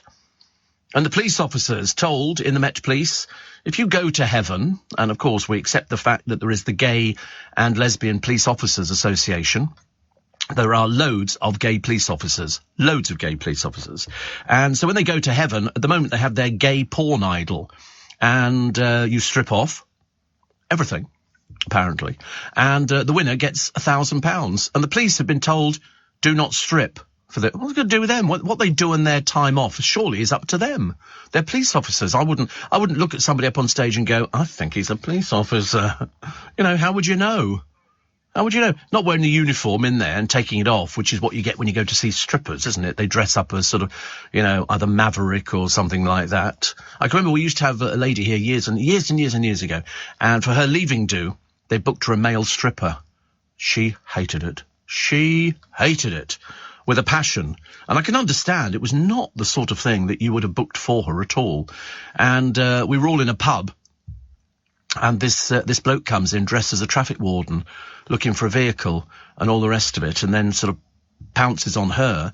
And the next thing, he's sort of, he's taken the hat off and he takes everything off. But if you're a police officer at the gay porn idol event, you're not allowed to go in for it. Why they start dictating to you in the Met Police what you can do, off. Apparently it makes it awkward for staff at the location to then have to deal with you when you're next on shift, attending the venue to carry out official duties. What a load of codswallop, honestly. Who is this dimwit inspector warning officers? Makes it awkward for the staff at the location. What, because you've taken all your clothes off? They do talk garbage, don't they? I mean, they really do. During the stripping competition, the winner each week gets 250 quid. The competition comprises several rounds with £1,000 awarded to the season winner, which, to be honest with you, is cheap for heaven. Very, very cheap. £1,000 for the winner. I mean, heaven years ago was a roller disco. It had been everything. A friend of mine used to be a DJ there. I've known loads of DJs. And a friend of mine used to own it. Paul Savory, as you know, he owned heaven. And I think it was about 79. It's a barn of a place. Really, really big. And then it became huge. It looks, tiny? Oh, it's huge. Inside. It's all underneath the arches, and there was all sorts of things there. And it became very mixed and everything else. But they've always had big acts there. And he pays big money, 25,000, 30,000 for some of these acts. So to pay, maybe a copper who wants to take his I don't know how many coppers there are who want to take their clothes off. But even so, this inspector, it makes it very awkward if we have to. No, it doesn't. No, just in your tiny little mind. Go on, get up on stage, strip off, matey. Love to find out who the inspector is. Go on, let's see what you got. 250 quid, pal, if you can run the course. I'm not surprised people don't want to be in the police force. They're so backwards. Makes it very difficult if we have to go there and have sort of why? Well, you think somebody who's in management is going to go, wait a minute, did you not strip here the other day? What difference does that make? I mean, you must walk, ladies and gentlemen, every single day of your life past somebody who's stripped off. Either at a hen do or a stag do, or they work professionally as strippers. You must see them every day, but you wouldn't know because they don't have a big sign going, I'm a stripper. Can't wait to see what Nick Ferrari's take on it is, but there you go. Space, the final front wheel. There's a lovely picture in the paper today. In fact, there's quite a number of fab pictures from the James Webb Telescope. They're coming up with all sorts of amazing things. It's out there. Space, the final frontier. Do you know there's only 3 members of the original cast left of Star Trek? 3 members left, because we lost Lieutenant Uhuru the other day. She died at the age of 89. And, of course, the reason that she was famous, not only because she was fab and everybody loved her, but they had the first interracial kiss. She kissed Captain James T. Kirk on the lips. Unheard of.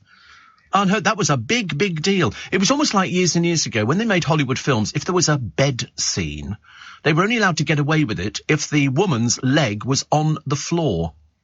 That's how it worked. So in other words, you could be in bed, but your foot had to be on the floor, or his foot had to be on the floor. So to have an interracial kiss, and in such a big program like Star Trek, I mean, she pushed the boundaries, and I thought she looked great. She only did it for 3 years. You'd have thought she'd have done it for donkey's years, but 3 years. Which, shows the impact it had, doesn't it, really? Which I quite liked. A speeding motorist. Oh, there's these pictures. Aren't they beautiful? A large pink speckled galaxy resembling a wheel with 2 smaller spiral galaxies to the left. Look at it. You can't believe it's real. And there's peaks, nicknamed the Cosmic Cliffs, are about 40 trillion miles high and sit 7,500 light years from Earth in the Carina Nebula, which is a star-forming area in the Milky Way, if you're not familiar with that. That's what it is. It doesn't even look real, does it, really? I mean, this is Glass Z13, a never-seen-before galaxy. Sorry, that dates back to just 300 million years after the Big Bang. I mean, it's unbelievable. It's unbelievable, the stuff that they get there. Of course, there will be those dimwits out there. I don't think you'll find that is genuine. I think you'll find that was made up, like the moon landings and all the rest of it. The first images were broadcast to Londoners from the James Webb Space Telescope on the Piccadilly light screen. I mean, it's amazing. It is amazing. My God, don't you wish you could send somebody like Rebecca Vardy out there? You go and sit there, darling. You talk to yourself, because nobody believes a word you say. Passengers could be hit with higher airfares this summer as BA extends the ban on new sales. And Jamal Edwards, you remember Jamal Edwards? He was the music guy. He died of cardiac arrest after a cocaine and booze session. They've had an autopsy. To be honest with you, I can't comment on drug cases because I've never done drugs. I don't, it never interested me. I never thought I could do my job if I did drugs. Because I've got to keep talking, and to be honest with you might talk a load of old rubbish. Wait a minute, we do talk a load of old rubbish, imagine. But, so it was cocaine and booze session, and that obviously affects that. He was only 31. The producer thought that was young. I said, not really. To die 31, I don't know. We got a 12-year-old boy who at 12 o'clock this morning, or 11 o'clock this morning, is going to be switched off unless something happens that they do an extension on it. And we were trying to work out what it is that has gripped the nation, and the answer is because you look at it, at this story, and you look at this little boy and you go, that could be a member of our family. And you've got to make that decision. You know, unfortunately, in this particular case, other people make the decision for you. You don't have the choice. You can challenge it, but the actual final decision will come down to the courts, European Court of Human Rights, whoever it happens to be, and the doctors who've said he's cell dead. There is nothing. His brain was starved of oxygen with this ligature thing. We don't know what happened. We just know that his mum found him on the floor of his bedroom, and he's been in this coma since April, because what they generally do is they put somebody into an induced coma, hoping that they can then bring you back later. That's what they do. And in this particular case, the legal bid to keep his life support on has been crushed at every opportunity, and they've now said 11 o'clock this morning they're going to turn it off.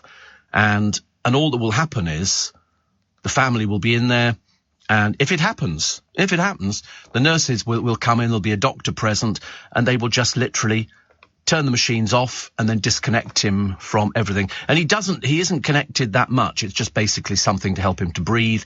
Presumably there'll be things to help him go to the toilet and all the rest of it. And that's it. And he's got a tube going up his nose. But I think what you're looking at in the papers is a picture of a little boy who died maybe some time ago. But as all the columnists have said, and I said it from sort of day one, how do you ever let go of a child of 12? 12, for God's sake. 12 years old, you know, and you think to yourself, that is just the most horrendous decision anybody could have to make. Whether you're a judge or, you know, whether you're the doctors, but the doctors have to do it. They're not doing it to save money. Nobody's ever mentioned money or anything else like that. You know, it's a case of, listen, we know that if we take him off, and he won't be the first child and he certainly won't be the last child, you know, who they say we have to turn the machines off. Because I should imagine it's only the electricity that keeps them going. There's no other, you know, it doesn't cost money to keep these things running apart from, you know, paying the electricity.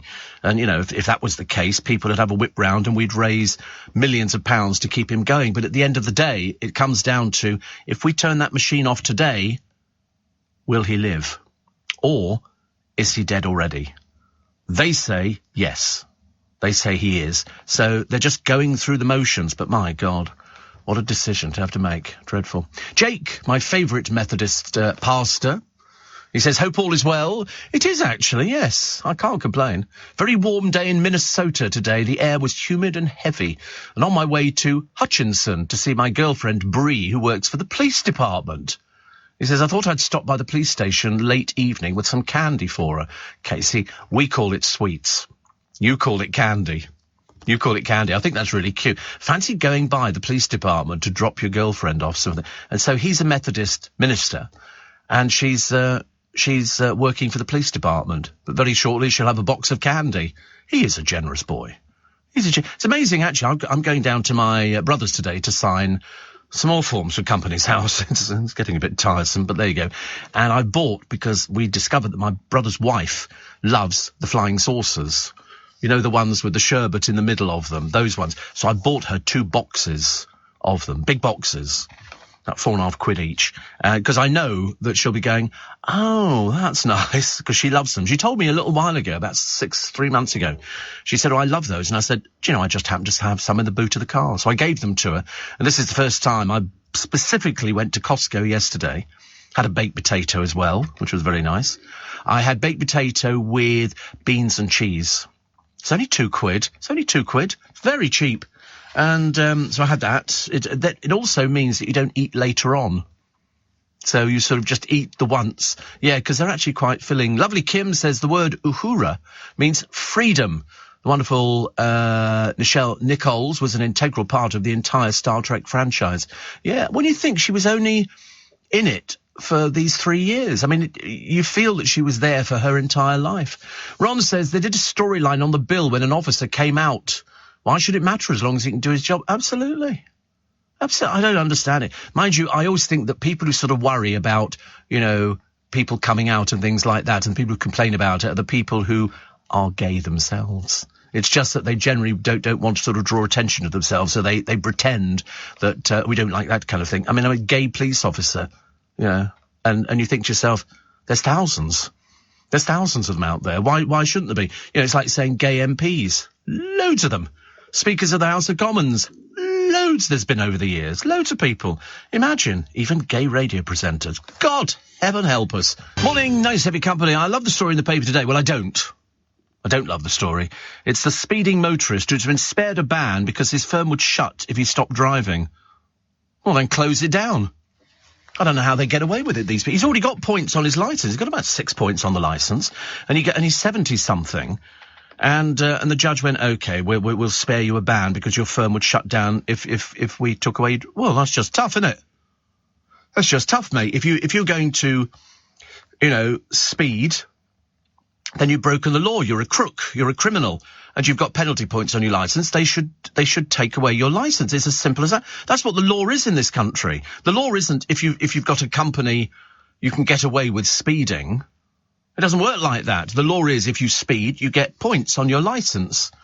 And if you get too many points on your licence, they take away your licence. It's as simple as that. I just don't understand why his firm would shut if he stopped driving. Have you heard of getting a driver, pal? God, it makes me sick. It really does. Steve, I've just parked my work van up from working all night in London, listening to Darren Adams, says Sam in Rochester. But I sit here for 2 hours listening to you before walking home. It's not the same, is it? It's not quite the same. You know, walking home. I don't like the idea of walking home, actually. On the way to the warehouse on this lovely morning, got mattresses and beds going out for delivery today. It's all over the country. And the Steve Allen Show gets me and the boys up and ready every day. I have a blinder of a day, Thomas Skinner. Bosh.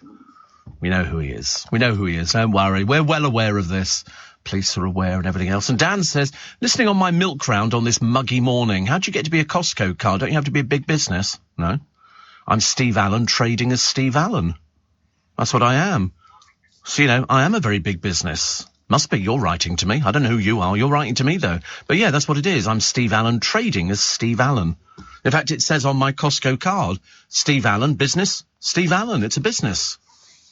Yeah, loads of the public go there. You must try. It's not difficult. It's not difficult. You just go in there, you produce two bills. They don't say, and what business are we in, little man? They don't say anything like that to you. I was in there yesterday morning. I went early, actually, just to pick up the flight. They've always got loads of those flying saucers, so I thought 2. Spend £8. What do I care? Loads of money. And, no, not at the moment I haven't, because we had this sort of problem. As you know, I explained how because I'm a limited company. Well, I have a limited company because it's a new system that the HMRC, lovely people, love them to death, have brought in. Unfortunately, we forgot that they send you, not to me, but to the person who set up the company in the first place, they send you letters going, is everything still the same on the company? It's only been going for less than a year, isn't it, I should imagine, or something. Anyway, he then forgot to write back to go yes, so they freeze the account. So consequently, for the last 3 weeks, so my account's been frozen. I mean, luckily I have other accounts with money in, and not offshore or anything like that. It's not as exciting as that. But it's a case of you then have to sort of reactivate the company. So luckily, because I know people at the bank, they've said, don't worry, we won't transfer the money to the Treasury, which is what they normally do. And then you've got to approach the Treasury to get your money back. So, because I'm VAT registered. And so we've signed all these bits of paper, sent them off with a cheque, which you have to put in there as well to reactivate the company, which is a fairly straightforward procedure. It's not complicated. Unfortunately, it all came back again. But it didn't come back to us. It came back to my accountant, who's down in Devon, basically saying we've put the wrong date on it. So they've returned the cheque. So my brother's had to print off more of these things, fill them all in, put the right date on there, and then I've got to drive down to his place today to sign them.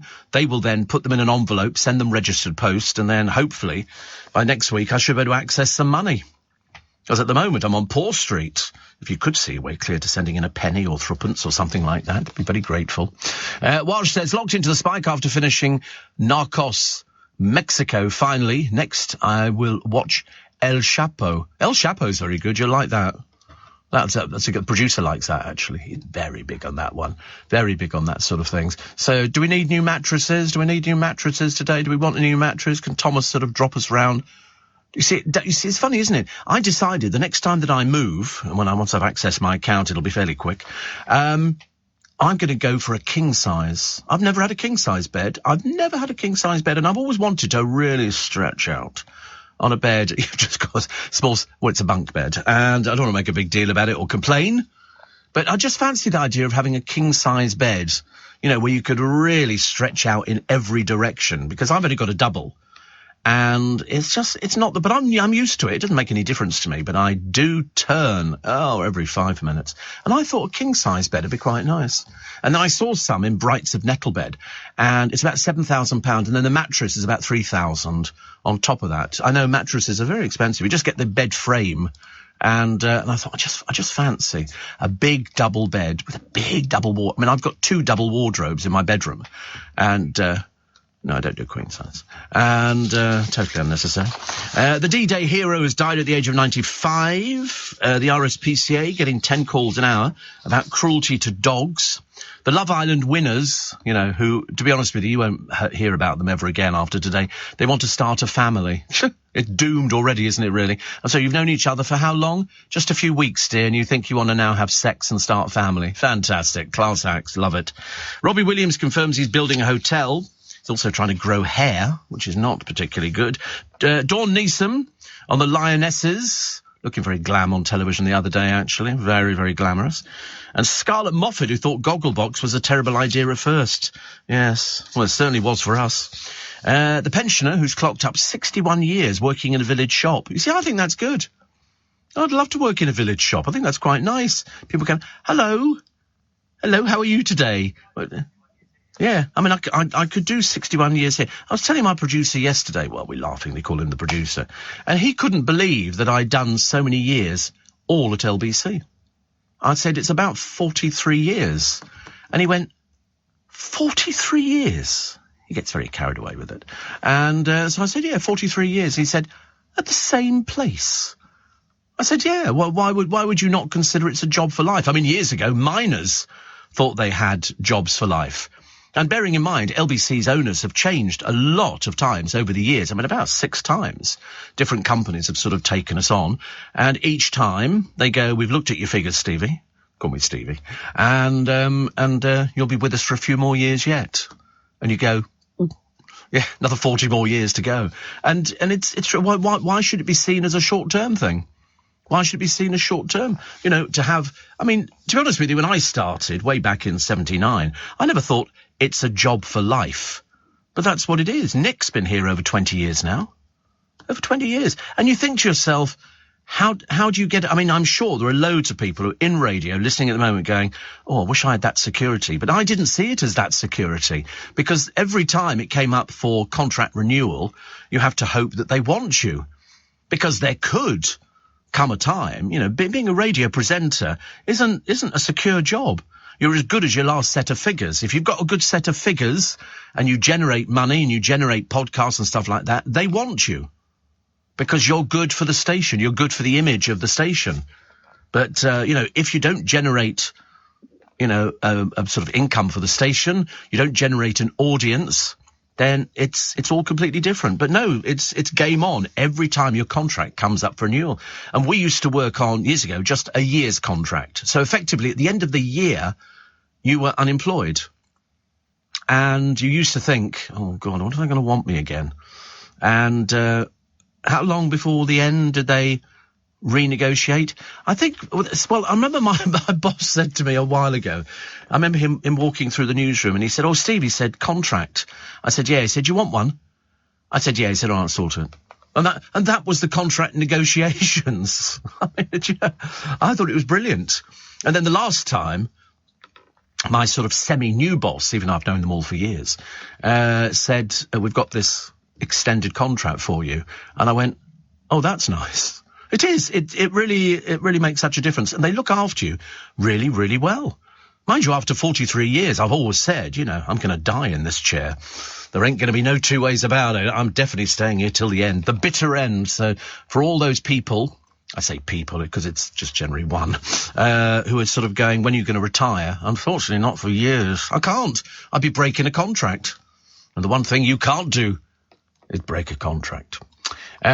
Steve, Super King for me, the wife and the pug, says Evers. Super King. How much bigger than that is King? How much bigger is Super King? Is it is it just inches or is it a foot or something like that? It's super. Sounds lovely, doesn't it? I like that. Roger says, next door to Costco Sunbury, there's a Land Rover dealer. Popped in for a look, but 140,000 for a nice one. I popped out. Yes, there is a Land Rover dealer. It's they do all sorts of cars in there. But and they always look at me when I'm parking my car. Don't know why. Probably a little bit of jealousy. Mandy says, has anybody at LBC worked longer than you? Nope. Nobody at all. Nobody comes close. Nick is the next one at 20 years, so I've done 23 years. Sorry, 43 years. James is way back down the line. About a week, isn't it, or something like that? Seems longer. But no, nobody's worked at LBC as long as me. Or done as many different programmes. So James O'Brien's done 19 years. But as I say, I'm 43. 40, and still sound as fresh as a daisy. Whatever a daisy is like. But whatever it is, it's very good. 84850 steve@lbc.co.uk. Shane Ritchie has bagged a 6-figure deal to appear in Panto this Christmas. Go see him. He's very good at Panto. He's one of those people, he likes Panto. The Panto's back at the Palladium. Paul Zerdin will be with the cast there, and I don't know whether it's be Julian Clary or it's a very expensive pantomime, and you can see it on the stage, which is very nice. And Millie Gibson is quitting the soap she's been in for 3 years that nobody's ever heard of. Well, we've heard of the soap she's in, but I've never even heard of her. She's apparently been in Coronation Street for 3 years. She's 18. And what did I say before? If they put children in soaps, it's killing it, stone dead. EastEnders, under 1 million, so they were saying in the paper the other day. I mean, just over the million. To be honest with you, that's called a failure. Having spent 86 million revamping the set, get rid, blow it up, do us all a favour. Seriously. I mean, the moment you lose all the main characters, people lose interest, and loads of people lost interest in EastEnders many, many years ago. Steve Allen on LBC. Text 84850. Steve, surely Clive Bull must be up there with you for years earned. Well, he had a long gap. Long gap. So the answer is no. I mean, he's been here a long while. But in fact, when he first started, he was on the LBC training scheme. He was answering the telephones for... He started before me, yeah, but he was just answering the telephones for Brian Hayes, I believe. Anyway, we found out king size, 6'6" by 5 foot. Super King, 6'6" by 6 foot. So I quite fancy now Super King. Sounds much nicer. Steve, my mum, says Kim, had a queen size bed. I don't know if you can still get them. She used to have to buy double bed duvets. You must have been a mere toddler when you started. I wish. I think I was about 21, 22. It's strange enough, I was the youngest person at LBC. I was 25. I was the youngest person here because all the presenters were very established. Now, I'm the oldest. How does that work? So here she is, dreary old Rebecca Vardy. I rang Colleen and said, what the F is this? Because she's a class act. I don't trust a word she says. I really don't. People in the street have yelled at me. Well, you know, you're obviously not very pleasant, are you, really? She talks to the Sun about the ordeal of a court case. Yes, the court case that you instigated. That's what you did. You instigated the court case. And to be honest with you, you know, I don't like you. I said I didn't like you the first time I saw you. I don't know why I don't like you. I don't have to like you. There's nothing that says, you know, you're an interesting person. Nobody seems to like you. You're deeply unpopular. And now you're £3 million down in the bank account. Oh, dear. No new car for you this year, sweet cheeks. But she'll be getting a little bit of money. And she says she was slut-shamed. I think we had to discuss some time ago because I didn't even know what it was. And bullied in the court fight. Jamie and me, her story oh, Godfathers, the story continues tomorrow. How boring. Life is too short to be resentful. Well, you were the one who was resentful, dear, because Colleen tried to sort it all out. Colleen has been so discreet. I don't want to talk about it. It's as simple as that. But old Becky, you've got to get some money back in, haven't you, love? I don't think you will. But anyway, let's hope that the court doesn't decide you've got to cough up for Colleen's expenses and legal costs. I, of course, am hoping the other way round. Whose birthday we got today? Martin Sheen and Ozzy Ardiles. Ozzy Ardiles. Do you know who Ozzy Ardiles? No, football something. Martin Sheen, you know, he's 82 today. And singer Tony Bennett is 87, no, 96. 96. Tony Bennett, my godfathers. He's been around for ages, hasn't he? Been around for ages. Also, a snorkeler was left covered in blood and screaming for help after being attacked by a shark off the Cornish coast. The victim, who's yet to be identified, was with a Blue Shark Snorkel Trip tour group. Didn't know there was such a thing. They grow blue sharks up to 13 feet. Their favourite food is squid, and they habitat all over the world except the Arctic Circle.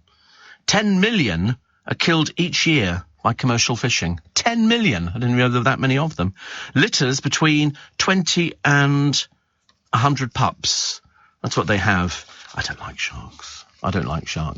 But this sort of woman, that's where it was, in Penzance Harbour in Cornwall. They go and look at these blue shark tours. But anyway, a spokesman confirmed that they used chum to attract sharks, a frozen block of pilchard oil, bran and fish that slowly melts, because that's what attracts sharks in. That's what attacks them. I've seen pictures of people who turn sharks over and they go to sleep.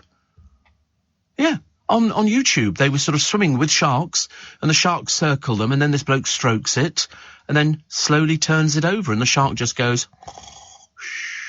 What are you doing? That's unbelievable. How does that happen? Steve, your favourite airline captain, speaking... Off to Malaga this morning. Interesting to hear you say, says Jake, about contracts. Getting a mortgage on a contract a year long must be a nightmare, similar to us pilots. Whilst the salary is large, all the additional bits and pieces confuse the hell out of my mortgage advisor. Stand by for some photos from today's flight, which we'll send across. Yes, I mean, but I don't... luckily, actually, my mortgage is finished. I started it years and years ago, and all you had to do was produce your accounts for 3 months, I think. And I had a mortgage broker.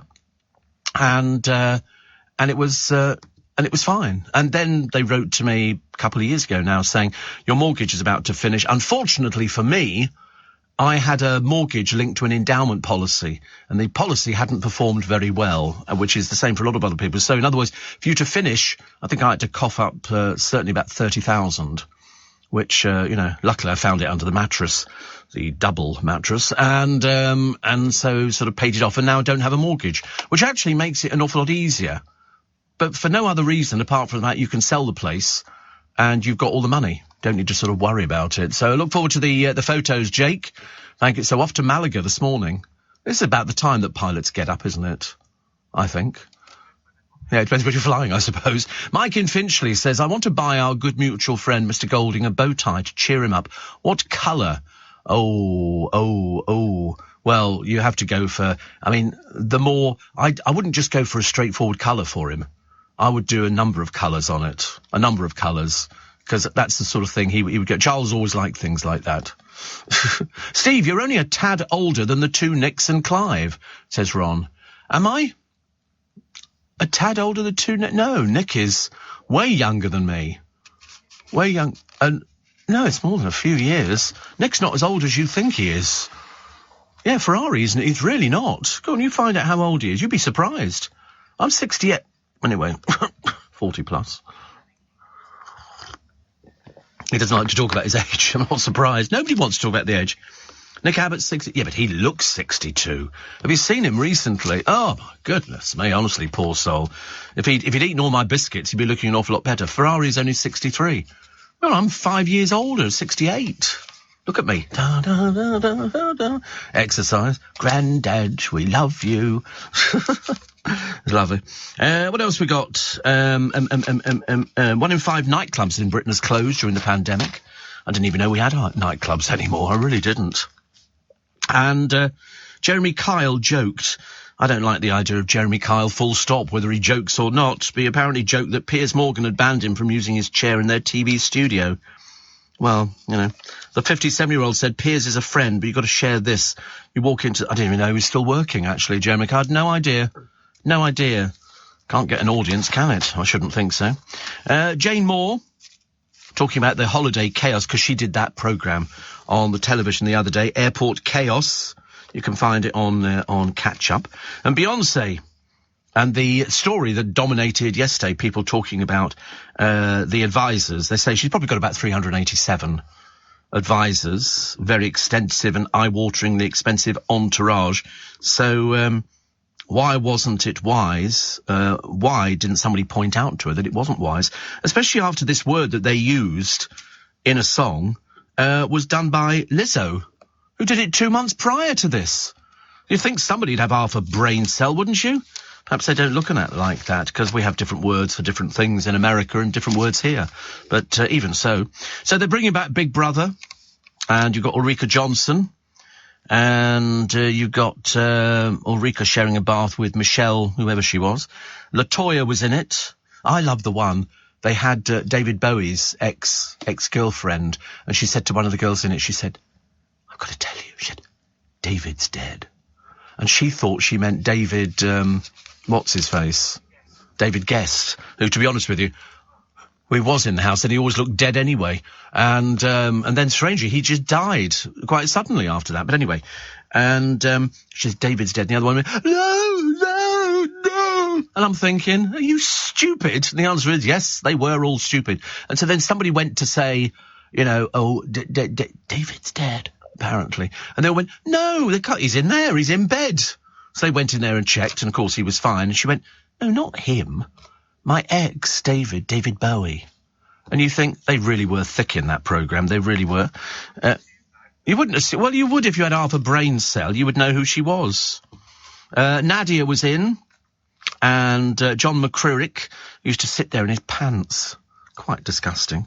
Ulrika used to do, you know, sort of tantrums and all the rest of it, really. They sort of found all these people, mainly they had emotional problems. Vanessa, you know, would Vanessa like to come to the diary room? No, I won't. Oh, she had a breakdown. Started off quite normal people who weren't celebrities. And then the moment they put celebrities in, they started play acting. You know, so they had Julio, LaToya Jackson, little Vern from the Austin Powers thing, Vern Troyer, and Nikki. Remember Nikki? It doesn't work. He does it. Oh, it's working. Nikki Graham, who died, used to listen to this programme. She wrote to me. And Coolio stole Nadia's shoes. You would think somebody had been murdered. John McCririck, who was off with the Pixies. I mean, he was... What did he call his wife? The Booby. He called her the Booby, honestly. It was a bit of a pitiful little, you know, bloke. Used to stand there and wear all these peculiar clothes on the television and these sort of hats on, and yet he was bald as a coot. But he'd sit around in his pants. It really was it wasn't very nice to look at, and it really wasn't that interesting. But they were all doing it for a fee. That's what they were doing it for. Nobody was doing it for free in there. They were doing it for a fee. And to try and find celebrities nowadays, I mean, the best you're going to get is some old has-been off Gogglebox or something. It'll be that ghastly hairdresser from Brighton, the one who thinks he's very funny. I mean, there won't be celebs on the new one. And also, they're not going to use all the old team, so you won't have to suffer with putting up with Rylan on it. So that'll be quite good. They'll be finding somebody else. I'm trying to think who's cheap and cheerful. Hello. And, no, I don't know who they're going to put on it. We have no idea. But they're going to do it. They're obviously going to do it to try and make money out of it. But the reason they axed it, because it never got an audience. It was, it just sort of petered out. Because these people were learning how to play the game. After the first series, they then knew how to play. They knew what they were looking for. You know, ridiculous. Ashley says, Steve, sad times this morning. Had a friend stay the other day, and as you know, I follow the morning ice cream trend. But they had the cheek to leave the empty box on my freezer. No longer a friend. Oh, I'd take them off the Christmas card list immediately, Ashley. What an outrage. Mind you, Ben, one of our top security boys in here, model, you know, and he said to me the other day, he said, we haven't had ice cream for a little while. I said, oh, for goodness sake, Ben, honestly. I said, I'll buy you an ice cream if it keeps him quiet. It's the only way to do it. My friend Jordan Hemingway is a huge industry figure. He produces a breakfast show, not on our stations, on one of the other ones. And he says, we going to the Panto? Yeah, we love a Panto. We love a Panto, and it definitely has to be it's got to be the Palladium one, Jordan. I think so. And my other friend, Callum Hyder, he's just been given a new job here at our sister station, Capital. He's now the executive producer on the breakfast show, which is very good. He's only a young stripling of a lad, but very good. Well done him. Well done him. Roger says, I hope that Dawn Neeson gets her own show presenting. Now she's proved how good she is at it. I know, it's just effortless. If somebody does it and they do it and they make it look easy, believe you me, it's because they have a gift for doing it. You don't have to think about it. You don't have to work at it. You know, she doesn't look like she's trying. She doesn't look like she's caught in the headlights or anything like that. You know, all she's got to do is sit there, take her glasses off, and then go, well, actually, this is so-and-so, so-and-so. And it's worked out very well. You know, it's the way it works. Diana in San Francisco, open your golden gates, says, you clearly bring great value to LBC, as I am now, as of 3 weeks ago, a daily devoted listener to your show. I listen to you from 8 p.m. to 11, my time, every weeknight. Because that's the way it works. Oh, listen, I'm grateful to take anybody in on the programme. You know, if people say, oh, I've been listening to you for ages. I told you a friend of mine went out the other day, and he went to this house.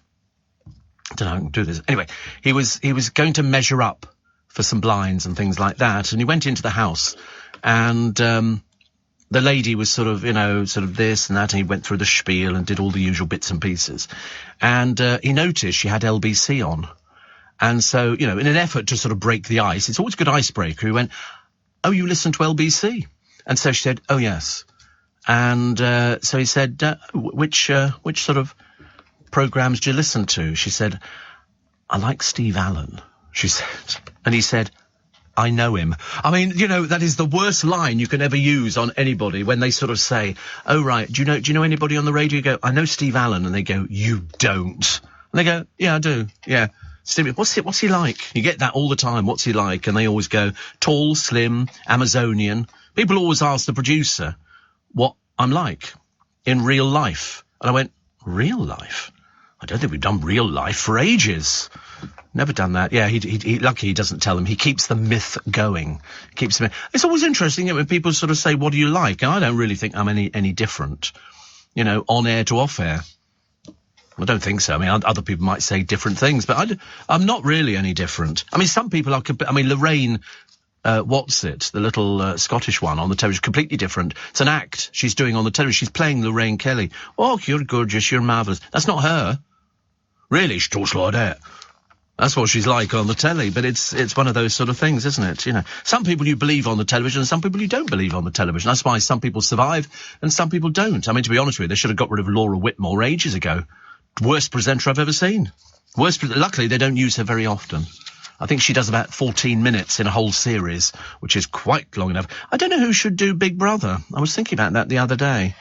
But to be honest with you, I would rather it was somebody completely unknown You know, somebody new. We don't want somebody who's building a career. Oh, look, Rebecca Vardy, Kate McCann is Kate McCann the one who fell down and had a thing? Someone was picking some of their best people. So doing an interview with Rebecca Vardy. Can't imagine why. Ghastly old baggage. Davina was quite new when she started, but with Davina, what you see is what you get. There's no airs, no graces, no nothing at all. You know, she is exactly like that. I think she's brilliant. Absolutely brilliant. She always said she wanted to make $1 million years ago and then just retire. And so she does little bits and bits, but she's absolutely the same. She's no different. And that's why people use her.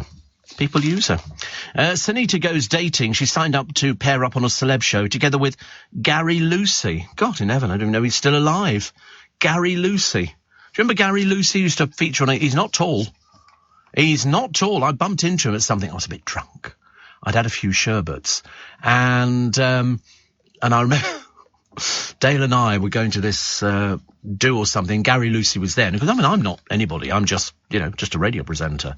And Dale said, "Oh, Gary, this is my friend Steve." And so I said to him, "God, you're good looking, aren't you?" There was no comment after that at all. No comment, which is very interesting. Jake in Bristol says, "I hope you're well. Not only are you the longest LBC host, but maybe the longest standing radio host in the UK. 43 years would be hard to beat." Sadly not. There is somebody longer. Annie Nightingale. She is the longest, but I think you'll find I'm the longest standing radio host in commercial radio. She's the BBC, so she's done 52 years on Radio 1. I'm the longest standing in commercial radio, which is, to be honest with you, when people say, what's the secret? I always go, I wish there was. Because then you could write a formula for people who go into radio and people who want to be successful. I have no idea. I could sit here and honestly say to you, I've got no idea what makes a successful radio programme. Because you don't plan it. You don't sort of say, oh, if I say this, that'll get an audience, or this will happen, or that will happen. It doesn't work like that. All you have to do, and people have said, what's the trick? And I said, you know the trick? Be yourself. If you're yourself, people will buy into that, and they will trust you, and they will follow you. You only have to see the shows that we do. We sell out all the time, because people can't believe I'm still working. And so people turn up. But just be yourself. It's no good trying to be, this is a great day. They had a newsreader on the television the other day on the BBC. They seem to put on all the pretty boys in the early hours of the morning who've definitely been into radio, and they talk like this.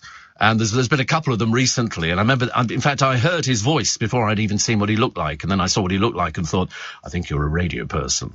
And they all talk like this as if we've been affected. And coming up now, the issues in Mogadishu, and they pronounce everything's very pronounced, and it's quite interesting, but, just got to be yourself. That's why all the people on television, you get a couple who are very genuine and being themselves, and then you get a couple who are playing up to it, and somebody will always try and push the other one over the edge so they get the glory. And and I can spot that a mile off. I can spot that like you can as well. That's why you like certain people. That's why if I watch Gogglebox, there's only a few families on there I like. I can't bear the Brighton hairdressers. I think they're absolutely ghastly. I'm getting a bit bored with Pete and his little sister. He's apparently a builder. He doesn't look as if he's got the strength to lift a cup up. And the family with the big dog that slavers everywhere.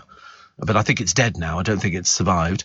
And who else did they have? They had all sorts of other people. I quite like the people in the caravan. I quite like them. Jenny and Lee, I quite like them because she's obviously, somebody who sort of, she's quite good fun. She enjoys a bit of a drink and all the rest of it. And Giles and Mary, although sometimes Mary can be a little bit tetchy, and Giles will say, what do you think, Mary? And she'll go, don't do that. I've told you, Giles, don't do that again. And have you seen them young? Yes, very good looking, weren't they? Very good looking. But they live in this house. He doesn't work, but he does, is it art or something? Whatever it does, he does something that generates an income.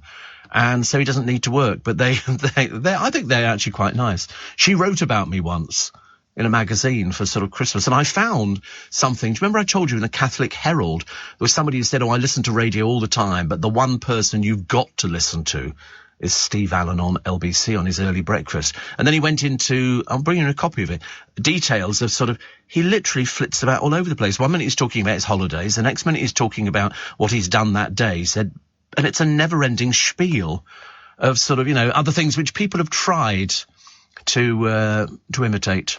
But you can't. Kim says, I always suspected Lorraine Kelly really sounded like Arthur Mullard. Yeah, she tries to put herself over as sort of, I'm just everybody's friend and all that, and I don't think she is. I think she's tough as old boots. Tough as old boots. Ian says, they go through some ice cream at Panto time. I'm 50 miles away, ATM, but can drop off some ice cream at about 6. Pfft, don't need to ask me twice, Ian. Don't need to ask me twice. Could we have vanilla? I quite fancy vanilla, if there's vanilla, or the strawberries and cream, actually. 50 miles away. I'm sort of trying to work out 50 miles. Oh, it's okay. I can do that. We'll have to start paying you for this. Shane in Sydney says, I'm always looking forward to 1 p.m, and that's when you come on the radio. He's in Sydney. That's why I sort of come on the radio a little bit later on, which is good. Natalie Cassidy insists she should look like Kate Moss, but mayonnaise got in the way. This is the woman who made a fitness DVD, and I was fuming at the time, because you can always tell when somebody's going to bring out a fitness DVD in January, after you've had Christmas. And that's why you will see them in a park, fat and bloated, and somebody will take a picture of them and go, look at the size of her. The next thing is, I'm always right, I go, they're bringing out a DVD. And they then send them away to boot camp for 6 weeks. So from the moment the picture's been taken and released to the press, they then have 6 weeks to lose the weight. And that's what happened to Natalie Cassidy. Within 8 weeks of selling the video and going around and doing all the interviews and popping up on shows where she looked like an emaciated stick insect, all of a sudden she piled the weight back on again. And I kept saying, she's taking money under false pretenses. She's convincing you that by doing all this stuff, you're going to lose weight. You're not. There's no quick fix if you want to lose weight. It's little, often, exercise. It's as simple as that. And all these people were offered, she was offered £100,000. All she had to do was go round and tell people that through doing these exercises, it worked. She was lying to you. She was lying. You lose weight, but it's short term. Bearing in mind, losing weight is supposed to be long term. Long term. You can't just sort of do it and then go, oh, I've lost all the weight. It's going to be like that for the rest of my life. No, she piled on the weight again because she went back to eating. She said it was down to a lack of portion control. Yeah, it was also down to a lack of having the discipline. Because if you go to boot camp, as she probably discovered, they get you up in the morning. Come on, up, up, up. Now we're going out for a 3-mile run. What? Come on, come on. You want to earn £100,000? Get off your fat bum and get out. And that's what they had to do. They had to do it. I had to do it. We had a trainer at the Barbican Health and Fitness Centre years ago. We lost weight for the ITV telethon. And we would go to the I used to sweat changing. And then he'd go, before we did the rowing machine, okay, now go for 4 circuits. They've got a big circuit at the Barbican Health and Fitness Club. So you had to do that, and then he'd go, just when you're going, oh, right, that's enough, thank you. And he'd go, right, on the rowing machines, pull backwards and forwards, 20 minutes on that, then you'd be doing... And in the end, I used to think, I really hate you. I really hate you. But of course, if you're being offered money like Natalie Cassidy, she fooled a lot of people into thinking that if you buy her DVD, this weight's going to drop off. It didn't. It really didn't. It's a shame. So hot, Steve, I couldn't sleep, and I thought of you and switched you on. Great stuff. There you go.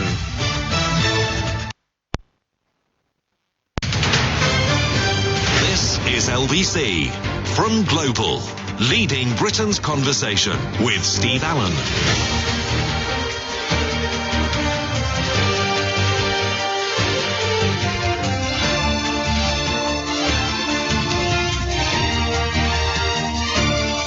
Morning, everybody. Nice to be company. It's Wednesday, August the 3rd. What do we know about Wednesday, August the 3rd? Absolutely nothing. Nothing at all. There is nothing in the diary that says, oh, hallelujah, today's August the 3rd.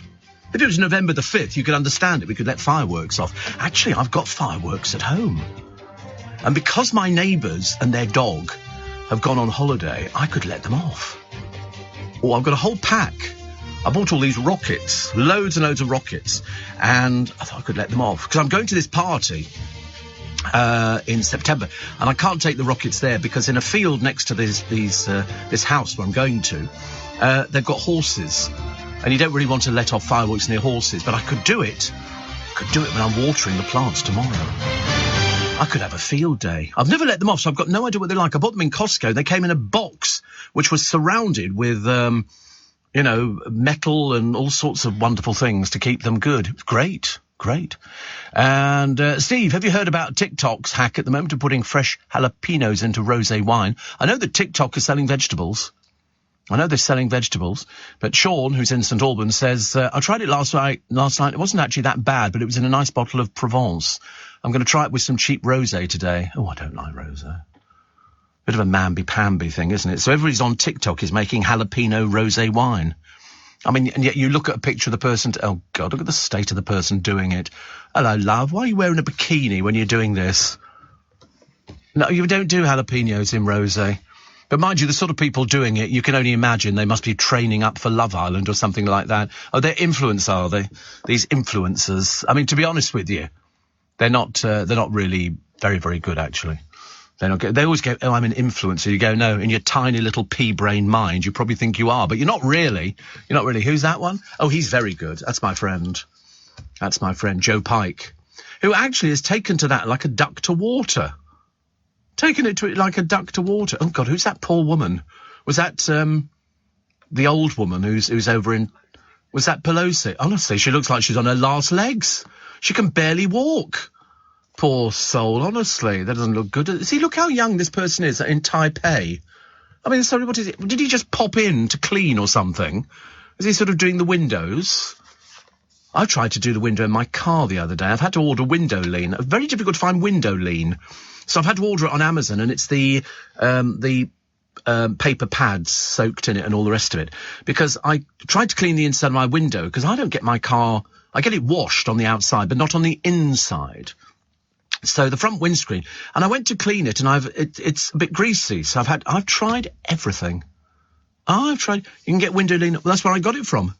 I got it from Amazon. I couldn't find it in Waitrose.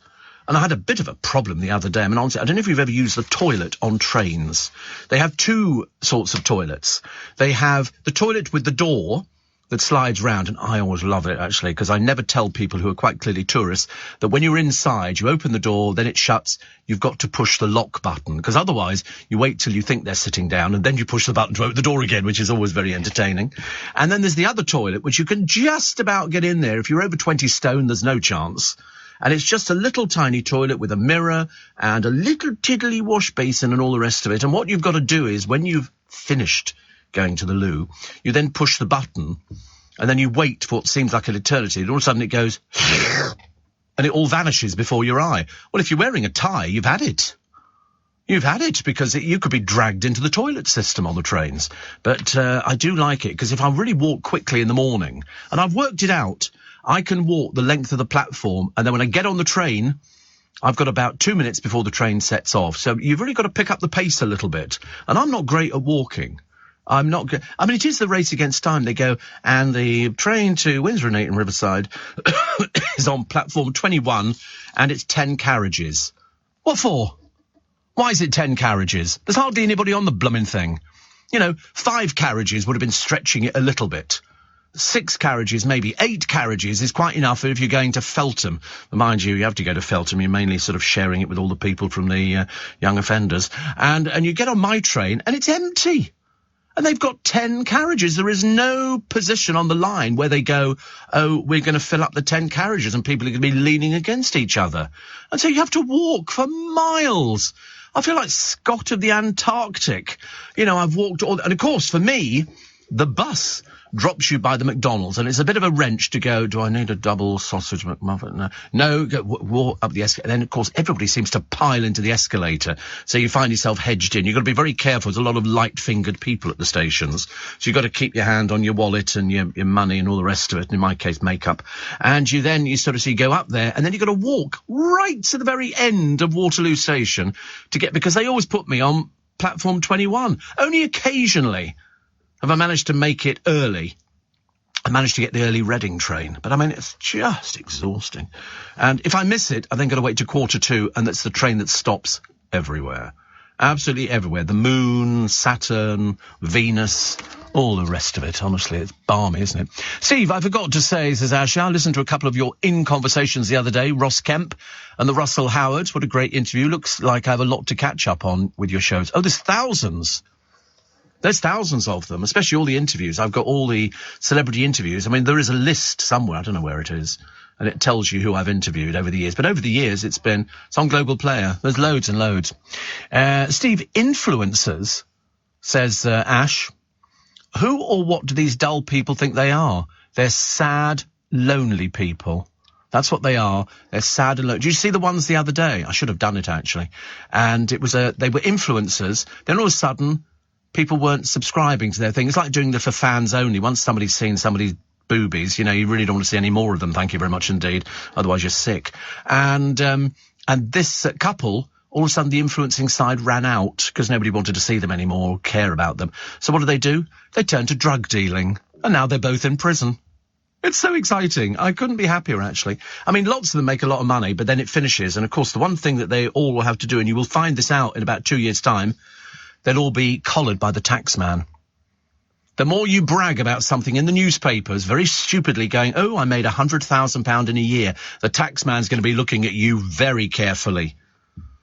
And he'll take your house away and your fridge freezer and all your supply of vodka. You'll have nothing left. You'll be a sad... They'll take the dog as well. That'll go. It'll all be taken away by the tax man. He wants his money. Poundland for window lean, Steve. Got some yesterday, says Jane. Well, I've now bought these. I bought a 4-pack of these pads. They're not pads, they're wipes. You pull them out and then it just cleans the inside, which is in the car. Yeah, I've done the outside of the windscreen. Now I need to do the inside because it's got bits where it's, and when you put the ice cold, I'm going to say central heating. It's not the central heating, was it? It's the air conditioning unit on. I practically get ice on the inside of the window. That's a gross exaggeration. I don't get ice at all. It just goes a bit streaky. So I've got to sort that out. So I shall do that today, which is not going to be difficult. Not going to be difficult. I can manage to do these things by myself. But never ever go in the newspapers and start bragging about how much you make. I can't wait to see Kerry Coke Toner's tax bill. Which will be coming up shortly, I would think, actually. Oh, no, she's probably just paid one. I'd love to see how much it is. Because she's constantly bragging about how much she makes on that for fans only. Although, to be honest with you, OnlyFans, whatever it's called. And her daughter apparently wants to do it as well. I know. I couldn't believe it. I'm surprised, actually, the Beckhams haven't jumped on the bandwagon. I'm really surprised, Could have got Dave on there, earning a little bit of extra cash. Or failing that, Victoria. I don't think anybody's going to be paying anytime soon, so she can sort of keep the business going a little bit longer, which is quite nice. I hope it's going well. We do worry. 60% of Tory membership prefer Truss for the next PM. Who cares? You're not voting for it. I'm not voting for it. We don't have any say in it whatsoever. It's a case of they both tell lies. They both will promise you the earth, and I mean they'll promise you the earth, and then at the end of the day they go, oh, well, of course, it's a little bit difficult. Yeah, it's a load of old cobblers. It really is. I get really annoyed with it. I couldn't care less about, Liz Truss. I couldn't care less about Rishi Sunak. I couldn't care less about any of them. Couldn't care less about any of them at all. It just drove me mad. I wonder what Dawn Neesom's going to be wearing today. I sent something really lovely. I don't know.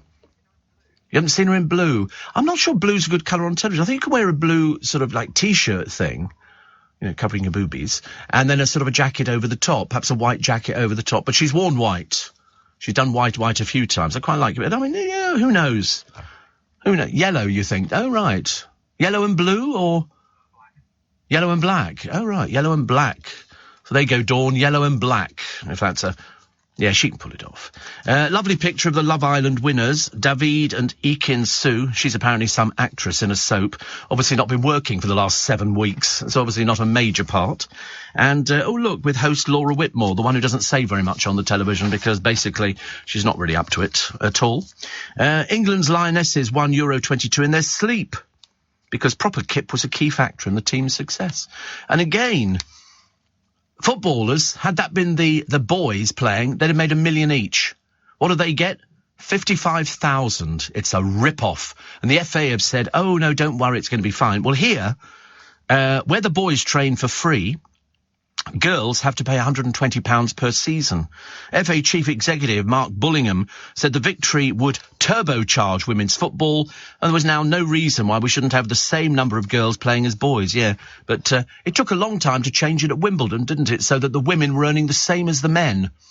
Because women at Wimbledon were classed as second-class citizens, even though they provided some of the most thrilling bits of tennis we'd ever seen. And these women footballers, they have to pay, if they're training, 120 quid, whereas the boys get it for free.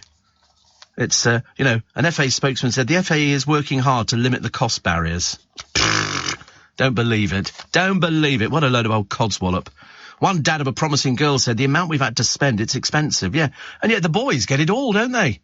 And yet, how successful have they been? You might as well have asked the girls to do it for them. Would have been easier. Get the girls to dress up as the boys. Because, the boys just can't manage it. They couldn't win anything. They can't do anything at all. Oh, look, another picture of Maya Jama. I don't know what she does for a living, but they keep putting her in sort of different frocks and things like that, which is okay. Dawn Neeson says, I was just wondering what colour. Yellow it is, then. You see, we are influencers. Because we wouldn't lead her wrong. And so, yellow. I think yellow's nice. Yellow really suits you. It goes with your colourings and everything else. It goes, yellow, I think, is good. Thank you, Dawn. We always have to do this check-in every day. I mean, this poor woman's never worked so hard. In between doing this and doing the social rounds and all the rest of it, she then has other things which she does later into the evening. I mean, she is literally like Her Majesty the Queen. I'm obviously not living in Buckingham Palace. But, I mean, it's a case of she's surviving on very little sleep. She's like Margaret Thatcher. Margaret Thatcher, it was said, could survive on 4 hours sleep. I reckon some nights Dawn gets less than 4 hours. But thank God for makeup. Oh, goodness sake, I tell you. I've said to the producer, I've said, listen, you keep slapping it on. I said, it'll be all right. You'll look good. Eventually you'll look, I'm doing a break. I'm taking the break. I'm just trying to explain to people. Morning, nice to be company. I do miss my friend Jordan. I do miss him. We don't see each other. It's strange enough, actually, I saw more of him when he lived up north. Now he's down south, being sort of a megastar, which is lovely. So we're going to go to the Panto this year. Well, there'll be a crowd of us going. Well, I say a crowd, probably about 4 or 5, which is quite nice because we like things like that. And then we go for something to eat afterwards, and it's all lovely. And it's good. It's good. He looks very good at the moment. Everybody looks very good. And I bumped into Callum. Remember I told you he's just got a new job, executive producer of the Capital Breakfast Show here. He hasn't signed the contract yet, he said. He will. He will. He will. The email's gone out. We all know about it. And, of course, today is Rajar Day. Today is Rajar Day. I think midnight tonight. And Rajar is where you learn whether or not you've done very well or spectacularly well in the audience figures. And, there'll be the usual phone call. I can always tell whenever they phone me to tell me the figures because they reverse the charge. And I always sit there waiting and then the phone rings. They go, oh, hi, Steve. And you go, hi. Who is this? You always have to sort of play the game. And then they tell you what your audience figures are. I used to get them before I used to climb into bed, which was a bit difficult, actually, because it won't happen like that today because I go to bed at about 4 o'clock. And then they tell you what the audience figures are and they go, it's good news. It's good. And you go, oh, thank goodness for that. You always worry about it. Everybody in radio worries about it. They really do. And the bosses get them at lunchtime today and then they will pore over them. And they will go through them, and then you can see where we score, where maybe it's sort of leveled off a little bit, all sorts of different things. But every radio presenter in the country sweats on Rajar Day. I don't think there is anybody who doesn't worry about it, because you want to make sure that what you're doing is the right thing. You want to make sure that what you're doing is the thing that's appealing to the great British public, who are very fickle nowadays. There's so much choice. There didn't used to be all this choice years ago. Now, you've got vast choice. So to actually get an audience and hang on to it takes some doing, I promise you. Jim says, I used to hate a greasy windscreen. Cure the problem by giving the wiper blade. No, not on the outside. This is the inside. This is the inside of the windscreen. So that's why I've got to get these sort of sheets of paper which are impregnated with window lint, and it dries on the window, and it sort of makes it look clean and sparkly. So I'm quite excited by that. They arrived yesterday, and I thought I'll do that whilst I'm waiting to sort of, I filled up with petrol yesterday. I told you before that was very expensive, very expensive. Hippopotamuses or hippopotami, might be hippopotami actually. It is hippopotami, is it? Oh right. Are becoming one of the world's most endangered animals. Apparently, hippos rely on fresh water to survive, and that often puts them in conflict with local communities who also need fresh water. Apparently, 10 West African countries have proposed an international ban on hippo product trading. What the hell do you get from hippos? Really? Apparently, poaching and the ivory trade, they have tusks. Do they, hippopotami? Good Lord above. So the numbers have dwindled from 115,000 to 130 hours. 130,000. 130 hours. That's it. Rage hour. Come on. Oh, goodness sake. Definitely coming back as Charlie Boy in a next life. Everywhere the Royal Wazzock goes, dodgy bloke hands over millions of pounds. After the cash in the Fortnum and Mason bag, now it's Osama bin Laden's family gifting him £1 million for charity. It's all totally legal as well. This is Prince Charles. Every so often, people give him money for the charity. But what do they get? Do you get anything back? I mean, do you get an invite to Highgrove? In fact, this particular Osama bin Laden family did get an invite to Highgrove. I've never been invited. I haven't donated, but I mean, I've mentioned him. You know, we've always been very nice to Camilla. They reckon Camilla's coming in for it soon when the Ginger One's book comes out in America. They reckon he's not going to be very complimentary to her. But there again, who cares about him? Who cares about him? It doesn't make any difference at all. They say, Dawn Neeson says, surely the name alone should have been a red flag. You know, there you go. And what if Charles is still talking to vegetables? I don't know. He used to talk to trees and vegetables and flowers and things. Somebody proved that you could talk to flowers God, that's what I must get today, flowers. In a vase, and they would respond. Flowers would respond. And I remember thinking, that's quite a nice idea, isn't it? I quite fancy the idea of... I mean, I talked hanging baskets. You're all done very well. Shane in Sydney says, do we count in the radio ratings? Sadly not. Sadly not. You don't. We do count you, but you're counted separately. It's not the... you're not in with the in crowd, as it were. But it's the one thing. There you go. They respond to vibrations. Talking to plants actually helps them grow. I mean, because some people have got green fingers. I think you can get a cream or something to get rid of that. But, and they're very good. Apparently, Dr. Dominique Hess, who's a biophilia expert and lead researcher at Horticultural Innovation, Australia's Plant Life Balance, says some research shows that speaking nicely to plants will support their growth, whereas yelling at them... Who yells at a plant? What are you doing? Why are you not growing flowers? Oh, for God's sake. Apparently plants react favourably to low levels of vibration. Oh, I think I've got a machine for that. Around 115 to 250 hertz being ideal. Well, there you go. I mean, to work that one out, I don't know where you go and get things like that from. But, so you have to be nice to plants. But I'm always very nice to them, and they reward me. They do reward me. And it's if you saw how big some of mine have got, I mean, really, they're very, very impressive. It's going to take a bin liner to get rid of each plant when eventually they sort of keel over, which is a great shame. Lovely to see the very animated and lively Princess Charlotte at the Commonwealth Games with Mum and Dad, but why on earth wasn't she allowed to go and watch the Lionesses? What a brilliant message and image that would have been for other little girls, because that's what they're trying to do. They're trying to get... But, of course, girls are still treated second class. They have to pay to go training. They have to do all these things that the boys get for free, and look how badly the boys behave. You know, it's ghastly. Sorry. Have to have a quick slurp of tea. Steve, not that you need it, but if I, says Pamela, put you on every radio and appliance in the house, would that help? No, it just works on one. It just works. I don't know how it works on the one, actually. And Pamela says, you're very addictive, Steve. I'm sure your figures will be higher than last time. I've never, ever taken it for granted. I've never, ever, in all the 43 years, I've never, ever gone, oh, we're going to do really well in the ratings. Because I always hope that we are. You know, I always think we have a nice programme. I think we provide great company for people. You know, we go through the papers, the like of which you've never heard before. Other people have tried it, going through the papers, but it doesn't work the same. You know, there's no point in copying somebody else, what they do for a living. You've got to sort of come up with something yourself and do it. I mean, some people are much funnier than me. In fact, actually, most people are funnier than me, but it doesn't matter. At least I'm a trier.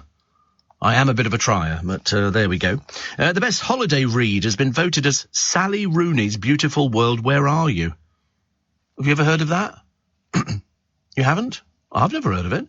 Sally Rooney's Beautiful World, Where Are You?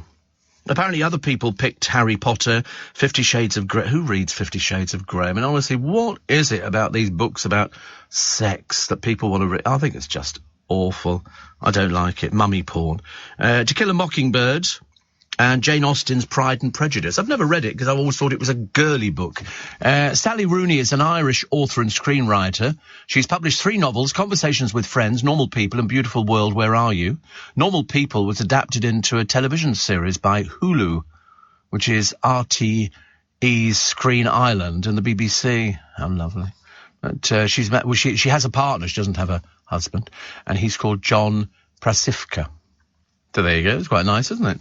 I've still never heard of her. Yeah, the culture on this programme, I tell you. I mean, sometimes we amaze ourselves, you know. I mean, you know, you're listening to somebody who grew up with Noddy and Big Ears, and I don't think we can talk about them anymore because I think it's a current court case or something. But anyway, I mean, you know, I'm sure it was all lovely at the time. It was all wonderful. I like the idea. Do you suffer with snoring? Very big problem in this country. Big problem, snoring, apparently.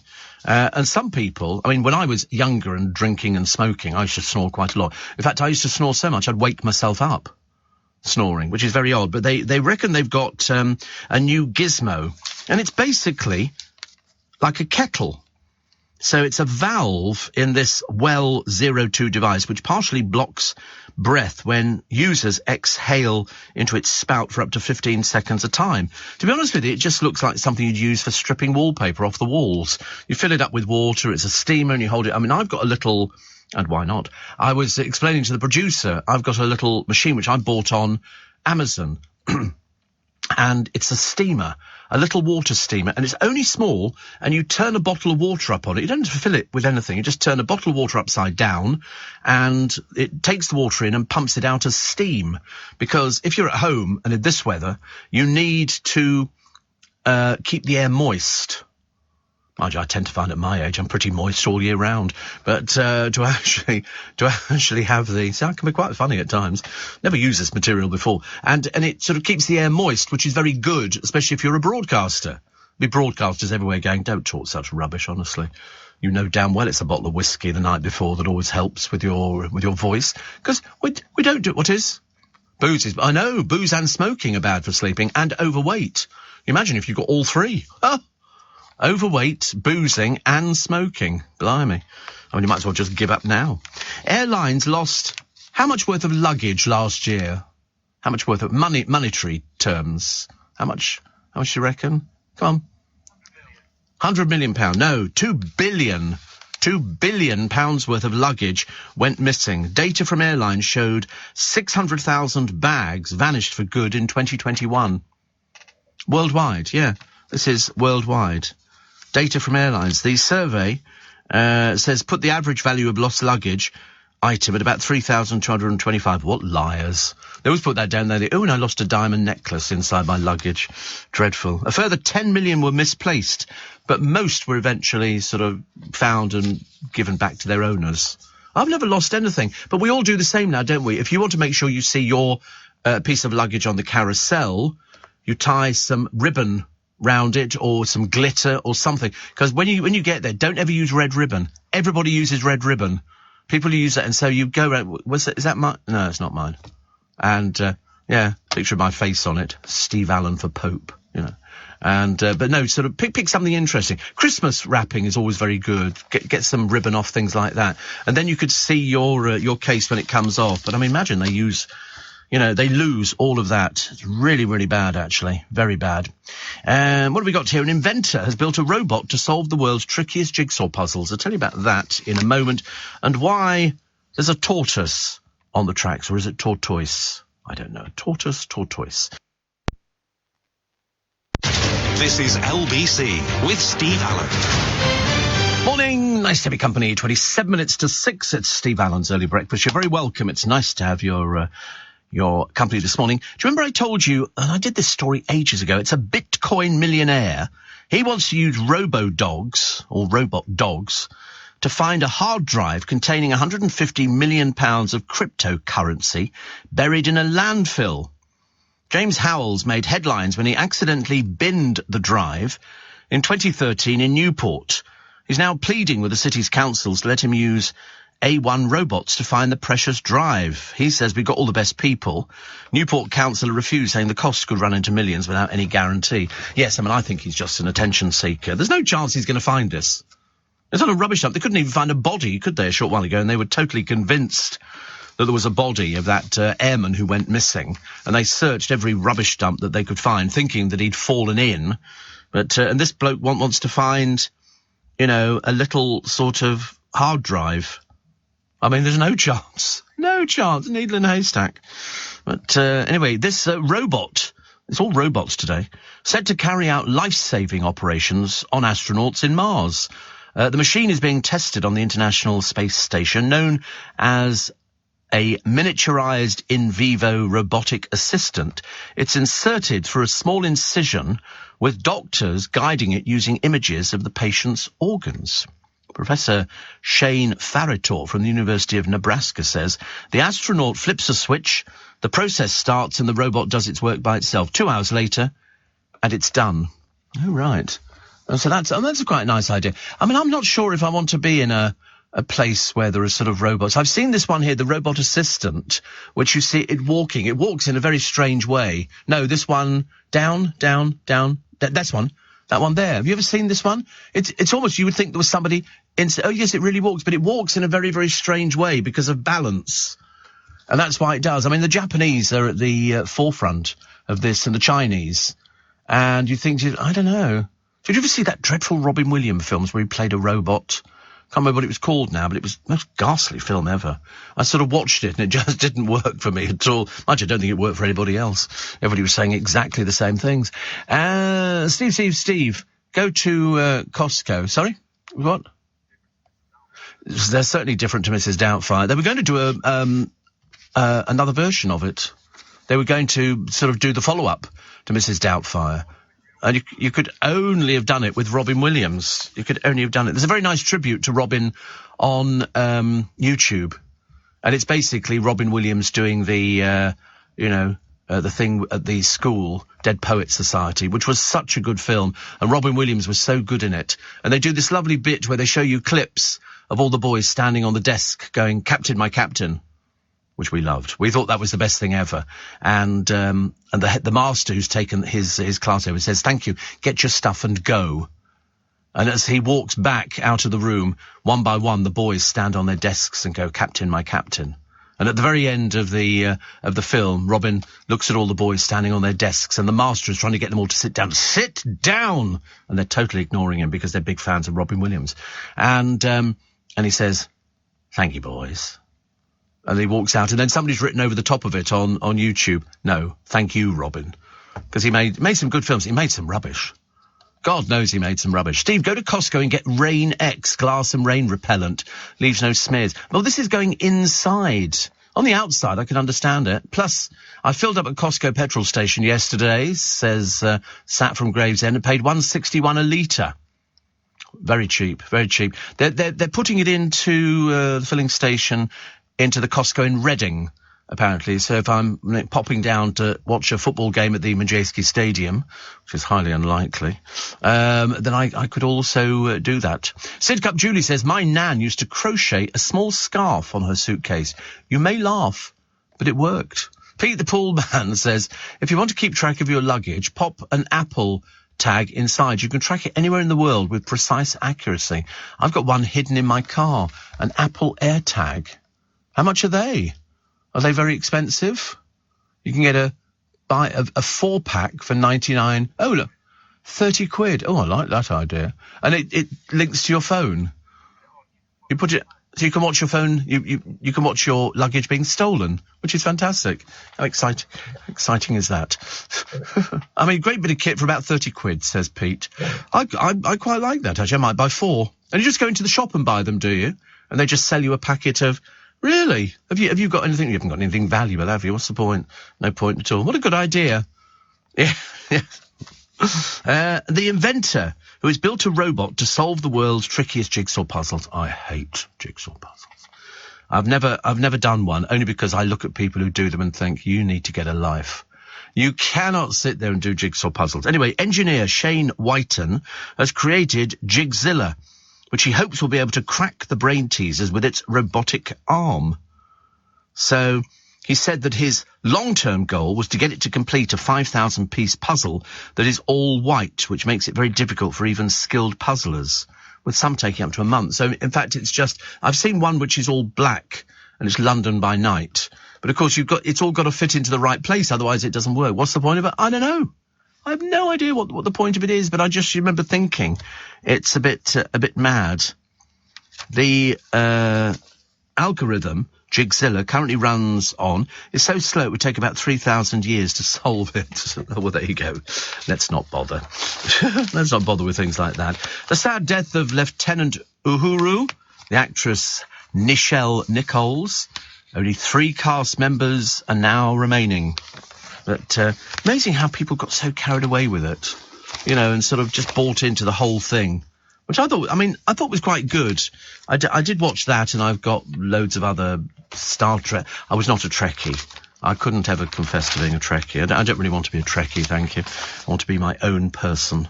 And we'll wait and find out. Today, whether or not the life support machine for Archie is turned off. It's supposedly going to be turned off at 11 o'clock. Medics at the Royal London Hospital have said they will work with the family to prepare to withdraw his treatment. Alistair Chesser, who's the Chief Medical Officer of Barts Health NHS Trust, says, "We aim to provide the best possible support to everyone at this difficult time." It is difficult. The family have been told that Archie can't be moved to a hospice. They were thinking, could they move him to a hospice? And the answer is no, they can't. They have to leave him where... It would be so cruel to move him to a hospice and take it. No, definitely not. But the legal team will submit an application to the European Court by 9 a.m. this morning, and then we will hopefully get some ending in sight. It's the mum, Holly, says, "I fought to the bitter end. I feel let down by our justice system. It needs reform." It does, but, they've said heart failure, organ failure. You can't really blame them for trying everything. But I think in the end, they've exhausted every avenue. And I think that's what will happen. And I think they will turn him off. And I think we'll all go, well, at least he's at peace. But I think he's been at peace since April. He doesn't move. He's there. He's just sort of connected up to everything. The Court of Appeal on Monday refused that stay to allow the committee time to consider the case. And yesterday, the panel of Supreme Court justices found it was the correct decision. They concluded with a heavy heart there was no prospect of Archie making a meaningful recovery, even though his mother has said she's seen some flicker and things like that. I think that's just involuntary movement which takes place. And I think it's very sad, very sad. Steve, try the big wipes from Screwfix. They remove everything and leave a nice finish. Yeah, I used to buy lots of these wipes. You can do some for doing down your surfaces and doing other little bits and pieces. And so they've got big wipes, heavy duty. It's 30 quid.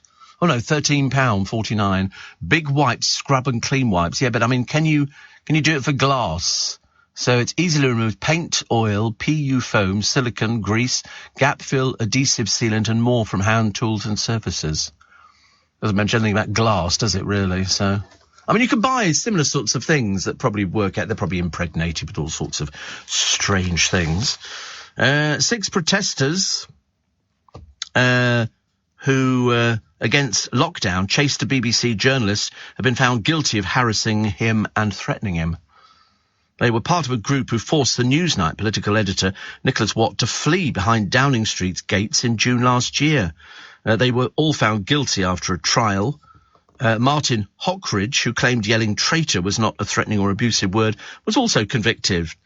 All 6 will be sentenced at Westminster Magistrates Court later this month. So they should be. Frighten the life out of him, as you can well imagine. Celebrity MasterChef contestant Paul Elliott, he's part of the Chuckle Brothers. To me, to you. I never liked them. I never know, not anymore, because unfortunately Barry died. Comedian Paul was one half of the Chuckle Brothers, but Barry died in 2018. God, 2018, such a long time ago. Paul says Barry would have been pleased at his chance to cook in the MasterChef kitchen. So I'm a bit bored with MasterChef, to be honest with you. I couldn't really care less whether people can cook or when it's always on the television. And if it's not on, it's a repeat. And if it's not a repeat, it's another one. I'm just bored to tears. Bored to tears. I'm not really bothered whether somebody... Because there's all these places you can go to now. They're called restaurants, and you go out there and they actually cook the food for you. You don't have to go and stand in the kitchen and cook it with chef. You know, I remember the old ones with sort of Lloyd Grossman, which was sort of very entertaining. But now it's the cheapest form of programme. You just find some desperate people who want to be on the television. You know, can you cook anything? Not really, but I'll have a go at it if you're going to pay me 20,000 quid. So that's what they do. Rebecca Vardy, as I say, she's got to be the world's best actress. She's opened up to Kate McCann. Most people do, and then Kate McCann just falls over and faints. I never knew what it was, actually. I don't know what it was, probably the aura, because I'd never even heard of her before. So I had no idea. Anyway, Rebecca Vardy does the teary bit, saying, I'm innocent. Different to what the High Court said. But this is now, it becomes trial by media, doesn't it? It's a case of, I was found guilty by the court, but I'll go to every single newspaper. I mean, hopefully after today we won't have to bother with the Vardy woman. You just pay your 3 million quid, dear. Okay, if you don't have it, perhaps you can take out a loan or something like that. Or sell the house and move into a caravan. More entertaining, I should imagine. The Daily Mirror's team took on the England ladies. They arrived by minibus without fuss or fanfare. This is the Lionesses, 15 Cub reporters. The Lionesses, 15 Cub reporters, 0.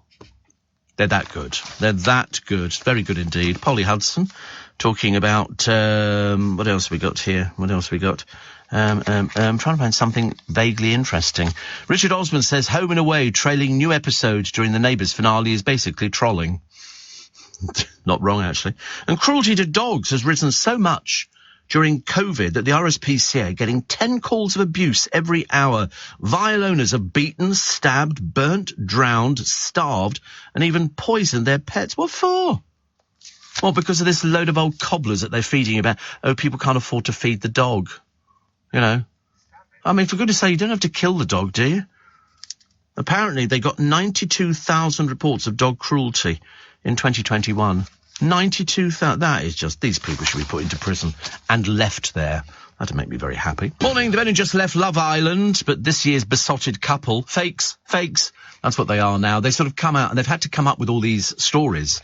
They're moving in together. They've only known each other a few weeks, but they're moving in together already. It's got the word fake written all over it. Pretend. All eyes are on the popular couple. Ekin Su and David will head to Italy to meet his family. Fake. And they'll go over there, and then they're going to move in together, and he wants to have babies. They've known each other 7 weeks. Fakes. It's just unbelievable, isn't it, really? You can't sort of make it up. Yeah, very romantic. Luca Bish will relocate to Chester. This is the bloke who works in a fish shop.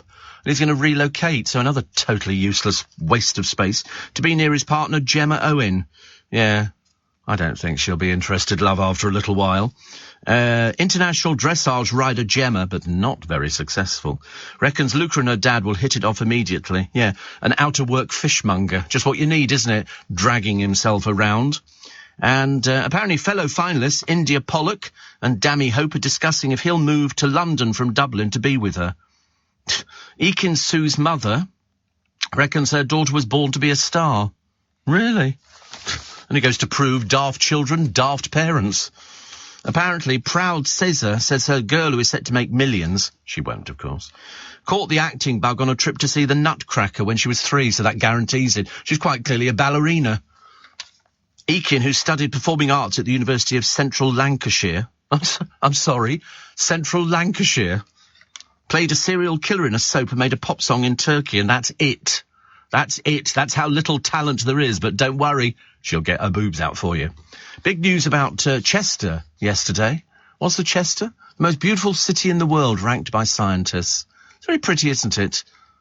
Not really, no. Most beautiful. Wonder why that is. It's the walled Roman city, Roman cathedral city, in the northwest of England. Using this ratio as a guide, researchers drew up a ranking of the most eye-catching cities. This one got 83.3%. Third place is London. Well, of course it is. We've got all the history here. We've got the Roman stuff. Fourth place, scooped up by Belfast, while Rome slides into 5th place. Rest of the top 10 comprised of Barcelona, Liverpool, Durham, Bristol and Oxford. It's only because of the buildings, isn't it? So London is 3rd. That's good, 83%. Come to London. We're open Monday through Friday, half-day Wednesday. Pop in any time you like. Closed over the weekend. 9 to 5 we're open. Do you know, I get more and more annoyed with shops now that open later. 10 o'clock, 10:30. I went to Costco yesterday and they couldn't find the key to open the door. So we all had to stand out. Thank God it wasn't raining because I'd have had something to say. I'd have had a bit of a tantrum on that one. But anyway, they have a thing. If you just have a normal Costco card, you can only use it from 11 a.m. But these people who get it, because it's only the normal Costco card, they're a bit simple and they don't know. So they think that they can go there and show the card and go in and do shopping. You can't. You've got to have an executive card or a trade card to go in. You can't even browse. No. They won't let you browse. And so there was a couple of women yesterday. They were there for 10 o'clock. And there was about 3 or 4 couples when I came out who obviously can't read. So obviously illiterate. I've got the executive members card. Of course, you know, I want it to open up for me whenever I feel like it. And this woman said, oh, can we just go and sit in the cafe? And he went, no. It's for executive members and people who are trade. They won't let you in. You're not going in the building. You know what it was when you signed it. So it's as simple as that. But they still do it. They still do it on a regular basis. And so by the time you come out, you might see about 10 people all waiting so they can go in at 11. Ridiculous. Costco, 79 quid for 4 tags. I've just looked online. There you go, 79 for 4 tags. That's good value, isn't it, Chris? I think, 79. These are air tags. They're about 86 quid, says Chris. No, I'm looking, I don't mind spending £79. I'll have to save up for it, of course. But I quite fancy that. That's okay, isn't it? £79. Can't get anything at the bank at the moment. Steve says, best thing to clean glass is newspaper. No, I know all about that. It's the newsprint. But unfortunately, they don't use the same newsprint as they used to. Years ago, but it's all done on computers now. So years ago, you're right, it was newsprint. And you would take newspaper and the newsprint, whatever it was made of, would sort of clean glass, windows. But then it was all changed. They don't do windows. They don't do windows. They don't do windows at all now. We have nothing. Just where I am, it's bar. But no, the newspaper's not the same print, which is a bit of a shame, really. It says also you can use Brillo pads on glass. Yeah, I wouldn't recommend that. That would scratch it mildly. I haven't used a Brillo pad for years, but I quite like them. Alan in Whitstable, which is in deepest, darkest Kent, says, if people are looking for an alternative place to go on holiday, can I recommend Slovakia? I've just come back from there after 2 weeks with my partner. He introduced me to a lot of his friends and family. The countryside's beautiful, full of history, and they treat each other with respect. We stayed in the deepest part of the countryside, and I loved every minute. We're going back in October, says Alan. It's lovely. Loads of people are going and discovering Slovakia and all these other places, Croatia. My former producer, Corey's just come back from Croatia. I think he went there for the nude beaches. And well, he loved it, yeah. He loved it. He took the wrong suntan cream. He took sun factor 0, whereas he should have taken 55, because he's a pale little thing. But, no, it's lovely. Some of these places are beautiful, except Belgium. Don't go to Belgium. There's nothing there. It's horrible. It really is. It's ghastly. And there's nothing to say. Barcelona's okay if you like football and you want to go and visit a stadium. But the rest of it just looks like any other East European city. They all look the same. Everything looks the same. They've got shops and they all take credit cards. So that's about as good as it's going to get. But so Slovakia. I don't know how much a holiday in Slovakia would what's the matter? Has the ice cream arrived? Yes! Can't believe it, sorry. Hope it's vanilla. What was that programme on the television, the advert? Was it Hope it's chips, I hope it's chips. Because we get Alan downstairs and he hands over the ice cream from Ian, thank you, Ian, as always, it's lovely. Very, very nice. I wonder what flavour we've got today. And also, look, it's turned up at just the right time. I'll be able to eat it during the news. I can never manage to eat this blooming stuff, but it's delicious. You get a little tub and Haagen-Dazs and, it's lovely. It'd be so funny because when we go to and you get a wooden spoon in the lid, because when we go to the pantomime, me and Jordan and all our chums, we'll have one of those and I'll go, I know who delivered this. He delivers Haagen-Dazs to all the London theatres, which is great. Pete says, we shop in Windsor. And they do this half shutter-up routine. We're not quite open, but we're open. That would drive me absolutely crackers. Really. Terrible. Steve, you probably know what's the deal with Sunday opening times with supermarkets. It all baffled me. It's the size. So in other words, our Marks and Spencer's opens at about 10 o'clock, I think, whereas the Waitrose doesn't open till 11. It's the size of the store. The bigger it is, the later it opens. Big shops can only open certain hours, 6 hours on a Sunday. So you'll always find, so that's why you've got these little other shops all over the place so they can get round it. So that's the deal with Sunday opening. I don't know why, we're very backwards.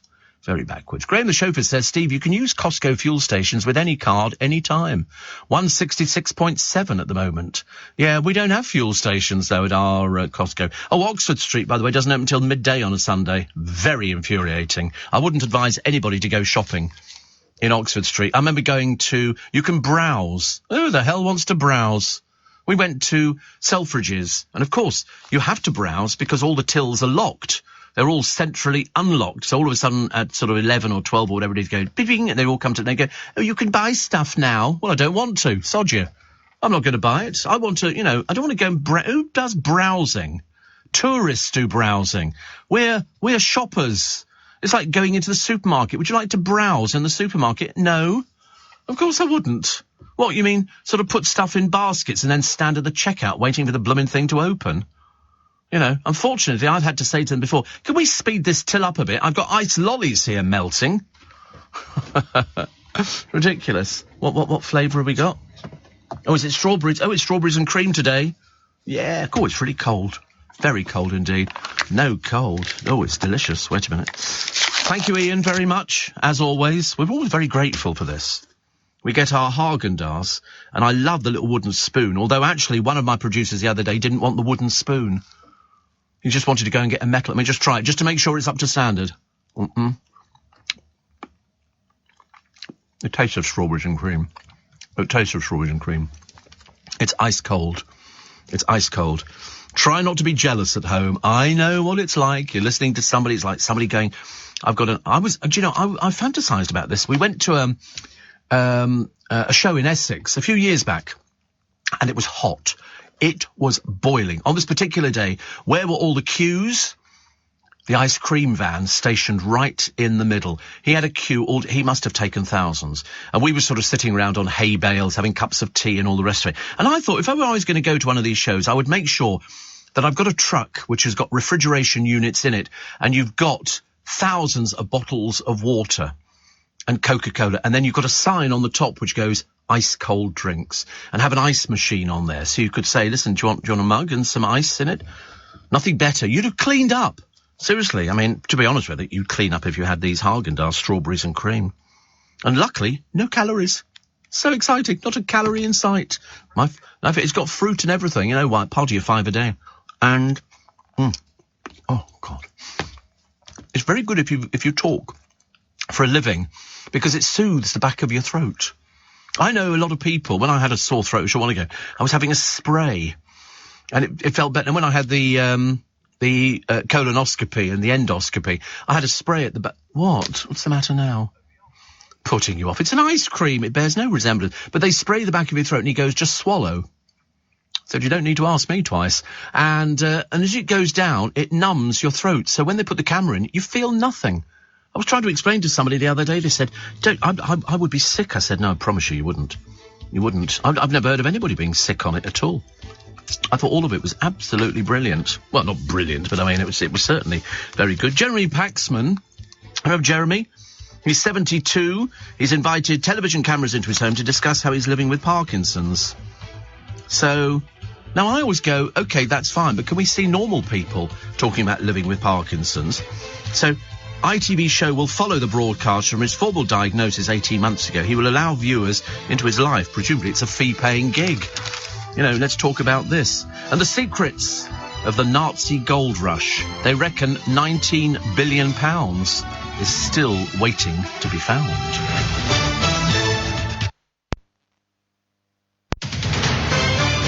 This is LBC from Global, leading Britain's conversation with Steve Allen.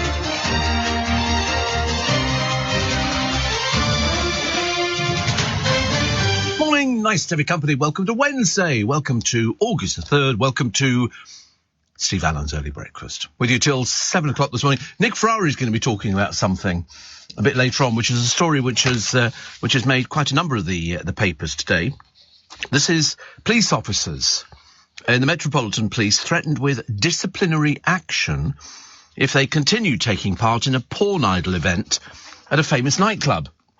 The nightclub is just around the corner from here. It's called Heaven. It's in just off Villiers Street, and still run by Jeremy Joseph, who's been running it very successfully for goodness knows how many years. I mean, every pop star appearing there, even Kylie and people like that, he pays big money. And he's having a... sorry. Just finishing the last spoonful. He's having a porn idol competition, which is basically a lot of people who sort of, look good, who will strip, excuse me, on stage. And the winner, weekly, will win £250 cash. They just take their clothes, as opposed to what, not take it. What do you mean? What else do you think they're going to be doing? They're going to be waving it around, are they? I don't think. I think that's highly unnecessary. But no, they will strip. And, I mean, most of them will probably there'll be a lot of professionals there. Because that's what people want to do. They go to a nightclub, and to be honest with you, we've seen it all, but we see it on the television all the time. With Naked Attraction, I mean, some of those people you have to send sympathy cards to, feeling a bit sorry for them. But anyway, so they're doing it. And for some reason, word has filtered back to the Metropolitan Police that there might be some police officers taking part in it. Well, it's a gay nightclub, but anybody can go there. They don't discriminate. If you're straight and you want to go, you can go. I mean, you often find straight couples in there. In fact, quite a number of them.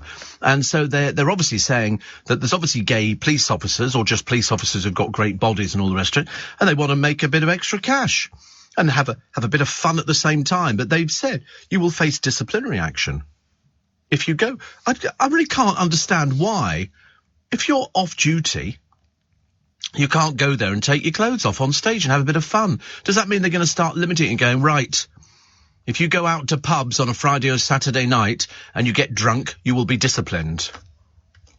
So they've warned the officers they will, this is it, they will face disciplinary action if they participate in a gay nightclub stripping competition. It has advised officers to not partake in the event at Heaven. Mind you, the amount of publicity Heaven's getting out of it is phenomenal. In a bar that they are responsible for policing, over concerns about upholding standards and potential awkward encounters when they return to the venue in uniform on shift. Well, I mean, I defy anybody to go, oh, wait a minute, now you're in uniform. Oh, my goodness me, we saw you naked the other week. You're not going to know who it is. In an email quoted by the Times, an inspector has warned officers. Oh, he's going to have a bit of a tantrum on this one, isn't he? It makes it awkward for staff at the location to then have to deal with you when you're next on shift, attending the venue to carry out official duties. Well, how many have you got going, dear? How many are going there? Is this hundreds of police officers in the Met? I mean, surely if they go, did you take part in it? OK, we won't send you. We'll send Brian. Brian's never taken his clothes off in Heaven before now. What a stupid thing to say. Makes it awkward for the staff at the location. I could understand it if there was how many gay police officers are there that want to take all their clothes off? And are they all going to be sent there? I mean, how many times you need to send somebody to Heaven? Hardly ever, I should imagine. It's not exactly a venue known for drunken abuse and things like that. People just go in there, have a few sherbets and have a dance till about 4 a.m. It's not violent. In a gay club, the only thing you're going to get is, don't touch the hair, don't touch the hair. That's all you're going to get. And he thinks that all these there must be loads. I wonder is he a gay police inspector? Is he worried? Why are you worrying about this kind of thing? I just see this as just absolutely something that is so ridiculous that it's almost laughable. Steve, Costco in Lakeside Thurrock has a petrol station attached. Thank you. And we haven't got one. And somebody says, I don't know why you get a wooden spoon in yours. The last 2 boxes of 4 I bought had no wooden spoon in any tub, so I thought they were no longer putting them in. Very annoying, says Chris. No, we get, you take the lid off, and there's the wooden spoon. And very nice it is too. And it doesn't break. They used to have plastic spoons. This is in my ice cream. And they used to have plastic spoons, but they snapped because they were cheap plastic. But this is Häagen-Dazs. It's not. Is it not eco-friendly? What, wooden spoon? Oh, plastic, definitely not. Oh no, we don't want plastic. But I don't think Ian would deliver plastic. He knows the rules. He knows the rules. Thank you, Ian, very much. Thank you very much. So you need the wooden spoon.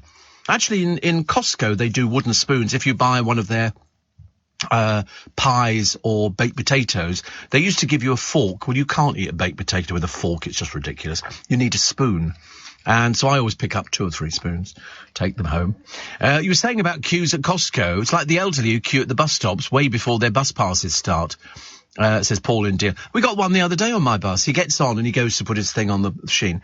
And he's obviously got one of these passes, which I haven't got, because they're a bit stupid in the Freedom Pass place. Yeah, I was very jealous. But it didn't matter. And he goes and puts the thing on, and then he sort of walks off.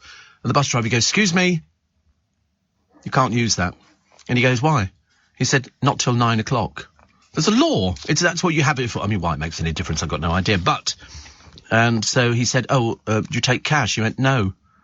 And, I mean, he must know, because when they send you this thing through, you know what the rules are. Sometimes there are people who do cheat the system, and the bus driver couldn't care less whether you get on the bus or not. But it just means it doesn't go through the machine, because you're not paying for it anyway. But he was made to look very embarrassed. Then he had to get his phone out and sort of say, "Oh, can I put it on my..." "Yeah, you put it on anything, mate, but you can't use it before 9 o'clock in the morning. It's as simple as that. It's the law." You have to tell people these things. Waitrose are now selling all the Dalesford Farm range, says Lloyd in Brighton. I've heard of Dalesford, and I don't know why I've heard of it. Have I seen adverts? Apparently we went and visited the farm in the Cotswold a few weeks ago. Loved it, says Lloyd. The Dalesford Farm range. I like Laverstock. I need to do a trip down to Laverstock, actually, to get their pies, because they were the best pies ever. Oh, my God, am I going to love this? Is this going to be really nice food? Oh, here we go. Dalesford Organic. Working with nature. They do everything. They do everything. Oh, blimey. Oh, it's very nice, isn't it? Very nice. Dalesford Farm. The best farm. It's in the Cotswolds. I can't go to the Cotswolds. Imagine the cost of petrol. Going to be a lot. Do they have a restaurant there? Do they have a restaurant? If they have a restaurant, we can find out what some of the food is, because we like that. And Dalesford Farm. There's one in Marylebone. Good Lord. 6 to 8 Blandford Street. Wow. Oh, wait a minute. Did we look at this the other day? I can't remember. We went in one the other day. It was about £5 for a loaf of bread. I remember thinking, I'm not spending that much. I'm, a fool and his money, as they say. Here we go. Organic purple artichokes, $4.99 a kilo. And they've got all their different breads and everything else, which seems quite nice. They do artisan bread. For that, read, shove an extra £5 on the cost. That's what it means. Local delivery. You can eat and drink. You've got to spend 30 quid, though, which in there will take about 2 items. And so, looks a bit expensive for me. Looks a bit expensive. I don't have that sort of money to sort of put around. But if I had a lot of money, I'd be going searching for Nazi gold.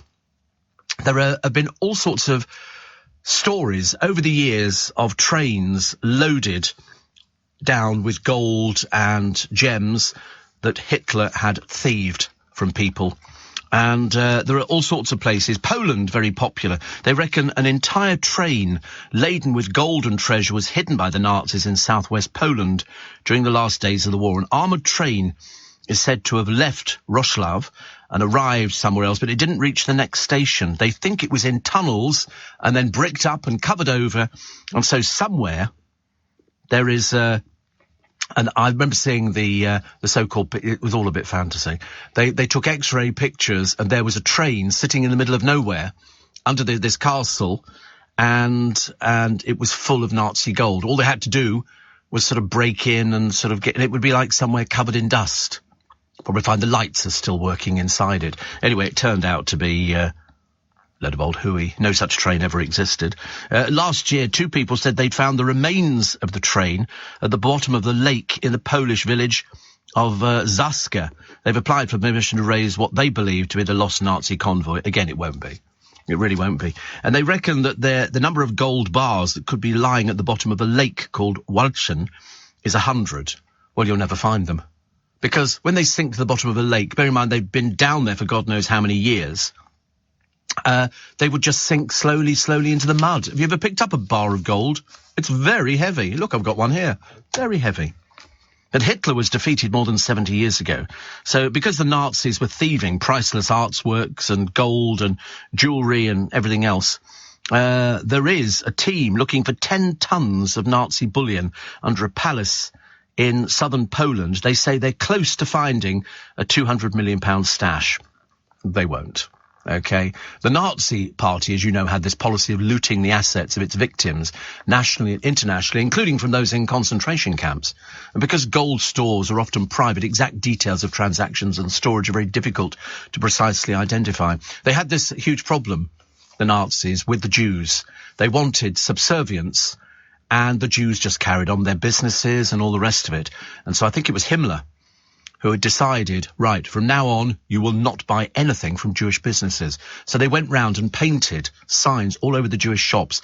In the course of the next 24 hours, shops were looted, windows were all smashed, people were dragged out into the streets. It was just absolutely ghastly. But they've got, sorry? Kristallnacht. I mean, when you see it, you just can't even get your head around it at all. But they reckon they're close to finding this £200 million stash. They've got permission to dig up a metal canister located with the help of an old SS diary. Yes, this canister, it's got to it. No, it hasn't. Meanwhile, the search continues, and they've got all sorts of places in Germany, and they reckon £56 million worth of Nazi gold is believed to be lying at the bottom of Bavaria's Lake Walchen, one of the deepest and largest alpine lakes, yeah. And there's also a Loch Ness monster. You know, it's all Jackanory. Unfortunately, as I'll tell you in a minute, they discovered a secret network of Nazi tunnels last year. What did they find? Tell you in a minute. Morning, 18 minutes past 6. So, treasure hunters last year discovered a secret network, obviously not secret anymore, of Nazi tunnels thought to contain the long-lost Amber Room. Now, the Amber Room was built for the Russian Tsar Peter the Great in the 1700s. It was said to be worth £500 million and was considered an eighth wonder of the world.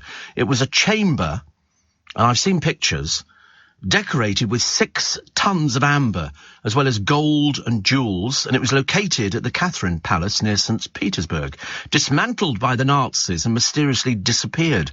Museum staff in Mameriki, who were searching a forest of 498 acres, found what was once a Nazi headquarters, where they found a concrete slab covering a tunnel believed to be 50 metres on. Apparently, somebody from the museum said they were now applying for permission to open it. He said it's part of a system of underground corridors, maybe an ideal place. But this Amber Room is very famous. You can find pictures of it. This is a recreation, I believe, of it. I mean, it was just, they had money. They had money. They had huge, huge reserves of money. I mean, it is absolutely, it's like, if you were going to build something that was going to be ostentatious and so vulgar, this would be it. This would be it.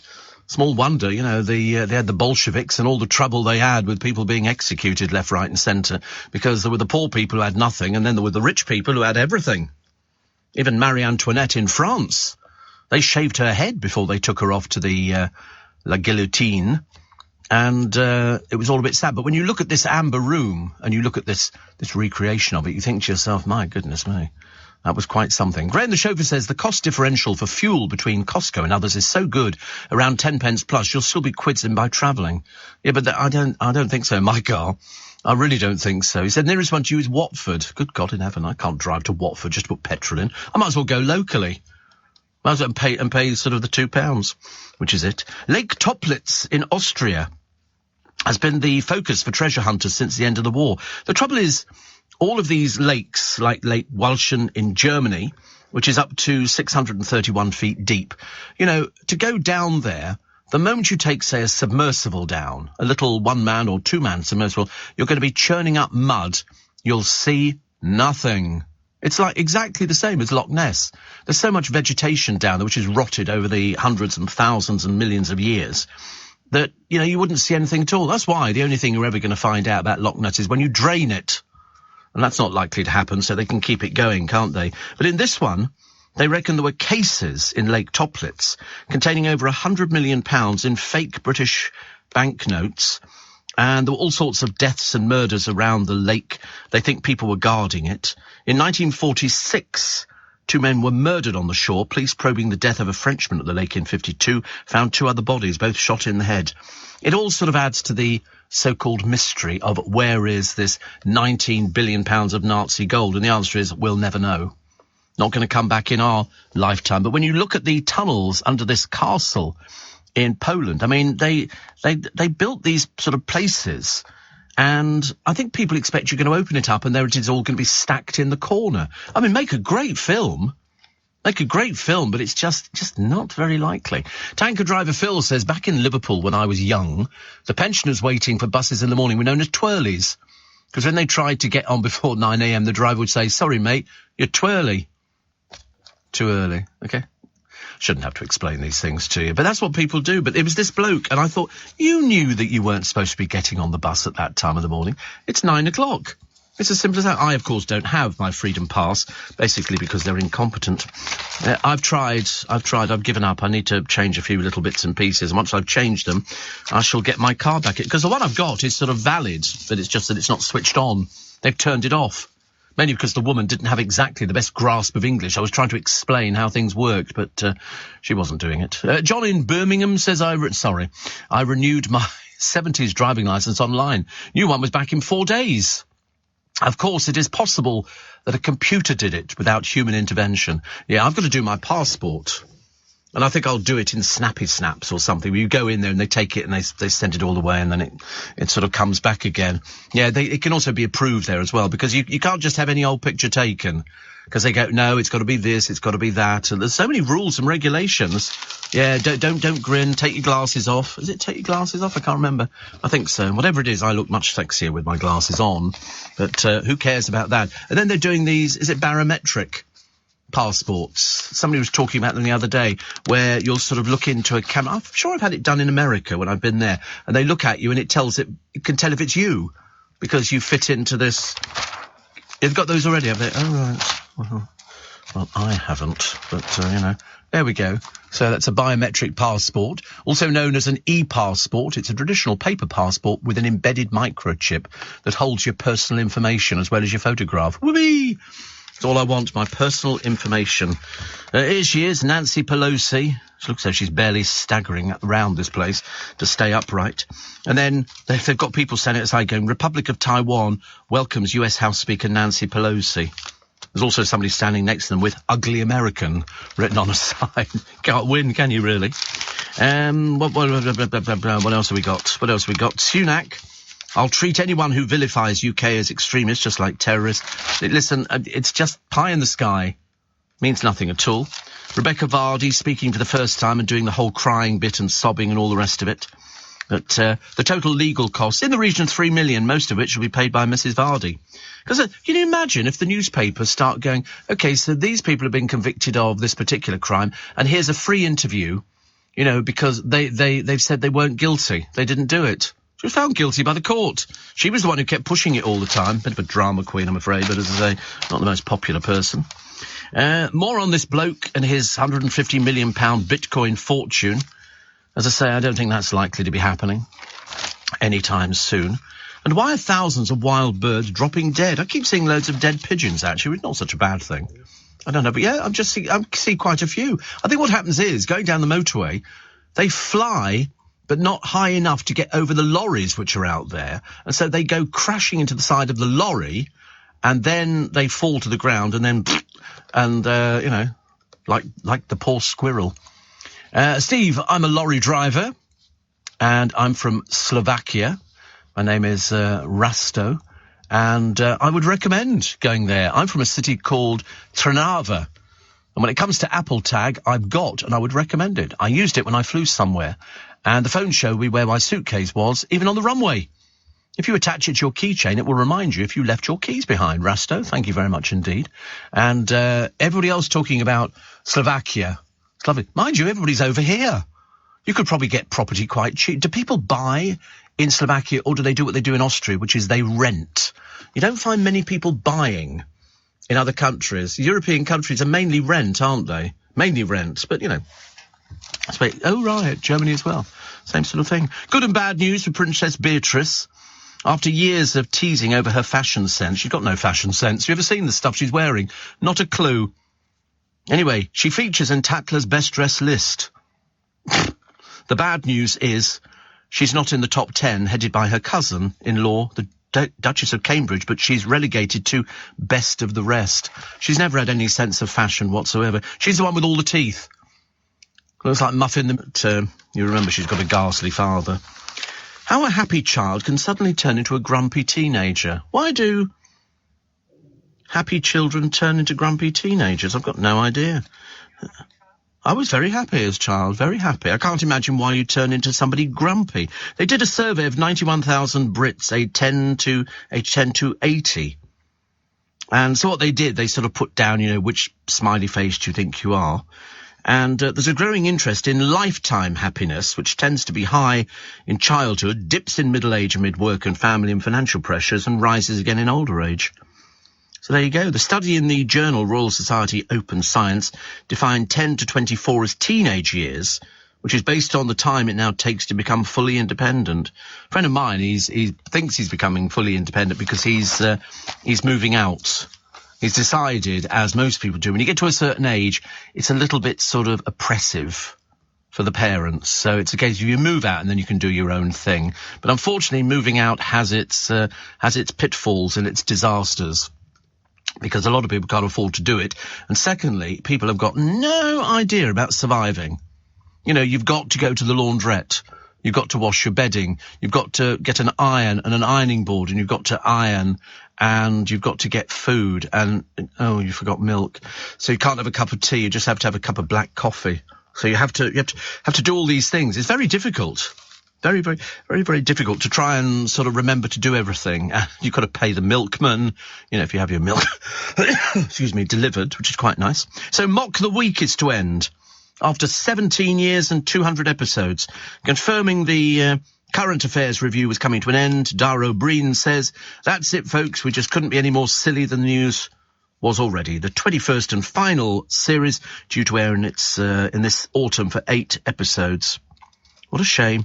But apparently, comedian Catherine Ryan attacked the programme in 2020 for having only one woman on at a time. It wasn't until 2017 that 2 women were booked for the same episode. Yes, the BBC have a habit of only using men on their quiz shows. Women are in very, very poor supply, I'm afraid. Apparently there aren't any of them, and so they can't put them on the programmes. So, but it's taken them years. And so what do? They put 2 women on this programme. This is over 2 years. And now they're axing the programme. Fantastic, isn't it? You couldn't make it up, really. And they're going to put some other rubbish on. So it'll be something else that doesn't get an audience. 1 in 5 nightclubs has closed its doors in the past 3 years because the sector was badly hit during the pandemic. I can't remember the last time I'd been to a nightclub. But don't exist, I'm afraid, anymore. And a terminally ill lecturer who was tackled by police after mooning at a speed camera has been cleared. Daryl Mecom was detained in his back garden by officers shortly after he bared his bottom at a mobile speed trap last November. He has a nerve condition, which is MSA. He'd been arrested on suspicion of indecent exposure. Yesterday he went on trial accused of obstructing a constable in the execution. There's pictures of him being pinned to the ground by all these police officers. And he sang a Monty Python song as well. And then they went, "No, go away, go away." It was just ridiculous. He's been cleared. He just mooned. He's dying. He mooned at a camera. I mean, I have to be honest, I wouldn't do it. You wouldn't do it. He did it, and the police decided. It took 4 people to hold him down. And he's dying. Leading Britain's conversation. LBC with Steve Allen. Morning, every 25 minutes to 7. Where's the rain? Why are we still waiting for this rain? They keep promising, and yet still nothing appears, which is very embarrassing. Birthdays today. Martha Stewart. Now, you might not know who Martha Stewart is, but she's talk show host, businesswoman and lifestyle guru, once called the definitive American woman of our time. Her profile was viewed more than 20,000 times in a week. She's 81 today. 81 today. But as I say, if somebody showed me a picture, I don't think I'd know who she was. So, did she have some trouble? No, there was somebody, wasn't there? There was somebody who owned a hotel who said paying tax was only for little people. And Martha Stewart, was there a story there? There must be a story. Mustn't there? Wait a minute. That's right. She was convicted of felony charges. She served 5 months in federal prison and was released. She looks slightly peculiar, doesn't she? She looks as though she's had work done. She does look as though there's been work done. So she began there was speculation that the incident would effectively end her media empire. But in fact, she began a comeback and the company returned to profitability in 2006. She then rejoined the board of directors, became chairwoman of her namesake company. And the company was then acquired by Sequential Brands in 2015. So she's one of those women in America. She's written books and everything else. And you sort of look at her and you think, they obviously don't like aging in America because everybody has to have something. So you have to have your hair done all the time. It's like looking at Pelosi over in Taiwan. I mean, she can barely stand up because Biden's the same. You know, you get these old people and mind you, what was I reading? Nothing to do with old people, but it's in a roundabout way it was. The Pope, who said he might have to step down because he's not very well. And so normally if you're a Pope, you're there until you drop dead. And he said there was one who stepped down. We never quite understood why that happened, actually. I thought that was very odd. And he's still around. He's still around. And they go for a walk every day in their garden and all this. But this latest one, he said he might have to step down. They're sort of evaluating the situation. 1971, Paul McCartney's story. What did Paul McCartney do in 1971?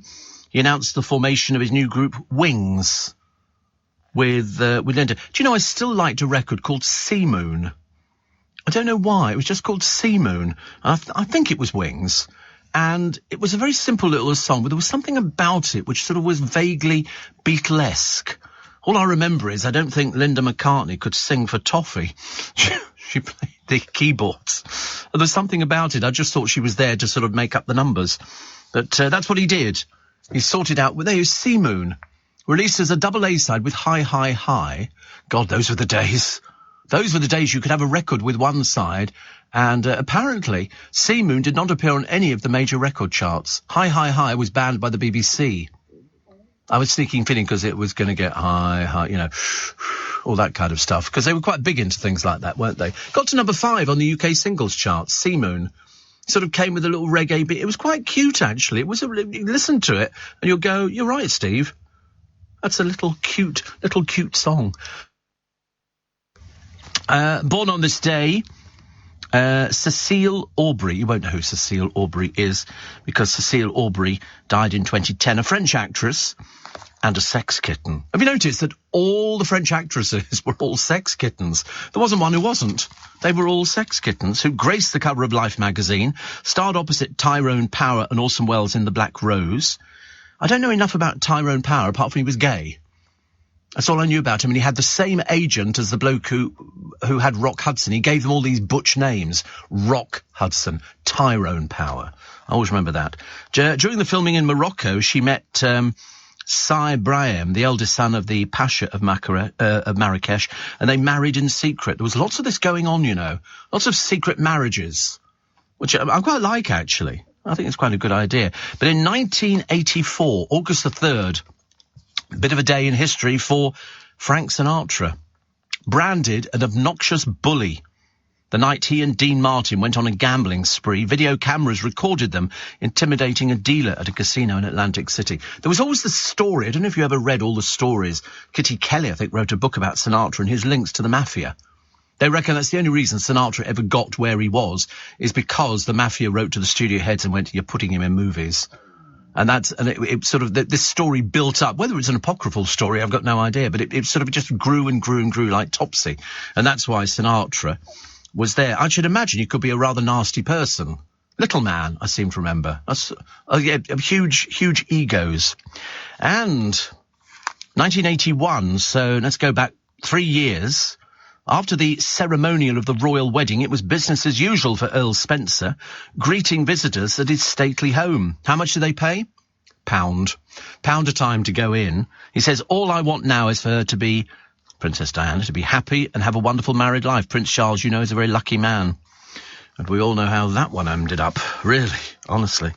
Also, Oh, look, in 2020, diners enjoyed the first day of Chancellor Rishi Sunak's Eat Out to Help Out scheme to support the hospitality industry.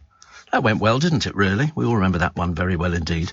And corner shops. Now, why is it? Somebody asked me about this one earlier on, and I didn't know the answer.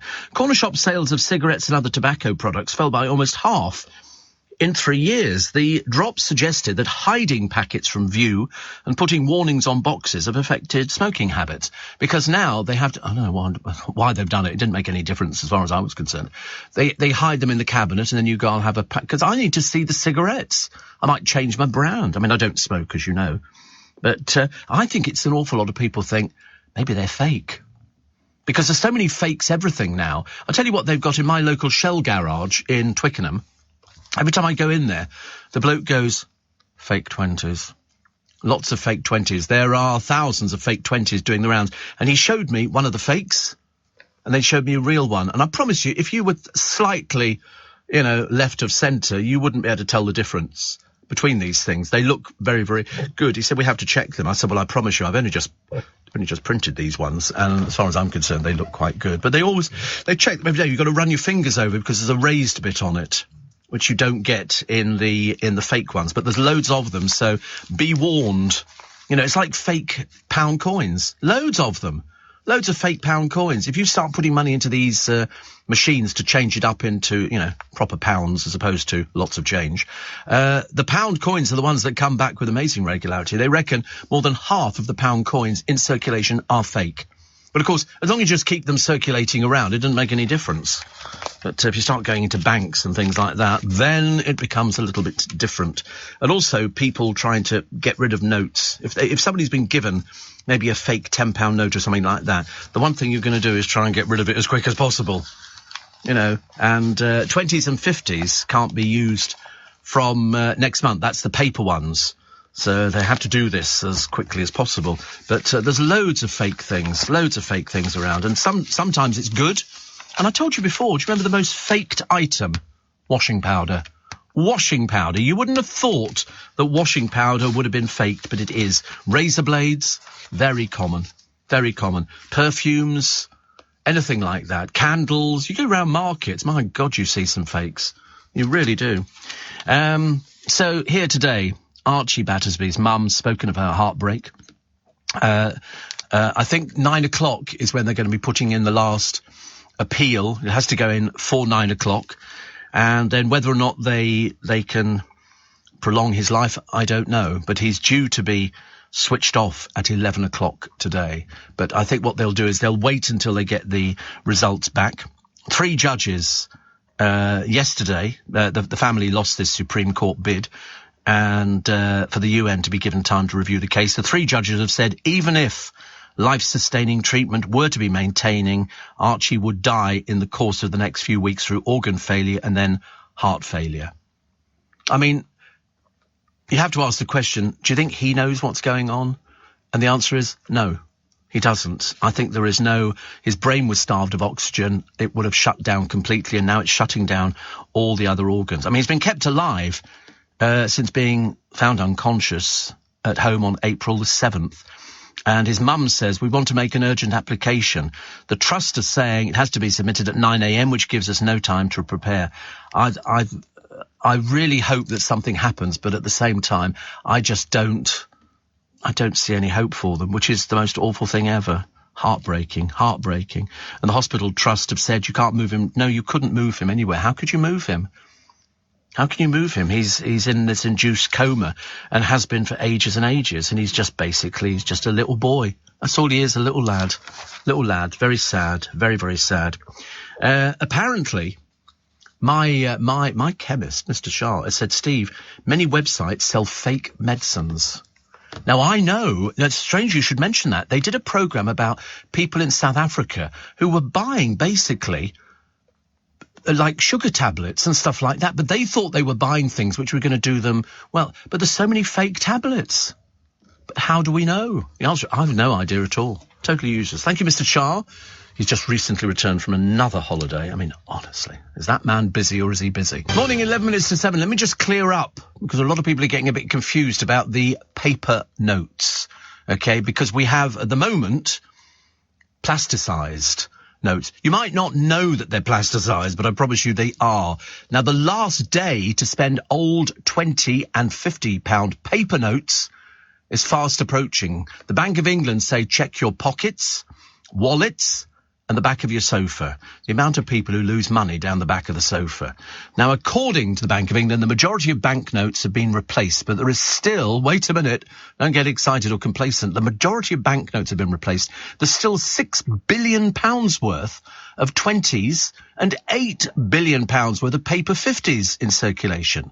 Now, after the 30th of September, these will no longer be legal tender. So you need to change them in the banks. It's no good leaving it till the last minute because they will not be legal tender. You'll try and pass them over and shops will be refusing. Mind you, not that I see people using cash very often. I must be one of the very few people who uses cash.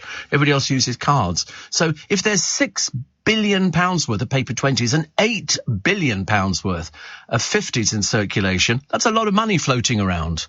So check your pocket, check your wallets, check the back of the sofa, check under the bed. Because some people keep it in a tin, and they've been hanging on to notes for ages. I've got a little safe at home. And it's quite sweet, actually. It's quite sweet. I mean, I'll tell you what it is, because I think it's quite funny. And I saw it years and years ago. It's a tin of soup.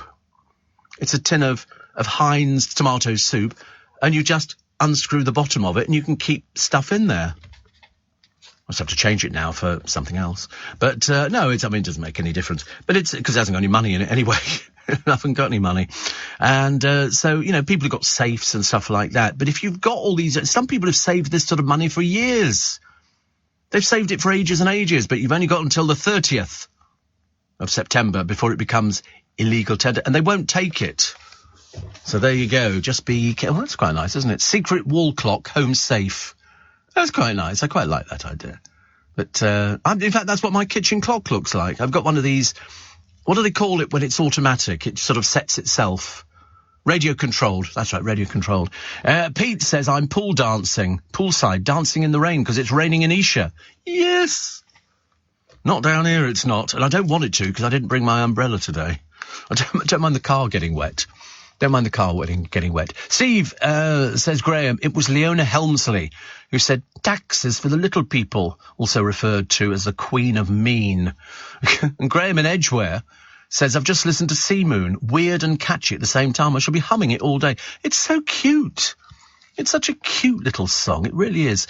And Catherine says, Steve, why are the cigarettes hidden in petrol stations, but the vapes are on display? I know. Explain that one. Bright colours and fruity flavours with names like Blue Raz. Teens are chugging away on these. Health crisis in the making. Oh, I think so too. Sea Moon is a lovely song, but not very well known. Bluebird is another gorgeous song from the Band on the Run album. I thought Band on the Run was a great album. I love the front cover. I really did. Did you say you can't use 20 and 50s next month, says Nicola? Better get mine out from under the mattress. Paper ones. Paper notes. You'll know they're paper. You can see because most of the ones you're using at the moment are plasticised, but they don't look like they're plastic. But they've got the 20. I think I've got one in my pocket. Yeah, it's a £20 note, but it's got a raised bit on the left-hand side up there. If you're looking at it, yeah, this is not paper. This is plasticised. And you can feel the raised bit, and that's what they do when you hand over, because I put £100 worth of petrol in the other day, and he checked every single one of the notes. You can feel it. Top left-hand, you can see it. It's obviously stamped or something like that. But, no. Look at me, I'm rich, I've got £20. Can you feel it? You feel it? You can feel it. Top left hand. Left hand. Left hand. Look at it with the Queen on the right-hand side, and then you run your fingers on the top left hand. There you go, you can feel it.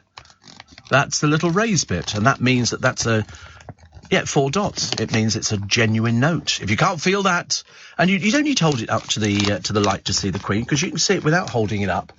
But it's, they'd be very difficult to do, but some of the fakes are very good. But I've got £20. I don't know what to do first. I don't know whether to put petrol in the car or light it. We shall decide later, I should imagine. Steve, not Mornington Crescent being mentioned in the travel news. Not on my programme. Steve, that'll be all the tax dodgers' cash left in circulation, panicking over what to do with it. I know. Because there's a limit how much you can take into banks. isn't there? If you start taking in thousands of pounds worth, somebody's going to think you're money laundering. I'll guarantee it. What else do we have? Speeding motorists. Oh, this is the bloke, excuse me, that I mentioned earlier. Stephen Quick spared a ban because his architectural firm would shut if he stops driving. He had 9 points on his licence. He was doing 37 in a 30. Wirral magistrate said a hardship exemption applied after his lawyer said his client was the only qualified architect at this particular company. If he was unable to drive to project sites, staff would lose their jobs. Well, pay for a driver then. Tight-fisted so-and-so. He was fined 175 quid and told to pay £144 costs, and his licence was endorsed with 3 points. Well, they didn't even send him on a driving ban course. God, blimey, I tell you, if you want to sort of get off, why don't you nip up to sort of the Wirral, because the magistrates up there are very flexible, very flexible. So if he was unable to drive to project sites, staff would lose their jobs. Well, just employ a driver. What, a poor architect? I don't think so. They must think we fell out of coconut trees or something. Absolutely ridiculous. What else do we have today in the papers? Oh, here's this 74-year-old. Her name is Ivy Bastard. That's what her name is. Poor soul. And she's working in a village shop for more than 6 decades. It's in St Tudi in Cornwall, when it was a family-run Broughton's. In 2011, it became a community shop, part of the Prince's Countryside Fund. She met Charles on his visit there in 2018, and they say Ivy is a local legend. I mean, to be honest, she hasn't got the fate to do what she's doing. They just sort of say, have a loaf of bread? All right, I'll take the toothpaste. And she seems fairly happy. So she's cut down now to 2 mornings a week. I know, they were losing too much stuff. Tin of beans? No, we don't have beans. One of the youngest D-Day veterans has died. Fred Lee was a 17-year-old stoker on frigate HMS Nith, which landed the first wave of troops on Normandy's Gold Beach in 1944. And he's died at the age of 95. But after the frigate was repaired, Fred saw service escorting Channel convoys. What a nice man. What a nice man. And in fact, his son-in-law, Ian, who runs Veterans Memorial page, the Normandy Post, said at 8 a.m. on D-Day, Fred was allowed on deck for a brief respite where he witnessed the might of the invasion forces. And a spokesman for the D-Day Museum says, we learnt with sadness the passing of Fred Lee 2 days before his 96th birthday. We will not forget you. We forget what these people went through. We forget what they went through, the horrors of which you can never even imagine. You really can't. And that's just about it, I think. I was trying to work out whether or not we're going to have to put up with any more rubbish from Rebecca Vardy. And I have a horrible feeling there'll be another dreary interview tomorrow talking about her husband or something, who presumably is the one who's going to be coughing up the 3 million. Because I shouldn't imagine she's got 3 million in the bank account. I bet he's had some words. Do you reckon he's had words with her? Come here. What do you mean taking it to court? She wanted to settle. Should have settled. But of course, Rebecca has done her drama queen act, which is very interesting. Tears over the whole thing. I know, we saw them in court as well. But there you go. A little bit worrying, isn't it? Been raining in Ilfracombe since about 7 p.m, says Queenie. Don't be so silly. It's been raining in Ilfracombe since about 1967. I don't think it stops, does it? Steve, if anyone's got any paper money stashed at home, they can pay them into their bank accounts at any post office rather than struggling to find an open branch. I know, there's hardly any banks, are there now? They're closing all over the place. But, as they say on that lovely song, things can only get better. Morning, welcome to Thursday, welcome to August the 4th. Are you well? Are you I know, we're still suffering in the heat, aren't we? Really? I've got a little fan, and you charge it up on your computer or something like that, and I just clip it onto the headboard, and it just sort of blows cold air onto me, which is quite nice actually, and then it sort of runs out. It probably lasts about 4 or 5 hours, but that's enough time to get me to sleep. I'm quite happy. Even fresh rainwater is now unsafe to drink. I was talking about this to my driver this morning. I was trying to explain to him that you never drink any water out the bathroom, because that comes basically from sometimes a tank in the roof or something like that, and it's not the same sort of water as you get in the kitchen. And he said that he'd never drunk water out of the tap anyway, but and also because I said to him I do like cold water, he said you should never drink cold water, and of course you shouldn't. You should drink lukewarm water. Lukewarm water is better. Otherwise, you get, if you're trying to cool yourself down, drink a cup of tea. So I've done about 3 cups of tea this morning, and I'm just about cooling down, which is quite nice. The court has rejected the final bid to keep Archie alive, and his mother is now saying, I don't know whether or not we're still on the particular line of her wanting to have him transferred to a hospice. I don't think they'll end up doing that. I don't think they'll be allowed to do that. You can't just sort of move a child to the hospice. He's very, very sick. And his life support to be switched off unless the family launched the hospice bid by 9 a.m. I think the hospital's doctors will say, listen, you can't take him to a hospice. You really can't. And also the publicity. Imagine all the photographers down there waiting to get pictures and stuff like that. Definitely not. And somebody pointed out the other day, I was listening to an interview with somebody saying, do they realise that if they keep him alive, which they could, but it's highly unlikely, he's going to be so brain damaged, he's going to have no quality of life at all. He'll have nothing. And it hadn't even crossed my mind that the other day. I remember we were thinking about how awful it would be if he dies. And then I thought, but wait a minute, he's been classified as brain dead. If they bring him back, he will be in a vegetative state, and they will have to look after him, have to have special treatment for the rest of his life. And I don't think that's kind. No, it's not my decision to make, and I appreciate that. But I was listening to people talking about it the other day, people who've been in similar situations. What happens, we shall find out again this morning. The Blue Lobster saved from the cooking pot. I can't remember if I have seen a blue lobster. I've never eaten. I don't like lobster. It's not my sort of thing. And the crypto loser running off to the loo when confronted by Penman Investigates in the Mirror today. We do like that particular column. It's very good. They're all talking about the attention-seeking Rebecca Vardy. Really, even when she's down, she's now digging a grave for herself. Basically, they've said she's shoveling away the earth. She might as well just throw herself in the ground because you were found guilty. OK, you're going to have to pay £3 million. They're not going to re-hold the case again, no matter what you sit and say, because nobody believes you. This blue lobster apparently came from Wales. From Wales. It's a North Wales. It was caught off Anglesey. It's a 1 in 2 million lobster saved by the Island Sea Zoo, which has an orange one as well. You imagine? It's only got 1 claw, though. Have you noticed? The blue lobster. Perhaps somebody broke off the other one. But, she can regrow her missing claw when she next molts. Wow. I mean, in fact, even rarer is the orange one. Oh, I don't like it. I thought they were all orange. But no, they're not. No, they're sort of greyish colour. Mottled. But a blue lobster, I think it's quite pretty, but, if you get your finger stuck in those claws, take your finger off. Some of these huge giant lobsters, which I don't like. Things like that. It's not my stuff. They do it in Costco every so often. They have a big glass tank with ice in it, and lobsters sitting there looking at you going, go on, I dare you, eat me. Go on, dare you. So I always look at them. And then sometimes they just have the lobster claws in there, which are quite big, which have come from cold climes, very, very cold climes. Elaine in the original Spikers Facebook group says, I'll have to listen on catch-up today as I'll be in a cab going to Stansted at 4 a.m. We're off on a family holiday to Spain. Fingers crossed for a smooth journey. Have fun this coming week. Well, hoping for some rain. I mean, it doesn't look very likely, does it really? But they're also warning people. Are you over 70? Have you got your new driving licence? You know that you can't drive on an old licence after the age of 70. You're then on restricted licence, 3 years. I'm on a 3-year licence, restricted. Well, if you're over 70, yes. I mean, people should know this, but they're just reminding people, because if you carry on driving on the same licence and you get caught, it's £1,000 fine. £1,000 fine. Not good. I'm on a restricted licence, but that's because of diabetes.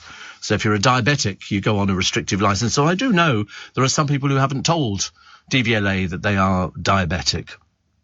And so, no, you don't need to take anything. You just need to, they send you a form to fill in, and you fill it all in. Have you had any hypos at the wheel? Have you had this, that? And then if they're inclined not to believe you, they just check with your doctor. Has he had any hypos while he's been at the wheel? No. So we're all on restricted licenses. Although yesterday, oh, I love that tea. That tea is so nice. I don't know what it is, but it's really good. It's very good. It's not cheap or anything like that. It's nice quality. So I went down to sign these forms again for Companies House. You get some people who write to you. I got one the other day who was a bit simple and said, Companies House doesn't stop your bank account. I thought, well, we didn't say it did. That's how stupid some people are. They're a bit thick. It's HMRC.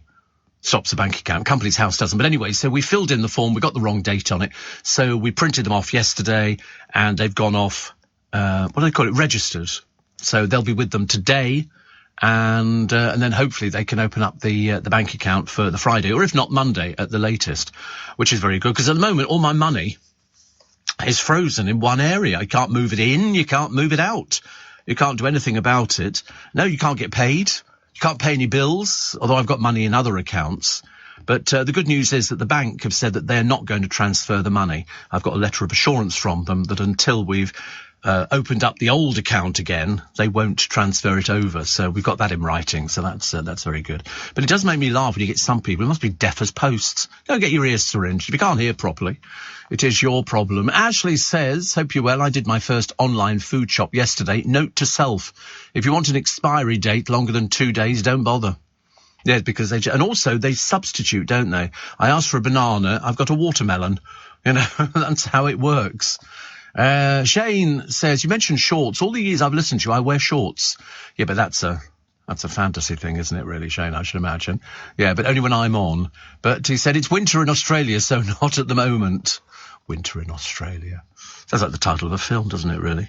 What else we got? The residents on the housing estate have been banned from having cats to protect some swifts that they've got around there.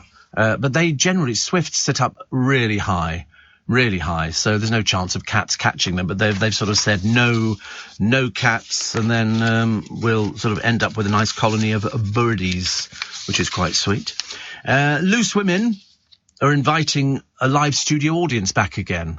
So, I mean, whether it makes a difference to the programme, I've got no idea. It's an awful lot easier not to have, and they'll have to take on more staff, because unless you've got sort of Matty, who'll be sort of standing there direct. Just sit in the seat. In the seat, dear. Oh, God, it's hopeless. It'll be like, it's an expensive thing to have an audience. Also, you've got to have insurance to make sure that nothing happens, like a light crashes down on them. But the good news is you better see Colleen Nolan close up. Bit scary.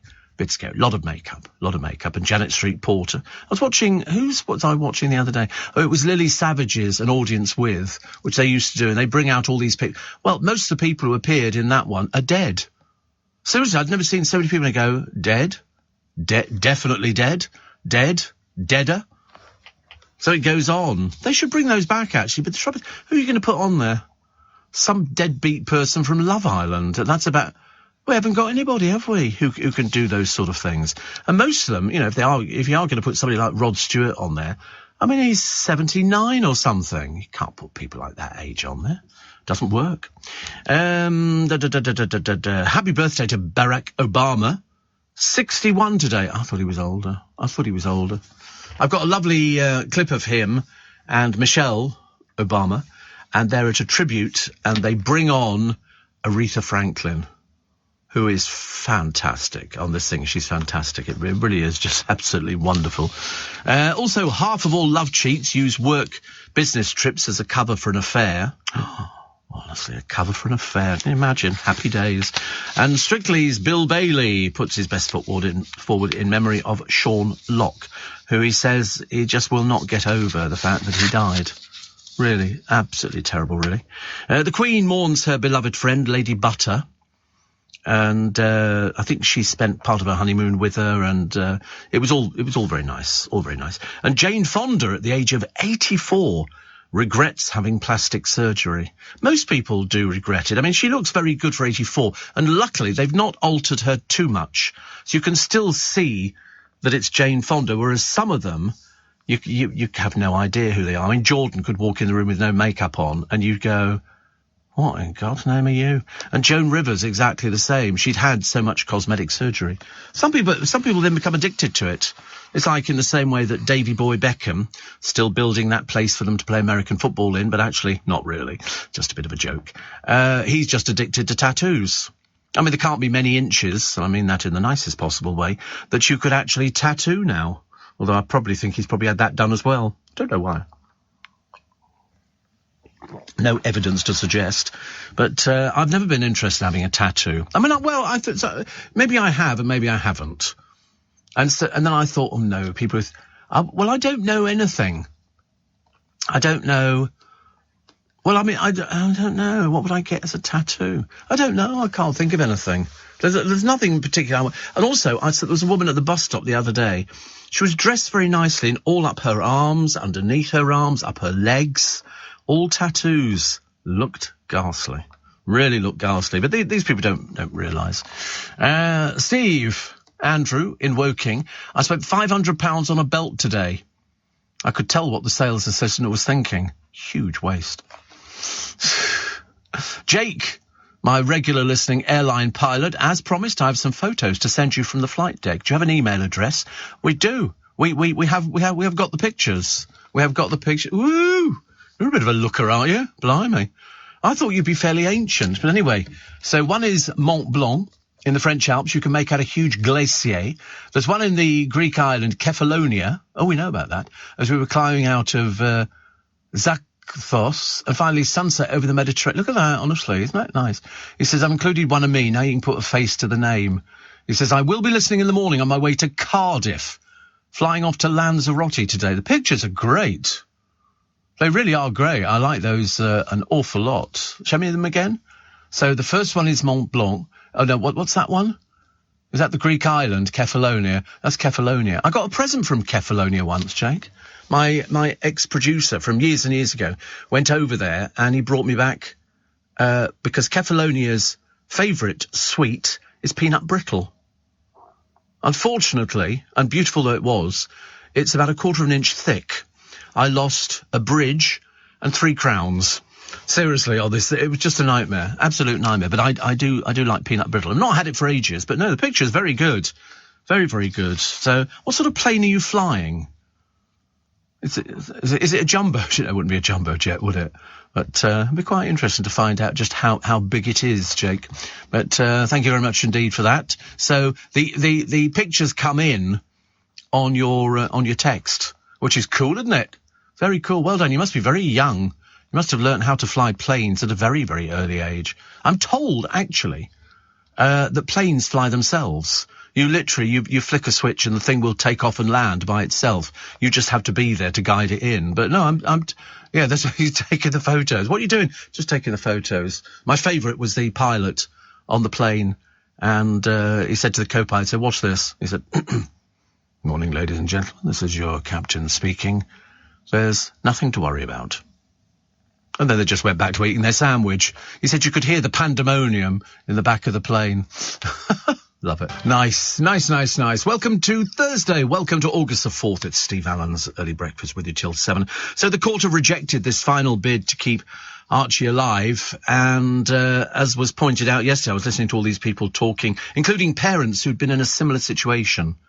And they'd had to make that decision. They said they can understand exactly where she's coming from, but it would be cruel to keep him alive. Just literally, I mean, he'll have to be kept alive on machines for the rest of his life. And that's no quality. Much as though, you know, if I was lying in bed and you could hear, they say hearing is the thing that goes last, and you can hear what people are saying, you go, no, keep me alive. Keep me alive. That's what you'd be wanting to say. Keep me alive. I want to live. Because he's only 12. And you look at him and he's such a cute little guy. And they've got pictures of him doing this. I mean, I think they've accepted that they're going to have to let him go. But I think they want him to go to a hospice. Well, the actual procedure for taking a boy who is on life support machines, to take him to a hospice, is not as easy as you think. They don't just pop him in the back of an ambulance. He's going to need to go in a truck with all the equipment with him to keep him going. And then they're going to so what are they going to do? Keep him going in the hospice on all this equipment? Because he's brain dead, he will be in a vegetative state.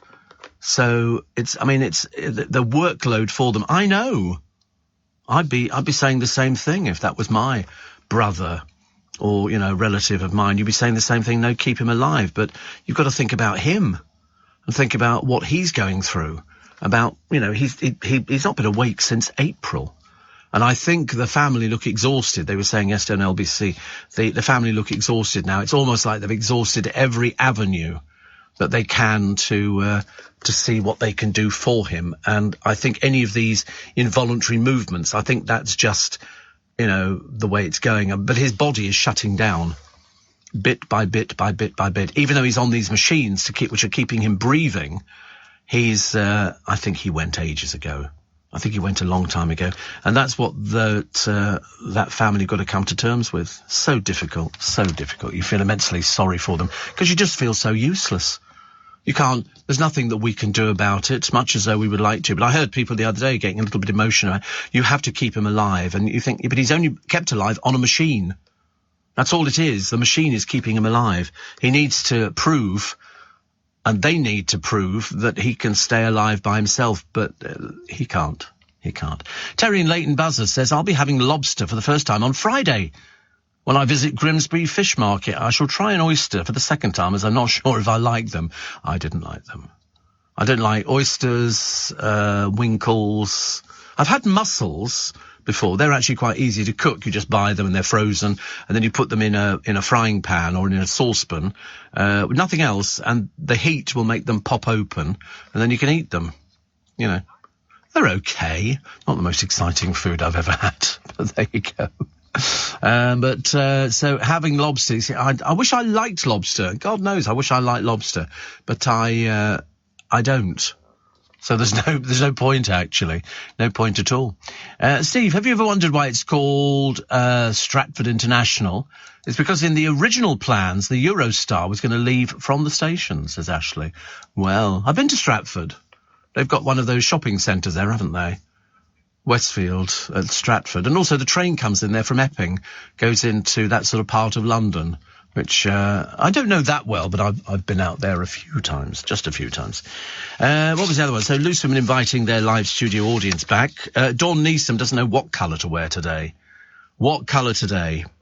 What colour for the jacket for Dawn? See, I think green. Don't know why. You're going to say blue. You like all these dull colours. Turquoise. I don't think she's got turquoise. She's definitely got green. We know she's got green. Green with sort of, a white T-shirty thing underneath, which I think is quite nice. That looks crisp and clean. So that's our thoughts. We always help Dawn out every day because we like to feel that we're in charge of the way she looks on the television. Oh dear. Did you miss him? Cleggs coming back to Britain. All Cleggy. I didn't know he'd been away, to be honest with you. He worked for Facebook, did he? Oh, right. When he used to come in here, he used to have a police officer with him, who was his sort of security. He was about 6'3", 6'4". And I remember I walked out my studio one time and he was outside in the corridor and he went, "Oh, Steve, just like to tell you, mate." He said, "Love the show." Mate. I thought I was so excited. A police officer who's armed and extremely dangerous was a fan of mine. But mind you, I met that when we went down the Mall one time and there was a copper there and one of the girls in the PR said, "Oh, it's a guy wants to see you, Steve, wants to know if you can get a picture taken with you." And I said, "Yeah, absolutely. I don't have any problem with things like that." And he was a dog handler. And then I went down to the barracks once when we were doing Gareth Malone and just next to Buckingham Palace. And I walked in there and in the guard room they went, "We listen to you, Steve Allen, every day." And I thought, God, there's no end to the excitement, actually. So Jake flies the Boeing 737. He says, "I'm blushing all by myself in the car at your kind comments. I'm 37. We don't blooming look it. You must have passed really young then, mustn't you? You must have, when you took your pilot's test. How long did it take? Well, it's the same as anything. It takes as long until you pass. It's like, how long did it take you to pass your driving test? 5 attempts. I passed. See, it's quite big, isn't it? Is that his plane? That's the South African version of it. Outside toilet, and you sit with the rear gunner, which is very nice. But so it's a Boeing 737. Wow. See, it looks quite big to me, doesn't it? It makes. What's underneath? Is that the hold where they keep everything? Like all those people who've argued at Luton or wherever it is to say, "I want to bring this with me." No, you can't. Captain says, "No. They look quite nice, don't they? I'd love to be able to fly a plane, but I can't, and I'm way too old to learn. So, you carry on blushing, Jake. You carry on blushing. Nice hair, nice teeth, nice plane. We like all of it, actually. You are the complete package. You are the complete package. So seats 108 to 215 people. Probably better with, that's a bit of a difference, isn't it? 108 to 215. Depending on how many first-class seats there are. But that sounds really good. Very good indeed. The teacher in the Campbell abuse claim will face extradition. He lives in South Africa with his wife on a housing estate, and they want to bring him back because Nicky Campbell was saying he was the one who was responsible for the abuse of 10-year-old boys in the school. And people knew about it. But then as happened in the Catholic schools in Canada and in certain parts of America, the Catholic brothers just watch the film Catholic Boys with Andrew McCarthy, I think it is. And it's a very interesting film. It's about life, you know, for the boys under some of these sadistic Roman Catholic brothers who were there. And one of them was just vile. That's what the whole film hinged on, until in the very end, the boy that he abused smacked him in the face. And so he chased him, and the school headmaster suddenly realised, wait a minute, got a wrong in here. And in Canada, they had the huge problem, didn't they? Andrew McCarthy was very good in it. He was like the goody boy, but this particular master who was sadistic.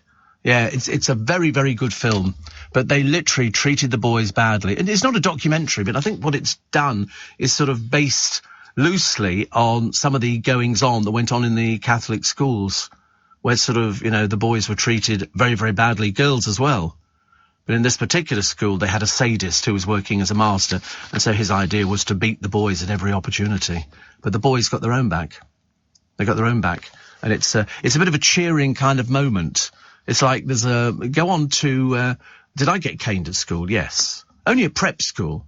I think by the time I'd moved to the next school, I think it was illegal. I can't remember, but I did get caned. Only a couple of times. Of course, everybody used to go, show us the marks. have to pull your trousers and pants down to show these, how many marks you got on your bottom. Because we were only little boys, we're only 9. You know, nowadays you couldn't get away with that. They caned you with sort of a long, flexible cane. They used to flex it. And I think I was talking in class, and I think it was the French man's class. Oh, he came from Belgium. His name is Mr. Caperns. And I sort of used to get out Belgian money and show us. And it was highly coloured, beautiful pictures on it, really lovely. But to be honest with you, he was a bit dull. The bloke who did religious education was a bit dull as well. But he just, I could tell you a very rude story, but I won't. But no, a lot of people used to get sent to the headmaster. I think in the end, some of the boys quite liked it. That's why you get some of these elderly people now, sort of old men, and they like to be, so they liked a little bit of the old smacky bottom and stuff like that. Again, I could tell you some very funny stories, but again, I'll probably never work ever again. The firefighters who freed an otter who was trapped in a sewer. They can be quite dangerous, otters. They're quite big as well, so don't mess around with things like that. And what was the other? Oh, the Batgirl movie up in smoke. They're not even releasing it. It's that bad. They're not going to show it. They've wasted between $75 and $100 million. And you think to yourself, oh, my goodness, it's got to be bad. Yeah, they'd already made it, yes. And they looked at it, and they thought it would do the brand, you know, down. So they decided it's not going to be shown. They're not even going to normally they go straight to video, but they're not even bothering with anything like that at the moment, which is quite good. Are you feeling happy? Are you dreading the bills coming in? Everybody dreads the bills. It was interesting, actually, because we were talking about Jake, who is our regular pilot on that. I can do an entire crew based on the number of people who listen to us, who fly planes and who work the cabin and things like that. And it's interesting because people are talking about pilots and how much they make, but it's a lot of responsibility. It really is. They did a documentary some years ago, and I think it was pilots that they were training up to work on EasyJet. But then somebody went to work for EasyJet, and then he moved from EasyJet, because I'm assuming they don't all get paid the same amount of money. They're looking for different things. EasyJet have got a few women working, and it's amazing how many blokes that they question when they say, oh, it's a woman pilot today. They go, you're joking. They really, they can't cope with the idea that a woman could do something like that. And yet I know women who drive lorries, women who drive taxis and stuff like that. You tend not to get too many private hire vehicles driven by women. But you do get quite a lot of women out there driving. Why not? Let's face it, women can play football better than the blokes. Only 9% of pilots are women. Only 9%. And there was one of them, she was very pretty, and blonde hair and all the rest of it. And she would deliberately come out of the cabin when the flight landed going, hello, I'm your pilot, thank you very much indeed. And you could see the blokes going, why, yeah, you're good-looking lass, you know, and all that kind of stuff. It was slightly patronising, because she could do it exactly the same as the blokes. Everybody learns the same thing. It's like once you've learned how to make a cake, it makes no difference. There is such a gap. Yes, I know. It is particularly bad, I'm afraid. The Batgirl film, which, as I say, has been shelved, insiders say it was so poorly received at test screenings, Warner Brothers decided to cut its losses for the sake of the DC Comics brand.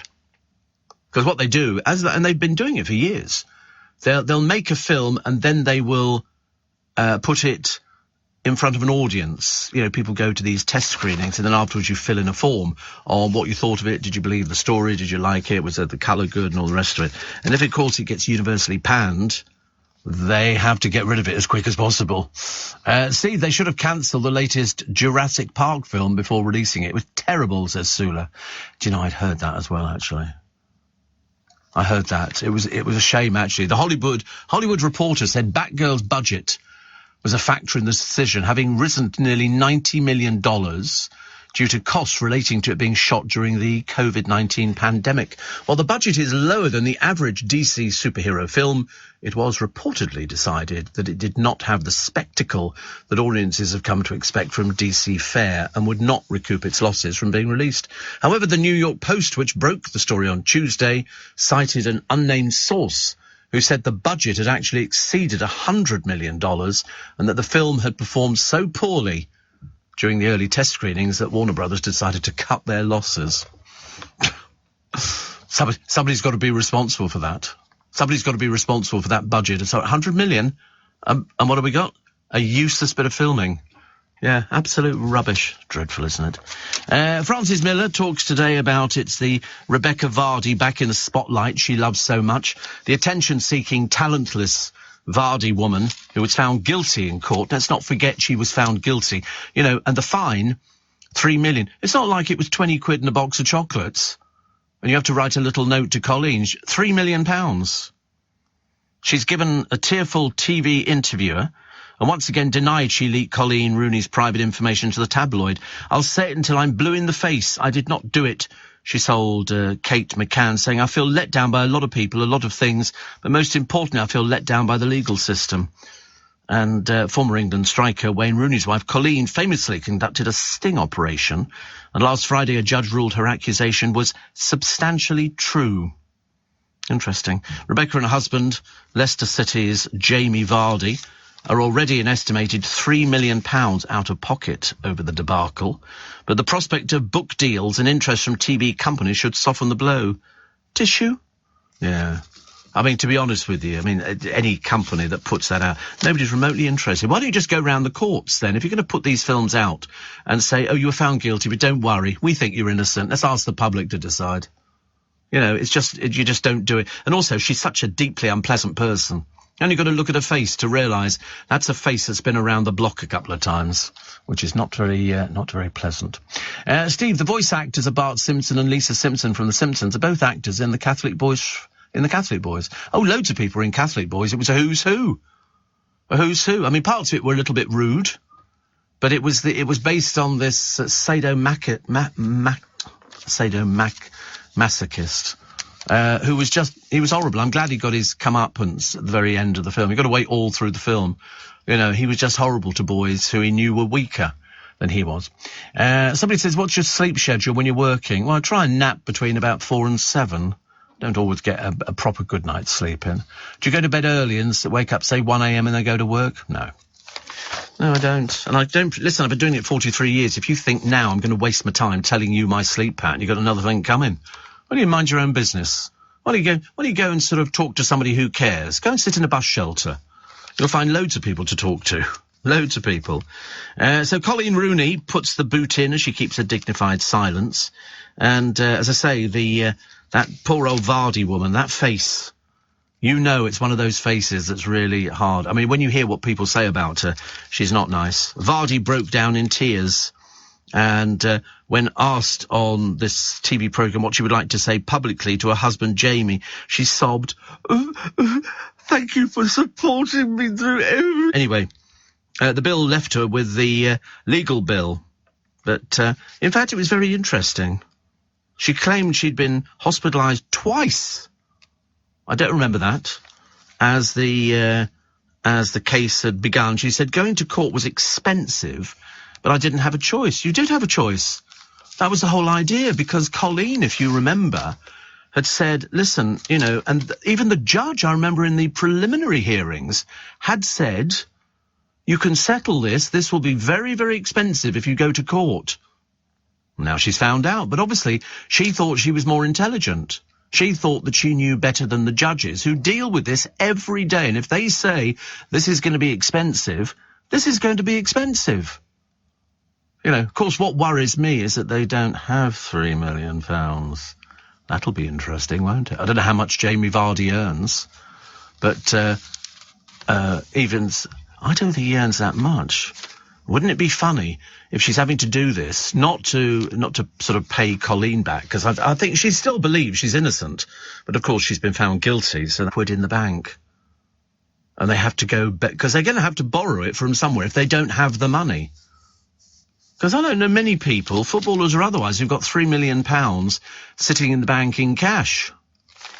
I think it's quite a difficult thing. Quite a difficult thing. So if they don't have it, she's going to be selling every aspect of her life, but she's been doing that all the time. She's also freely admitted that she used set-up pictures. She said, how do you have to play the game? She said, how would you expect to get publicity for something? So you do set up pictures. She said that the other day in her interview. She said, we have set up pictures. I take a photographer out. He takes a picture of me doing something. She said, that's how the game works. Very expensive game for you. And what do you reckon about the Ryanair steward who was admitted boozing whilst working on a flight? He claimed to a court, I'm not a criminal. Even though Sam Thompson was flying from Poland to London when he drank Jack Daniels from a trolley plus a small bottle of wine. So somebody obviously then dobbed him in, and he was taken to Chelmsford Magistrates Court. He comes from Cheshunt. He admitted performing an aviation function whilst impaired by drink and was due to be sentenced, but was instead sent to the city's Crown Court on August 31st. So in other words, they've decided that it's up to a jury to decide. Juries have to decide these things now, because if you believe that you're innocent, you can elect at Crown Court to go for Big Boys Court. And so the jury will decide. I know, because I was on the jury of quite a number of I was going to say high-profile cases, but they weren't really high-profile cases, but I found it a deeply, deeply interesting procedure. And the amount of people I've spoken to go, oh, I wouldn't want to ever be on a jury. Oh, no, you would. Oh, believe you me, you would. You sit there, you can take a packet of boiled sweets in, and sherbet lemons I would recommend. I loved it. I absolutely loved it. I only did about three trials, but they don't leave you there for the sentencing, so you do your bit, and then that's it. You're all dismissed. So we all troop off like good little boys and girls. And we're very mixed group of people who are deciding on somebody's fate. But it was the fairest way to do it, because you've got 12 good men and true. Some of them weren't very good at all, but and they've got people there, and it's amazing how many people didn't believe certain aspects of the case. And then you have to go into this room and sit down and try and convince them that, you know, why would this person tell lies? And some of them were a little bit like, you know, Jack the Lad kind of thing. And they just believed that all the police lied. So they weren't believing anything like that, even though we were then told this person that you are trying at the moment has a history of this. They've just come... In fact, one of them had just come out of prison. I mean, I found it really interesting. I thought there'd just be us in the courthouse, but in the court I was in, there were 13 courts, and there was about 130 people in there every day. So you'd go in, the old... Don't ever go to the Old Bailey. It'll take forever and a day. Sitting there for ages. But we'll wait and see what happens with this one. So they're still flogging barbecue food, even though Marks and Spencer's have said then they're not going to sell barbecues anymore. This is the throwaway barbecues, which is a shame because I did throw away I was going to have it and I left it outside and I thought, no, I can't be bothered. But I always thought they were very good, but unfortunately, Marks have said they want to help protect open spaces and reduce the risk of fires. So it's good news for the London Fire Brigade. And I agree. If you're going to have a barbecue, have a gas barbecue. And if you're going to have a gas barbecue, why don't you do yourself a favour and just cook inside? That's what God built kitchens for. You know, you don't sort of, unless you're going to move your barbecue into the sitting room, add a little bit of interest to the occasion.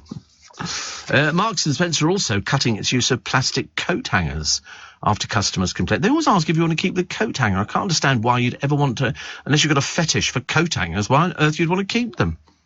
They're going to trial sending out online orders without them, and it's already displaying some clothes on tables. They got loads of criticism from people who were sent things, and the amount of packaging you get with parcels, ridiculous. I mean, I do like getting parcels. I seem to have an ongoing bit of a thing with Amazon. I love it. I think they're great. I think they're absolutely fantastic. What else we got? We've got somebody else who's got into drug use, and apparently drug deaths have hit record levels. There's a crisis with cocaine. Steve Allen on LBC. Morning, nice to be company. It's Steve Allen's Early Breakfast on LBC. So drug deaths have hit record levels in a cocaine crisis, because no matter how many times they announce that they've managed to intercept a boat or something coming across the channel or whatever it is, they can afford to lose so much cocaine. Even if they brought in 20 tons of cocaine on a boat and it got intercepted, Coast Guards were going, fantastic, and it would be fantastic. We've managed to get 20 tons of cocaine. A little bit further up the country, they've managed to bring it in on a remote beach. So cocaine deaths have now risen sevenfold in a decade. Middle-class drug users fueling the crisis. Apparently there were 4,859 deaths related to drug poisoning registered in 2021, which is a rate of 84.4 deaths per million people. I mean, you know, it's 4,859 too many deaths. They've got a mother here, the heartbroken family of a cocaine addict who took his own life, said the drug had got its claws into him. This guy is called Peter Whale. He spent as much as £250 a day on cocaine. His brother John says they put a tracker in his van so they knew if he was buying drugs, but it led them to discover what had happened on the day that he died when they found it was near a cliff. Really awful, isn't it? They're now setting up a charity to educate about drug addiction. And his wife Linda says it's been hell, absolute hell. No child should go before their parents. So he was only 29. £250 a day. They say he was always full of life and fun. Of course he was. He was on cocaine. It's false economy. False economy. Steve says, Stella, I went to the V&A yesterday. What an amazing place. Then went to Italy in Liverpool Street, full of restaurants and a massive Italian food hall. I was amazed. Yeah, the V&A is very good. The food's very good at the V&A as well. Very, very good. In fact, it's a lovely... I was recommending the other day, you know, going to see the jewellery that they've got. You go to the right, to the very back of the V&A, turn right, up the stairs, on the left-hand side, their jewellery room. It's full of the most beautiful diamonds and rubies and pearls and just about everything. Platinum this, platinum that. You name it, they've got it. It's fantastic. And they've got 3,000 jewels. The V&A has got one of the finest and most, I would say, comprehensive collections of jewellery in the world. It's everything there from early days, from very, very early days to one here. There's one here from 800 BC. They've got everything. They've got absolutely everything, and they're just stunningly beautiful. And for ladies, if you like your jewellery, you'll definitely like the V&A and having a look at their collections in this room, you will just sit down and marvel at how beautiful some of these pieces are. They're just absolutely amazing. I did feel about carrying out my own robbery, but then I thought, you're upstairs, you're going to have to come down the stairs, and I didn't really think it was going to be worth it. But I loved it. Supervet's still on television, and I'd love to know what he charges. I would really love to know what he charges.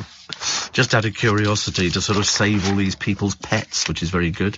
And they seem to have dropped Eamon Holmes from the My Feet Hurt advert. We don't seem to get him anymore. We seem to get Ian Botham now.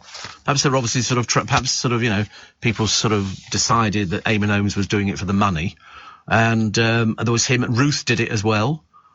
And now it's not. Now it's Ian Botham telling you that if your feet hurt, buy one of these machines. I don't know how much they cost. I quite fancied the idea. I thought it'd be quite a nice idea. Thank you.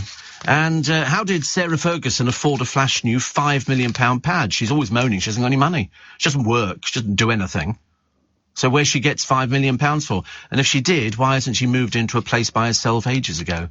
So she's still living with Prince Andrew. Is that on? Is that off? Rebecca Vardy reveals her husband Jamie received death threats amid her Wagatha Christie court fight. Police have made 3 arrests as they probe several communications. I've always said if you get death threats, you go to the police immediately. They can find these people very, very quickly. Very, very quickly. Apparently a driver was sent round the bend after his car's CD player broke and would only play one song by Jane McDonald. I like Jane McDonald. He said, it's Jane McDonald stuck on my CD. Jane says, and she's 59, she said, bless him. I wouldn't wish that on anyone. I'm very pleased for him that he's finally been able to change that tune. We like Jane McDonald, we do. I'm furious that Wayne told court my husband was a liar, says Rebecca Vardy. We don't like you, okay? Get it through that thick head of yours. You know, she says, Jamie fully backed her. Good, well then cough up the 3 million. You know, they thought differently in the court. They thought completely differently. They didn't take to you at all. Here they are. Some of the Love Island people, as I say, they're so bland, they could walk down the street and you wouldn't know who they were. You really wouldn't. Another one here says a female contestant became a fan favourite before getting a number of lucrative brand deals. That's how they make their money. That's how they make their money. They do brand deals. And Mike says going to dog sit for the niece for 10 days while she and her hubby she and her hubby go to Cyprus. No narrow boat for a while and all that space. Boyfriend is looking forward to it. How lovely. The riddle of hard up Fergie's £5 million pad. There's a 2-page spread. She's let herself go. Completely. She never used to let herself go. At least she made some sort of effort. And it's not like she's old or anything like that. So Fergie and former husband Prince Andrew have previously lived in a number of controversial homes. The Verbier Chalet, which they have to sort of give back. And they have to sell it. Henry, who's a very happy boy today, I imagine. Oh, I hear you're happy, Henry. Had a lovely night at Jersey Boys last night. Went with my mum, and we went for a meal beforehand. Where do you think he went for the meal? He says, let's just say it was a Chinese restaurant in Soho. Good old Henry is so predictable. But Jersey Boys is walk like a man, talk like a man. I've been working my way back to you, babe. With a burning love. Oh, I loved all the Frankie Valli stuff. I loved every minute of it. And they sing it so well on stage. Which is fantastic. So I'm glad. Nice to know he takes his mum everywhere, bless it. Well, she has to. She doesn't get out. And so they go out. And then he took her to the One Key, which, in case you don't know, it's a standing joke on the programme about it's the rudest restaurant in London. Has been so for ages. It's owned by about 4 families. And singing was very good. So good, he said. My favourite was My Eyes Adored You. That was a very slow ballad, wasn't it? That was very nice, sung by Frankie Valli. Just fantastic. Sorry, I always laugh. Every time Henry sends me, he's lost an awful lot of weight, hasn't he? Really quite noticeable. And you would think that every time he goes out to the One Key restaurant, I've never asked him what he's had to eat there. I'm assuming it's like sweet and sour chicken and all the other bits and pieces, which is quite nice. But it is a cheap restaurant in London. Cheap restaurants we don't seem to have very often, but he manages to find them. Sammy says, morning, Steve, going to see the Phantom of the Opera today. How lovely. My favourite show. Costumes, music, but try and work out which bits are Memorex and which bits are played by the orchestra. Because at the very beginning of the show, it's pre-recorded, it's click track.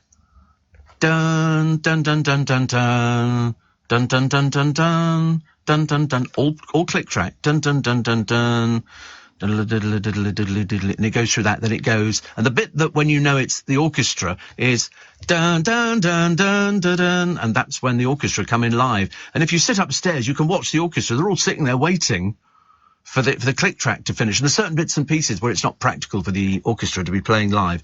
I love watching orchestras in the pit. I love it. I think they're great. And all these curtains go up and a chandelier in pieces. Oh, I love it. Love it, love it, love it. Oh, you have a good time. Really. Steve, we took our dog Rupip to the super vet for a blood disorder. 9 days in doggy hospital, 3,600. Medicine, another 3,100. Thankfully, she survived, says Mark in Shoreham. I hope you had pet insurance. He had barbecue pork noodle soup. So is that it? No. See, that sounds about the most dull food I could ever think of. Barbecue pork noodle soup. Honestly. Need to go out with me, mate. I'll take you out for a proper meal. Yeah. Lemon chicken. Yeah. Hawaiian pizza. One of my favourites. Chinese version. Steve, I never did jury service. My sister has, up in the High Court in Glasgow. She said it was totally fascinating and an experience that changed her opinion, says Kim, in so many ways. Yes, it really does. It really does. It was really good. Really, really good. I liked it. Unfortunately, I didn't want to do it again. And within a week of doing it, finishing, they wrote to me again saying, you've been selected for jury service. I had to phone them up and go, I've just finished it. I think it must be somebody who works or listens to the programme who works within jury service, and they sort of go, let's put him on there, he'll be good. I mean, I found it a riveting experience. Really did. Really did. Alexander says, Steve, the seagulls wake me up every morning in time for your show. My mistake for feeding them because I live near the River Clyde in Glasgow, and they're very noisy. Do you get them in Leicester Square? We do. We do. I don't know what they certainly haven't come down from Glasgow, but they're quite big. Quite big. And, yes, we get pigeons and sparrows and ravens and crows. We get all the things, and we get seagulls, all different sizes of seagulls. It's quite nice, but they don't make a noise. Seriously, they make a terrible noise. Terrible noise. What have we got here? This is from Rod Liddell's column, talking about Nancy Pelosi, who's copped a lot of flack for visiting Taiwan. They did make a big deal about it, didn't they? They really did. The Chinese were upset. Everybody was upset, actually, about the whole thing. And the police want to monitor. They want the right to monitor people who spend too long on trains. Too long on trains. Apparently, they suspect that a lot of them may be sex pests or pickpockets. Probably right. There's also a strange breed of people, writes Rod Liddell, who spend a long time on trains. Train spotters. Here's a tip for the cops then. If they're wearing an anorak, Charlton Athletic bobble hat and carrying a thermos, leave them alone. Okay. But no, you do get, we used to get them sitting at the end of platforms on all the main line stations. You don't get them anymore because they have to buy a ticket. You can't get through you can't just say, I'm just going to write down train numbers or something like that. It doesn't work like that. Bit of a shame, really, but, you know, anoraks are anoraks. I see no reason. Everybody's got to have a hobby. Mine is doing this, which is very nice. Hands up if you think clubs are in crisis. This is nightclubs. They're in crisis, apparently. Also, hard to get staff on the low pay. Entry and booze, too expensive. That's the main thing, isn't it? I was saying to my driver this morning, I don't know how these people afford to drink every night of the week in all the clubs. It's not cheap. Really, it's not cheap. Perhaps it's the girls who go there in very short skirts and then get blokes to buy them drinks. I must try it. I knew I must do something today. I'll try and get myself together. Anyway, we'll take a short break for the news at 5. I'm Steve Allen. You're very welcome to the programme. It's Early Breakfast with you until 7 when Nick Ferrari is here.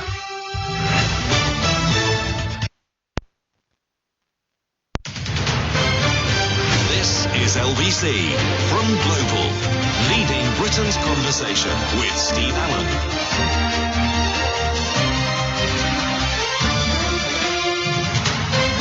Morning, nice to be company. Welcome to Thursday. Welcome to August the 4th. Welcome to Thursday, August the 4th. There's nothing, is there? There's nothing. I mean, I'd love to be able to tell you, that today it's raining and we've filled up the reservoirs and stuff like that. But I can't tell you that. I can't tell you that because it's not true. Not true. There's a pub offering a job here. You'd like this job. It pays £25,000 a year. Which actually, you've got your own accommodation, I'm assuming. But they have banned miseries and moaners from applying. The Sand Dancer posted the assistant manager ad on social media with a warning that some might be offended. It said it wanted someone with a drive and the passion to succeed. Because anybody who thinks that working in a pub is easy peasy lemon squeezy, think again. It's blooming hard work. Not only is it hard work, but at the end of the night, you've got to get rid of all the drunks. And all they want to do is go, should we have a lock-in? Let's have a lock-in. No, we want to go to bed. We've been on our feet all day. But they don't want Karens or Darrens and no wet wipes or no Darrens or Debbie Downers. Never heard of a Debbie Downer. Also banned was anybody who had a coke, crack habit or drink problem or who wants to use the bar to peddle their drugs. Sounds like a great place to go to, doesn't it, really? Universal credit claimants applying just to show they are job hunting will also get short shrift. This pub is in Tyne and Wear. The ad divided followers online, with some praising its honesty and others calling it absolutely disgraceful. I mean, it doesn't sound like the place you want to go and drink. It doesn't appeal to me in the slightest. I don't know what makes a pub appealing. Somewhere where you can look at something that's happening, not necessarily saying a pub on the main road, but sort of nice drinks, night time. And I quite like around our way because we have the River Thames, which is very exciting going through, and it's got to be a good location.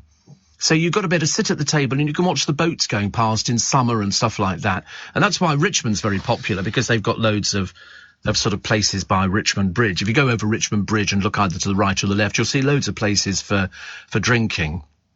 I was never a pub goer. No, not really. I was always working.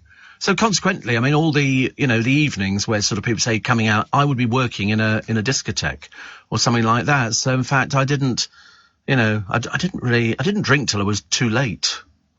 Much too late. LBC had always had a big drink culture because it was all the journalists from Fleet Street.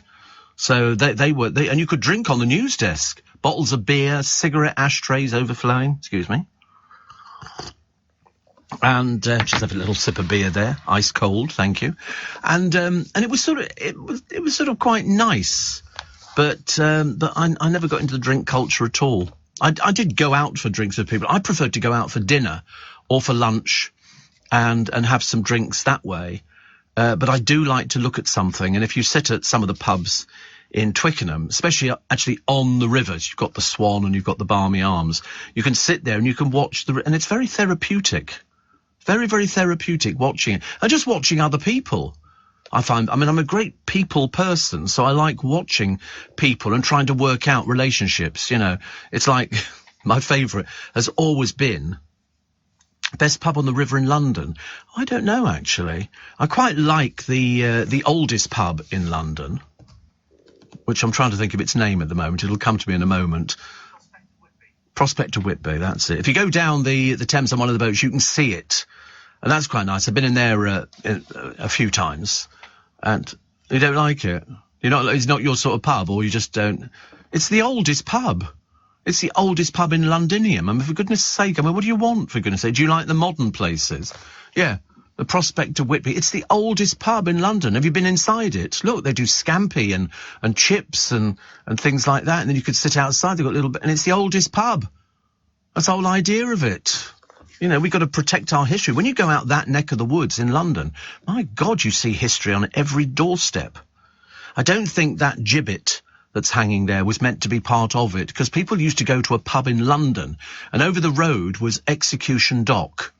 And what they would do is they would tie criminals up when the tide was out to these tall posts. Mind you, talking of tall posts, there's a bloke in, where was it? Australia, somewhere like that, came outside and he thought on a part of his property there was a dead tree. And he couldn't work out where the dead tree had come from. It turned out it's come from outer space. It's come from outer space. It hurtled through space and landed. I mean, luckily it missed everything. And he's got quite big. Quite big, yeah. I mean, it might not be Australia. I might have got that bit wrong because I can't remember everything.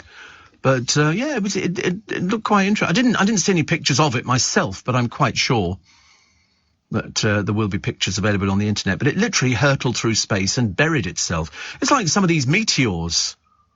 You know, you see some of the craters that they make and you think, well, how on earth did that manage to miss all the houses? Amazing, isn't it, really? Not that I think there's many houses out in Australia, but it's my story. I can do whatever I want. 84850 steve@lbc.co.uk. Beyonce's had to re-edit her new album Renaissance for the second time in a week after a major fallout, which we knew about. I don't know, really how these people can miss it, but of course it doesn't come down to her. It comes down to the people who put the albums together. They're supposed to know about these sort of things. Kelly Brook's wedding to the model Jeremy Parisi appeared to be picture perfect on Instagram. I love Kate. I love Kelly Brook. She's fab. Absolutely fab. And here's a picture of Eva Longoria. They're still talking about the Desperate Housewives actress. I mean, that was about 500 years ago. We haven't had the Desperate Housewives for a long, long time. Thank you very much indeed. Also, the long hot summer will help create the best wine produced in Britain. You're still not drinking enough of it. Apparently it's very good, British wine. I've never drunk it either. So I'm probably just as guilty as the next person. But they do say, well, I used to drink Pinot Grigio. When I was younger, I drank, and when I say younger, probably about 18, 19, it was all Liebfraumilch and Riesling and stuff, because my dad liked German wines because we lived in Germany. So, of course, you drink German wines. And to be honest with you, now they're, yucky yuck. But Pinot Grigio, I used to go and buy cases of that in Costco, stagger back with them. And great in the middle of winter to keep them in the boot of the car because it was like an extra refrigerator. The stuff you could take out of there would be chilled. I mean, the weather we've been having recently, you can't even keep a bottle of water cold. But now it's just Prosecco. I don't drink anything else. Only Prosecco. And it varies, it depends if it's on special offer. I don't know. It cheers me up, actually. And people know that I drink Prosecco. So friends of mine have bought me bottles of Prosecco in the past, and it's quite nice. And at the moment, I'm sort of ploughing my way through. I bought a bottle quickly because it was already ready chilled. I don't drink chilled wine at all, or Prosecco. I have it sort of room temperature. And this was yesterday. They had some in a fridge in Marks and Spencer, so I bought it. It was quite delicious. Quite delicious. I finished. Excuse me, it was only a little bottle. Enough for about 6 glasses, but, which is enough, I think. There is, I don't know whether I can do this story, actually. You might have to decide in a moment. His name's Lucas Martins. He's sex mad, and apparently he gets up to 100 of these a day. 100 of these things a day. And he gets aroused 100 times a day, leaving his partner exhausted. 100 times a day. I mean, honestly. I mean, even in 50 years, no chance. Even in 50 years. He chatted his girlfriend up in the Morrisons queue in 2020, and she turned down 3 dates. They live separately, but see each other regularly. Well, they have to. Yeah, 100 times a day. That's amazing, isn't it? She says, wherever we are, 50 to 100 times a day. He gets them in shops, restaurants, the gym. During everyday chats, there's no rest from it at all. I mean, I think that must be an absolute hindrance. Absolute hindrance. Apparently, he works in management. He saw a GP but was told it's not a medical issue. So there you go. We learn all these things. And, oh, wait a minute. Oh, dear, honestly. Oh, yes, my poor brother. I've got to give him copies of my invoices. He says, I didn't realise you billed Global in advance. Yes. And I think you've already got July, I think. And so, we'll have to wait and see whether it happens. Yeah, but we invoice in advance, so that's why it works like that. Steve, 108 years ago today, World War I started, if you're stuck for any facts. Never stuck for facts, actually, Jill. Also, 122 years ago, the Queen Mother was born. God bless her. Jill's in Teignmouth, member of the original Spikers group. Say hello to them all. Yes, I'm never stuck for facts. I always find something in the newspapers that tell you about what's been going on. And there's a lovely, look at this, honestly, you've got the booze out already. Oh, Ilinka.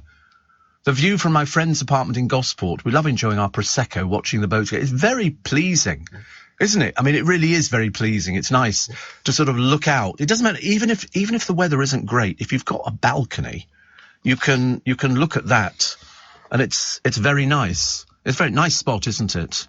Although actually, I don't think I'd ever want a boat. I don't think so.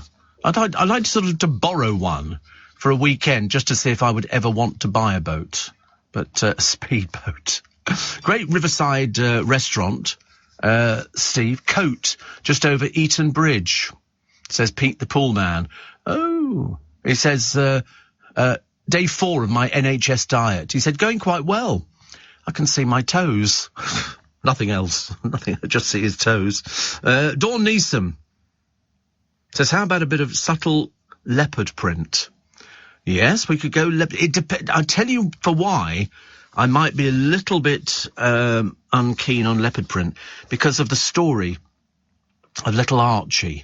And I think leopard print is a bit racy-pacey and all the rest of it. And I think if you're doing a story, which you might have to do about a little boy who might be switched off today, I think it has to be something a bit more subtle, actually.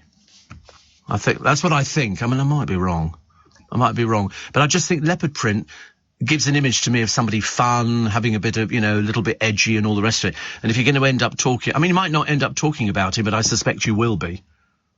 Because, so maybe not leopard print this time. Maybe leopard print next week. Because by that time we'll be in a clearer position, I think. But I think, no, I think your smart jackets, but leopard print, as I say, is like fun. And I wish half the stories in the papers today, Dawn, were fun. But they're blooming not. Morning, nice to be company, 18 minutes past 5. How are you feeling today? So Pete the Pool Man, so Coat, just over Eton Bridge. He's on this special NHS diet thing, where you sort of, I've not been to Coat. Is it good? Oh, you know what it is? Oh, right. Oh. It's a chain, is it? What's it called? Just Coat? Oh, right. As in Hatton Coat. C-O-T-E. Oh, okay, right. And Fred, yes, all right. Yes. What sort of food is it? Is it French food? Do they do croque monsieur, croque madame, stuff like that? It's always very popular. I bet that's not cheap. So here we go, Coat. Let's have a quick look. I don't know, I've failed to be interested in something. I've always wanted to do that thing that's on the top right, where they're dipping that bit of bread into that. Is that brie? Is that sort of... Is it? Oh, it's fondue. Oh, fondue. Very posh. So let's have a look at that. Oh, they do steaks. See, that looks quite nice, but I mean, it's got calories written all over it, hasn't it? So, Breton tomatoes, heritage tomatoes are everywhere. Everywhere. Everybody sells heritage tomatoes, which is great, actually. I don't have any problem with it. I like tomatoes. In fact, I could eat, oh, look, they've got lobster. That poor thing, honestly, has given its life just to end up on a plate with some dill butter and hollandaise and frite. Coat burger, beef burger, cheese, truffle mayonnaise, caramelised red onion, brioche bun. Honestly, I'll tell you, what if I'm good old food? Normal food. Something interesting. There they go. Moule frit, mussels, white wine, cream, shallots, and frite. It's just another version for chips. They have to make it sound posh, because that seems quite cheap, doesn't it? $4.75. Is that how much it was? That was very real. Oh, desserts. Show me desserts. Go on. Make my mouth water.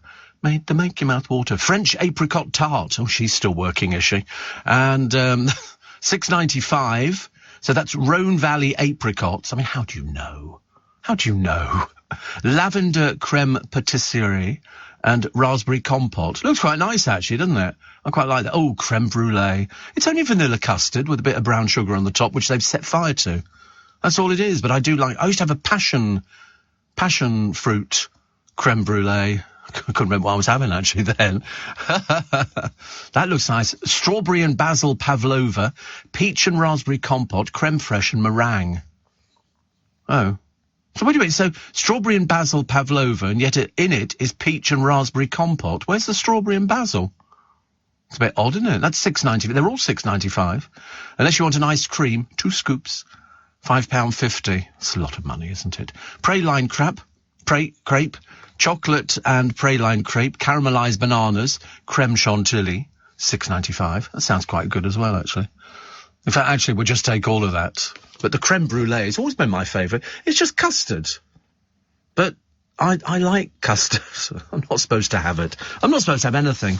My life is so dull at the moment, the food I'm eating. Although today I'm having fillet steak. Because I bought it yesterday. No, day before yesterday. And I thought, what shall I have it with? And then, magically, they had some Brussels sprouts in.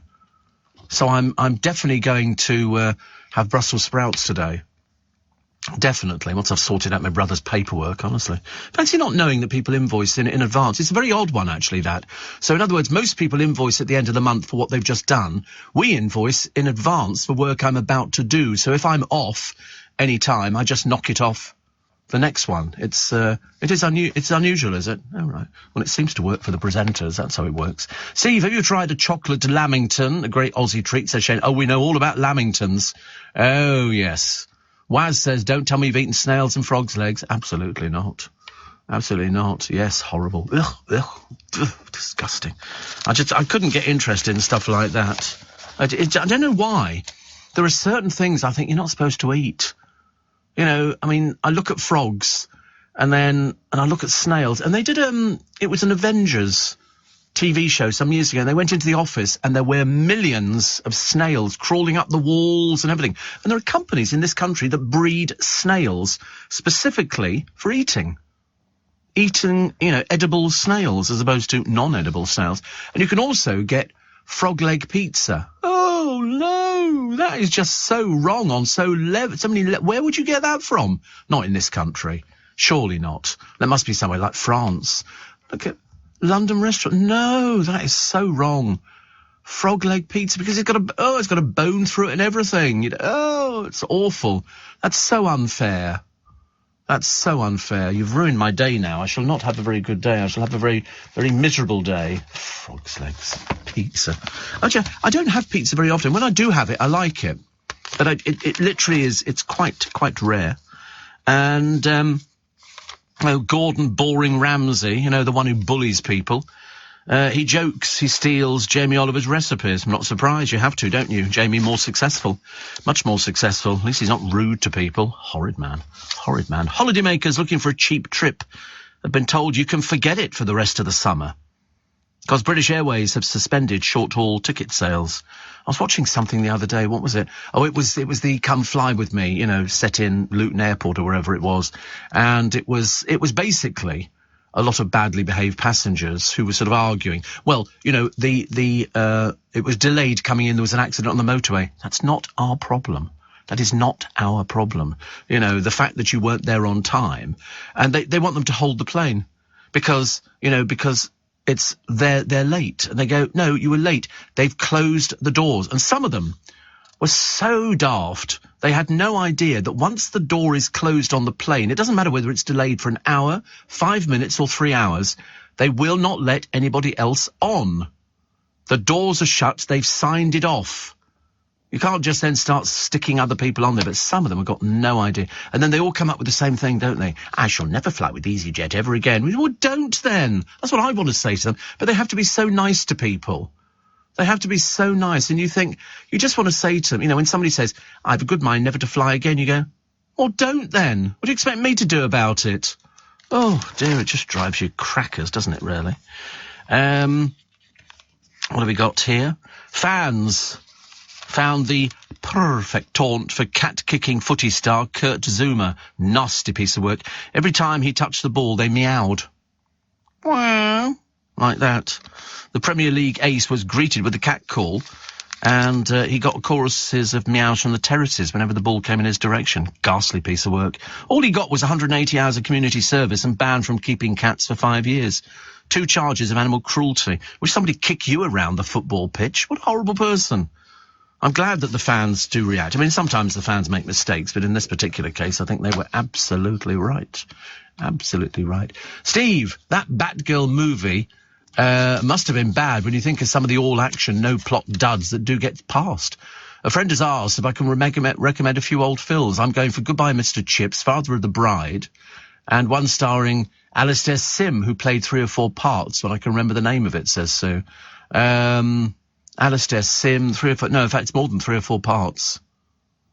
Alistair Sim. I'll know it if the producer puts up a list of Alistair Sim films. It comes as part of a box set. You can buy it individually. And I can see it in my mind, but I can't, you know what's going to happen. Somebody's going to write in with the name of it before I can get the name of it. Alistair Sim film, Ealing comedy. There were loads of them. Loads of really, really great films. And I know The Happiest Days of Your Life was, in fact, the one set in the school. I think. Yeah, somebody will know the title of it. Just put up Alistair Sim and his films, and I can tell you what it is straight away. I'll know because I'm quite clever like that. I do know these things. Okay, so here we go. Credit. Oh no, wait a minute. Where's the list of the blasted films? Wait a minute. Othello, the Venetian. No, Nick, keep going down. Don't do too fast. Too fast. Film of no. Three of the Managed News saying no. Blimey, I didn't realise you'd made so many films. Has Mary got it? Have you got it? Kind Hearts and Coronets. Well done, Mary. You've beaten me to it. The producer gets to sit on the naughty step, I'm afraid, for sort of not coming up with the answer. But you're right, it was Kind Hearts and Coronets, so now Sue should be grateful as well to Mary, which is very nice. Who's the top earner in the music world? People who go out touring. Brits rule live music. Mick Jagger's Rolling Stones top a trade publication list, with U2 in second place as the only 2 acts to rake in over 1.7 billion since the 1980s. Wow. Elton John is third.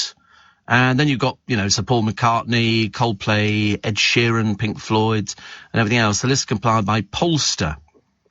So Paul McCartney, how much have they raked in? 980 million. It's not bad, is it? Just for singing a few songs. Sea Moon. Metallica took in 1 billion. Metallica? Who's ever heard of them? Goodness sake. Bon Jovi, 1.9 billion. The Eagles, 1.8 billion. Madonna, 1.15 billion. Bruce Springsteen and the E Street Band. It's for certain people, 1.24 billion. And so then number 1, the Rolling Stones, 1.78 billion.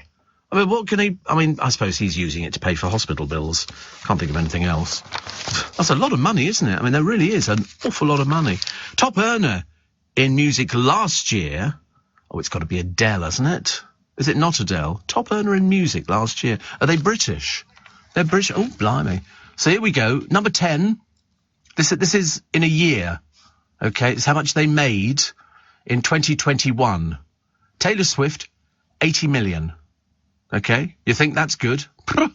It jumps up a bit when you get to Lindsay Buckingham, formerly of Fleetwood Mac. Lindsay Buckingham, 100 million. Red Hot Chili Peppers, 145 million. Somebody called Ryan Tedder, 200 million. I don't know him at all. Paul Simon, 260 million. Jay-Z, 470 million.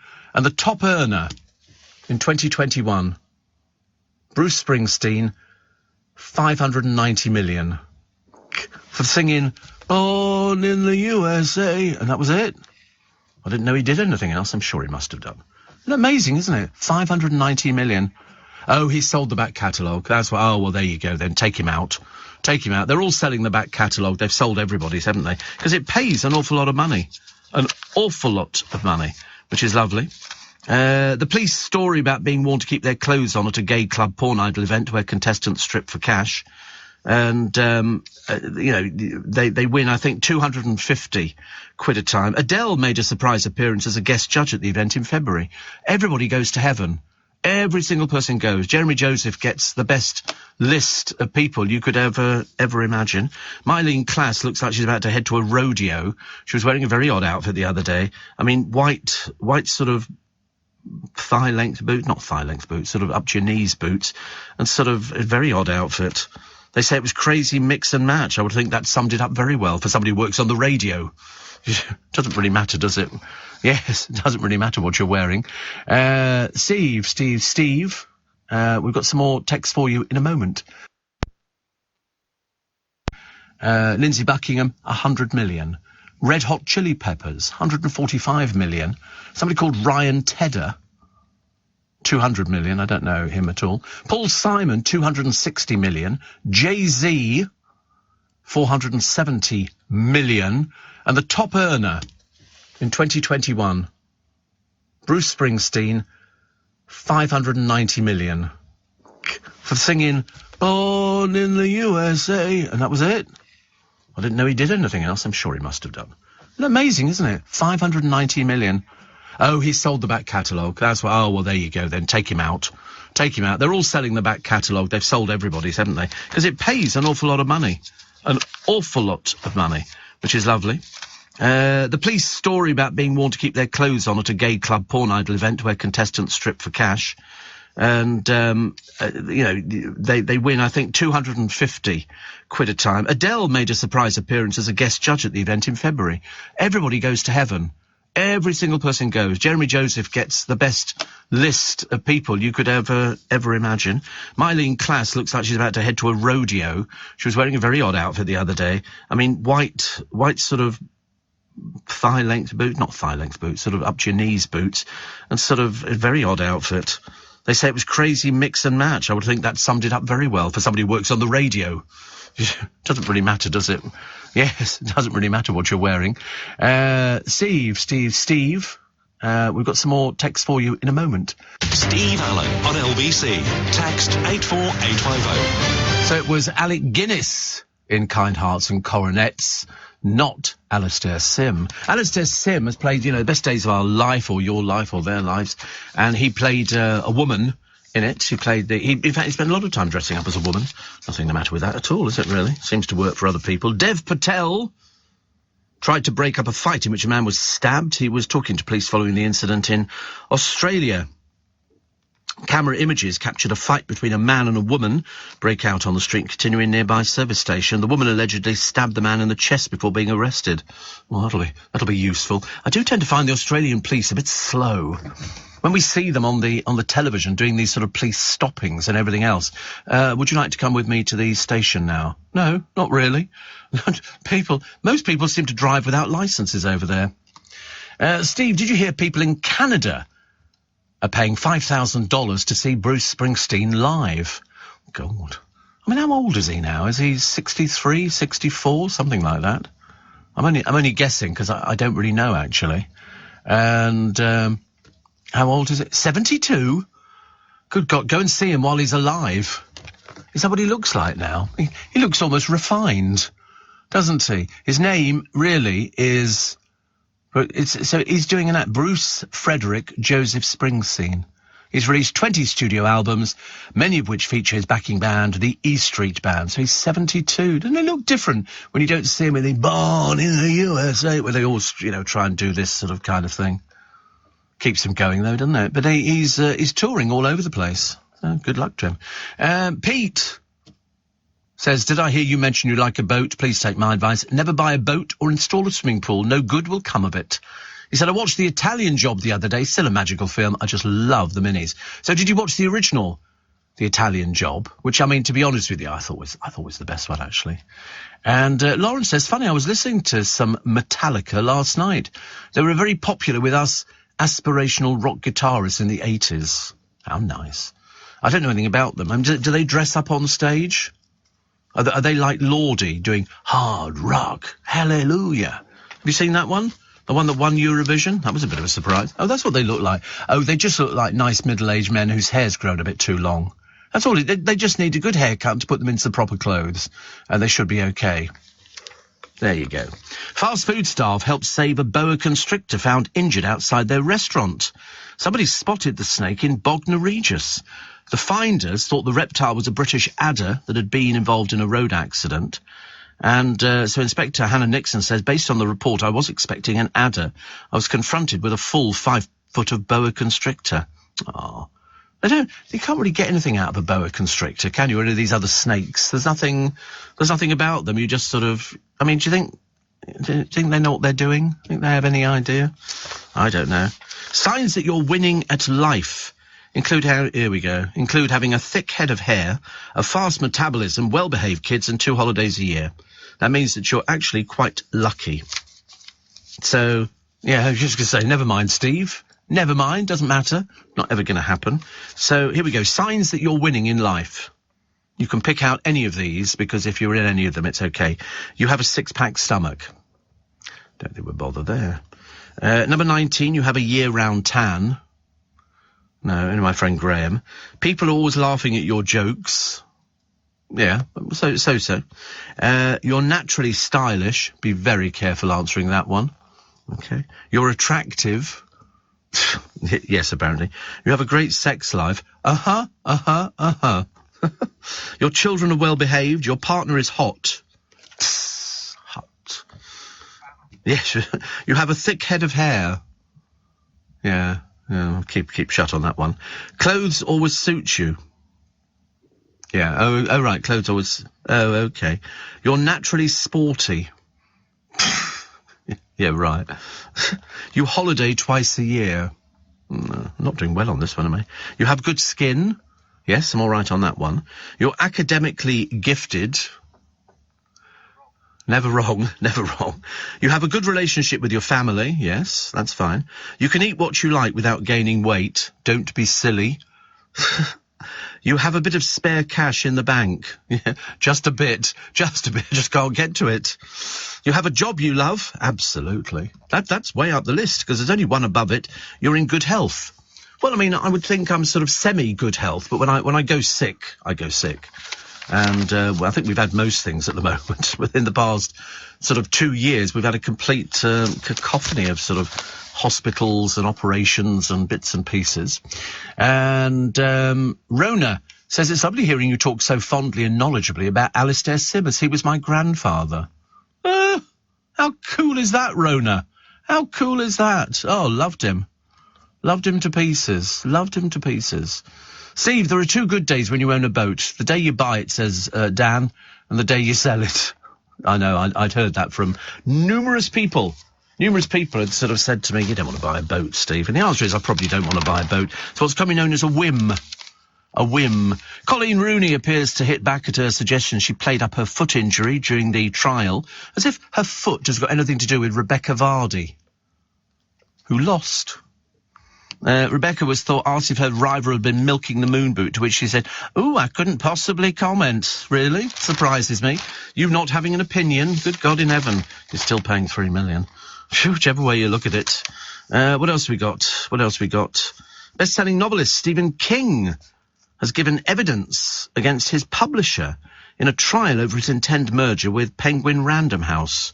He's a 74-year-old best-selling author now, appeared as a government witness in the case, brought over concerns that the tie-up would thwart competition. It's a big business writing books. They did a lovely programme on Jackie Collins the other day, saying she was rich beyond your wildest dreams. She was also lovely. She was also absolutely lovely, but she was, all the time, she was referred to as Joan's younger sister. Whereas, in fact, she was very successful, very, very successful. 84050. Somebody's caught Rebecca Vardy up. She really has got one of those faces, hasn't she? It's like she's turned inside out. And somebody called Liz has written into one of the papers today. It's the Metro, and says Rebecca Vardy says she feels let down by the justice system after losing her libel claim against Colleen Rooney in the so-called Agatha Christie case. Well, of course she does. She lost. Exactly. She lost. Hurrah, she lost. And, but I have a feeling they might have to borrow some money. They might have to borrow money against the house. Because we don't think that they've got £3 million. She certainly hasn't got £3 million. And do you think he's got £3 million? I don't know. I'm not sure about that. What have we got here? Email your problems. I love it when you email I love reading other people's problems. Makes your own life seem almost perfect. And there's one here. I shouldn't have to worry about being gay in 2022, but because of my parents' views, I do. To them, I'm pretty successful and the perfect daughter. All that's missing is the husband. So I was with the same guy from school until I was 23. Everybody assumed we'd married, and so it goes on and on. Basically, the question is, how do I tell them I'm gay? Well, just go and say, hello. You'll never guess what. Kel Sapri, you know you wanted children? No chance. Okay, well, we could have. I like the idea. I like the idea of having to sort of tell people these sort of things. What else have we got? Oh, it's Edinburgh very shortly, isn't it? People are going to be going up to Edinburgh. Ian Dale's going up to Edinburgh so he can fall off the stage again. He loves that falling off the stage, honestly. Talking about milking it. Oh, blimey, honestly. You'd think he'd have sort of fallen off the moon or something like that. My star sign today says, ready to socialise? Expect stimulating encounters with people have much to contribute. Well, of course that could apply to just about anybody. What are you? I can't remember what you are now. You're Pisces as well. It also says here, you might find the company of such non-judgmental friends very liberating. You've got to be more honest about your own ideas. I'm not bothered about that. That seems a bit vague, I'm afraid. Not here. But I am thinking about the... I love this here. There's a Harley Street clinic offering confidence-boosting fat loss treatments, and they say it can bring out the beauty of your bikini body. I should be going for that one. Goodness me, I don't want to miss out on a bikini body. I mean, basically, they can't refuse you, can they? Steve, 1 hour till I land in Botswana for my holidays, which sounds quite nice, doesn't it? This is from Gary. He says, the best way to fly is whilst listening to you having breakfast with a glass of champagne. That's a wee bit posh, I think. I've never had champagne with a breakfast. I've had a tomato juice and a vodka. Yeah, that's quite nice. That's quite nice, but I don't like being tiddled first thing in the morning. It's a bit embarrassing, actually, really. Steve, I scored 9 on that life survey, says Pete. Well, that's not bad. And, Steve, I've just paid £750 to see Bruce in Hyde Park next year. 750. But yes, Cilla Black did only drink champagne. Yes, he's doing the British summer. Yeah, British summertime show. Is there another whole load of successful people?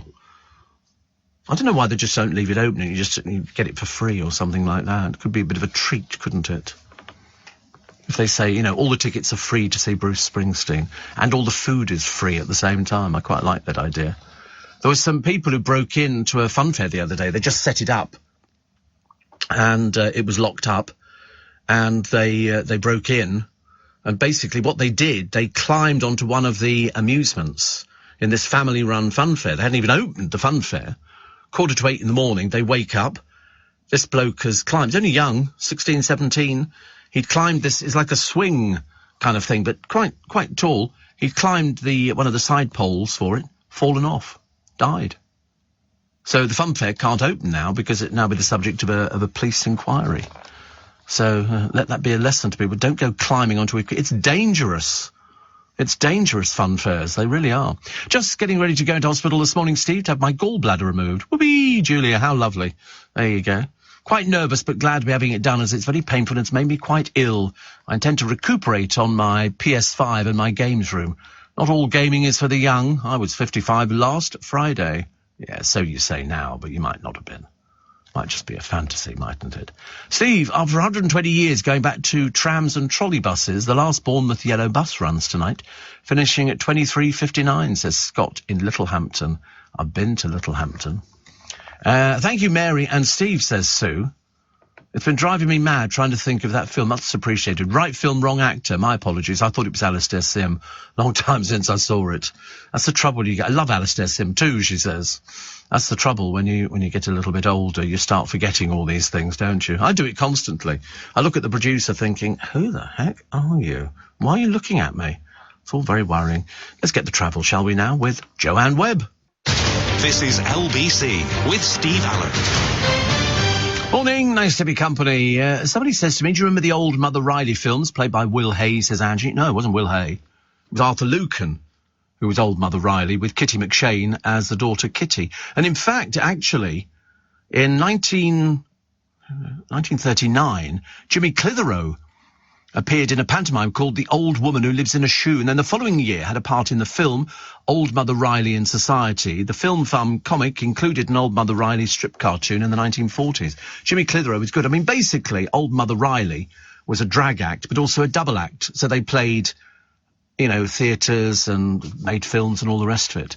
British box office star, 6th in 1943. Huge. But no, definitely not played by Will Hay.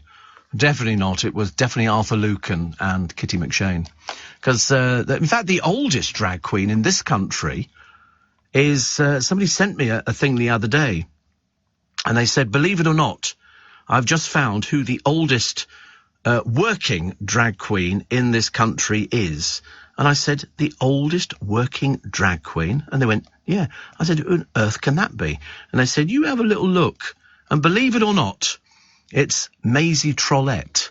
Maisie Trollet is the oldest drag act in the country. The Guardian did a feature on her. Been around for ages. And I think he's in his 80s. I think he's 88.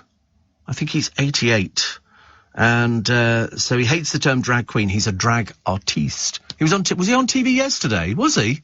Doing what? Was he being interviewed? Oh, my goodness me. Oh, no, that's Miss Jason. That's Miss Jason. Wow, interesting. But his memory's fading a bit. But even so, old is still going. People travelled miles to go and see Maisie Trollet. Imagine, still doing drag at the age of 88. Mind you, had Danny LaRue lived, I was convinced he would still be doing it. Still doing it. Because it was just something, those beautiful costumes.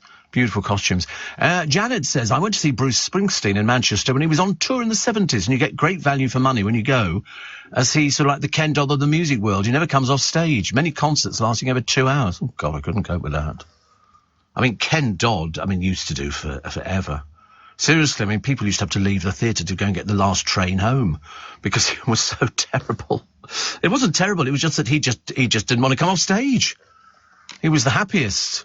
One of the biggest Bruce Springsteen songs, says Rasto, is Streets of Philadelphia from the movie Philadelphia with Tom Hanks. I've not seen it, actually. Not seen it. Johnny says, love waking up to your show. You put me in a good mood for the day. Oh, well, there you go, then. There you go. We like to be in a good mood for the day. When I was in the kitchen brewing, says Kim, me Yorkshire Gold, I was having a wee nose out the window and I noticed a fox walking straight up the pavement. They're looking both ways before crossing the road. Very green cross code, our foxes. Yeah, they do that. And in fact, you will see that fox doing exactly the same route every day. That's what they do. We have one every morning. Walks all the way up one side of the road and then will walk across the road and then walk down the other side. If it sees you, it will stop and it will try and outstare you. And you can go, shoo! Don't take a blind bit of notice. Seriously, not a blind bit of notice. Steve, I cursed you yesterday, says Craig. I found a video for Sea Moon after you mentioned it, and I couldn't stop singing Sea Moon. Sea Moon. Well, I like it. In fact, strange enough, I played it myself this morning. I played it to myself. I thought, it's quite a catchy little tune. It's a bit of reggae, and it's got Linda on it, and, the band look wonderful. Daily Mail this morning, ditch the woke witch trials, say the Lord Chief. And Vardy in this circus of humbug and hurt feelings. Oh, ghastly person. As I say, I'd love to know if she got paid for any of these interviews. Love to know if she got paid for any of these interviews, because I don't think they've got 3 million lying around, just to sort out something that she lost. Spectacularly, she lost. She's never going to convince anybody.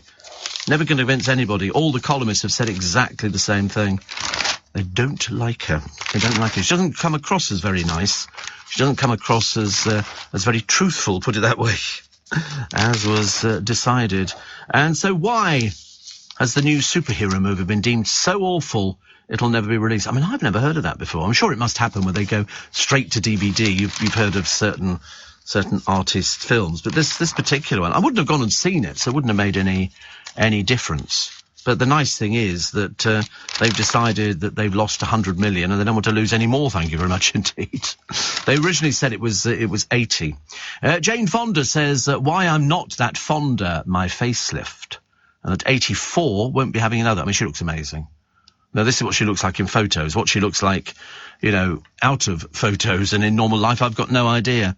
But she says, I wouldn't undergo another because I don't want to look distorted. I mean, to be honest with you, I think she looks great. Although if you see her in the film Barbarella, no resemblance now, and in the 1950s she was a starlet. But she said she was grateful to still be fit and healthy. She said, every day when I get out of the car, I thank the goddess that I have strong thighs that I've worked out to keep strong thighs. So there you go. So good for her. I mean, 84. And she said, I don't want to look distorted. I'm not proud of the fact that I had one. But everybody did it. It was a sort of way of, I don't know, it was sort of vanity, I think. Steve, I looked at 2 tickets for Springsteen in Birmingham, says Jane. 1,250 quid. Needless to say, we're not going. There'll be a video, don't worry, or a DVD or something like that. Seems an awful lot of money. I can probably find you cheaper tickets in Birmingham. Pair of tickets. Shouldn't be too bad. I mean, I'm hoping not 1,250. I'm hoping, you know, we can get you something a little bit cheaper. It's trying to find them, though, isn't it? That's what, you know, it's a bit difficult to try and find cheap things, because most of the cheap ones are snapped up by the touts before they even get there, and they'll buy tons of them, and then they'll stand outside flogging them and making a good profit. Because if you want to go and see Springsteen and you can only get, say, £1,250 for a pair of tickets, there must be a cheaper way of doing it. Must be. Steve, do you remember Mrs. Thursday? The comedy drama starring Kathleen Harrison as Alice Thursday, a Cockney cleaning lady who inherits 10 million and a multinational business empire. No, I remember, well, Kathleen Harrison, I thought it was great. Great character actor. I thought she was fabulous. Thought she was absolutely fabulous. The insanely dangerous TikTok dares putting young lives at risk. This is poor Archie Battersby's mother believes one online game left him close to death and other children have been killed and seriously hurt. So why can't the social media giant just block all the challenge videos behind such misery? You know, for this poor little lad who's now suffered, Archie, this catastrophic brain injury, the suspected results, they say, of a challenge. 6-year-olds, they say, no extreme challenges. You see, not for me. I wouldn't know this sort of stuff at all. I wouldn't have had the faintest idea about it. But it's a special investigation. You know, it's just dreadful. But we'll wait and see what happens, shall we, with Archie? Because he seems to have captured the imagination of the country, and you can only hope it's got a good side to it, but I fear it is not to be. But you'll hear it first on LBC, and I should imagine you'll hear something today. Nick Clegg is returning to London after 3 years in America whilst continuing his globe-trotting role for Facebook. He bought a £7 million mansion near Facebook's California headquarters, and he became its communications chief, but he's been candid about his reluctance to live in the United States. I don't think I'd want to live there. I really don't think so. I think I'd probably miss this country. He's thought to be on about $3 million a year. I don't know why. What qualifications has he got for this? Or were they just sort of $3 million a year? Nothing, I suppose. Absolutely nothing at all. And what have we got today? So Barack Obama's birthday. And in 1971, the Apollo 15 astronauts rested as they orbited the moon before leaving for home today. Instruments on the command ship mapped the lunar surface and tested for space radiation. So exciting. Also, the British Army will mobilise today. Diplomatic relations between Germany and France were broken off. And a German demand for the passage of its troops through Belgium was rejected by Sir Edward Grey, said in the House of Commons that Britain would use its forces to defend the countries against Germany. So now you know. Birthday today, 1923, but died in 2016, the godfather of Australian television, Reg Grundy. Reg Grundy died all those years ago. He produced Neighbours, said to have been given just one TV interview and never carried cash, saying, why do I need it? Buy me a Lamborghini, and somebody does. He's a former boxing commentator, once ran one of the world's largest independent production firms, making shows for more than 70 countries. 70 countries. Reg Grundy, very, very famous in the business, very famous. What else we have? We had a paramedic treating a cardiac arrest patient, suffered a heart attack himself during a call-out, because they look fairly old, some of these people who are driving these vans and cars. Nina says the gentle song Sea Moon was my first proud record purchase when I was 11 years old. What a shock I got when I listened to the not-so-gentle B-side, Hi, Hi, Hi. Yes, that's why it got banned, I think. That's why I didn't get the plays that they were hoping it would get. What have we got? Picture here. Poor old John Cleese. And is it right, he says, that all these people in the England football team should all be blondes? Is it right they should all be blonde? I've never even thought about it before.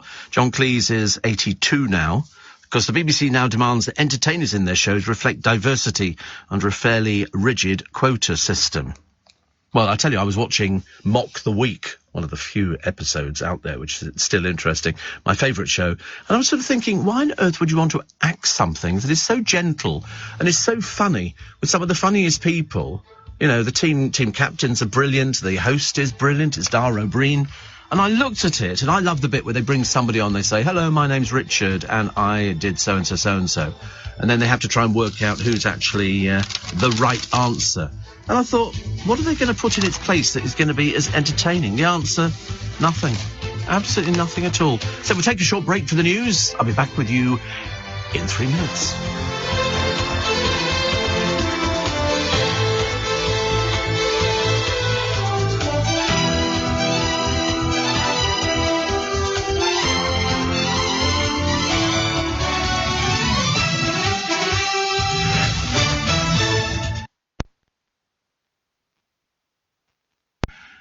Lindsay Buckingham, 100 million. Red Hot Chili Peppers, 145 million.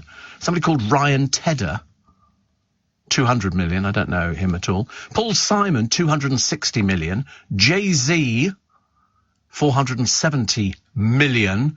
And the top earner in 2021, Bruce Springsteen, 590 million. For singing Born in the USA. And that was it. I didn't know he did anything else. I'm sure he must have done. Isn't that amazing, isn't it? 590 million. Oh, he sold the back catalogue. That's why. Oh, well, there you go then. Take him out. Take him out. They're all selling the back catalogue. They've sold everybody's, haven't they? Because it pays an awful lot of money. An awful lot of money, which is lovely. The police story about being warned to keep their clothes on at a gay club porn idol event where contestants strip for cash. And, you know, they win, I think, 250 quid a time. Adele made a surprise appearance as a guest judge at the event in February. Everybody goes to heaven. Every single person goes. Jeremy Joseph gets the best list of people you could ever imagine. Mylene Klass looks like she's about to head to a rodeo. She was wearing a very odd outfit the other day. I mean, white sort of thigh-length boots, not thigh-length boots, sort of up to your knees boots, and sort of a very odd outfit. They say it was crazy mix and match. I would think that summed it up very well for somebody who works on the radio. It doesn't really matter, does it? Yes, it doesn't really matter what you're wearing. Steve. We've got some more text for you in a moment. Steve Allen on LBC. Text 84850. So it was Alec Guinness in Kind Hearts and Coronets, not Alastair Sim. Alastair Sim has played, the best days of our life, or your life, or their lives, and he played a woman in it. He played in fact, he spent a lot of time dressing up as a woman. Nothing the matter with that at all, is it really? Seems to work for other people. Dev Patel tried to break up a fight in which a man was stabbed. He was talking to police following the incident in Australia. Camera images captured a fight between a man and a woman break out on the street, continuing nearby service station. The woman allegedly stabbed the man in the chest before being arrested. Well, that'll be useful. I do tend to find the Australian police a bit slow. When we see them on the television doing these sort of police stoppings and everything else, would you like to come with me to the station now? No, not really. Most people seem to drive without licenses over there. Steve, did you hear people in Canada are paying $5,000 to see Bruce Springsteen live? God. I mean, how old is he now? Is he 63, 64, something like that? I'm only guessing because I don't really know, actually. And how old is it? 72? Good God, go and see him while he's alive. Is that what he looks like now? He looks almost refined, doesn't he? His name really is... So he's doing an act, Bruce Frederick Joseph Springsteen. He's released 20 studio albums, many of which feature his backing band, the E Street Band. So he's 72. Doesn't it look different when you don't see him in the Born in the USA, where they always, try and do this sort of kind of thing? Keeps him going, though, doesn't it? But he's touring all over the place. So good luck to him. Pete says, did I hear you mention you like a boat? Please take my advice. Never buy a boat or install a swimming pool. No good will come of it. He said, I watched The Italian Job the other day. Still a magical film. I just love the minis. So did you watch the original The Italian Job? Which, I mean, to be honest with you, I thought was the best one, actually. And Lauren says, funny, I was listening to some Metallica last night. They were very popular with us aspirational rock guitarists in the 80s. How nice. I don't know anything about them. Do they dress up on stage? Are they like Lordi doing hard rock? Hallelujah. Have you seen that one? The one that won Eurovision? That was a bit of a surprise. Oh, that's what they look like. Oh, they just look like nice middle-aged men whose hair's grown a bit too long. That's all. They just need a good haircut to put them into the proper clothes, and they should be okay. There you go. Fast food staff helped save a boa constrictor found injured outside their restaurant. Somebody spotted the snake in Bognor Regis. The finders thought the reptile was a British adder that had been involved in a road accident. And so Inspector Hannah Nixon says, based on the report, I was expecting an adder. I was confronted with a full 5 foot of boa constrictor. Oh, you can't really get anything out of a boa constrictor, can you? Or any of these other snakes? There's nothing about them. You just sort of, I mean, do you think they know what they're doing? Do you think they have any idea? I don't know. Signs that you're winning at life include having a thick head of hair, a fast metabolism, well-behaved kids, and 2 holidays a year. That means that you're actually quite lucky. So, yeah, I was just going to say, never mind, Steve. Never mind, doesn't matter. Not ever going to happen. So, here we go. Signs that you're winning in life. You can pick out any of these, because if you're in any of them, it's okay. You have a 6-pack stomach. Don't think we'll bother there. Number 19, you have a year-round tan. No, only my friend Graham. People are always laughing at your jokes. Yeah, so. You're naturally stylish. Be very careful answering that one. Okay. You're attractive. Yes, apparently. You have a great sex life. Your children are well behaved. Your partner is hot. Hot. Yes, you have a thick head of hair. Yeah. Yeah, keep shut on that one. Clothes always suit you. Yeah, oh right, clothes always... Oh, okay. You're naturally sporty. Yeah, right. You holiday twice a year. Not doing well on this one, am I? You have good skin. Yes, I'm all right on that one. You're academically gifted. Never wrong, never wrong. You have a good relationship with your family. Yes, that's fine. You can eat what you like without gaining weight. Don't be silly. You have a bit of spare cash in the bank. Yeah, just a bit. Just can't get to it. You have a job you love. Absolutely. That's way up the list, because there's only one above it. You're in good health. Well, I mean, I would think I'm sort of semi-good health, but when I go sick, I go sick. And, well, I think we've had most things at the moment. Within the past sort of 2 years, we've had a complete cacophony of sort of hospitals and operations and bits and pieces. Says it's lovely hearing you talk so fondly and knowledgeably about Alistair Simmers. He was my grandfather.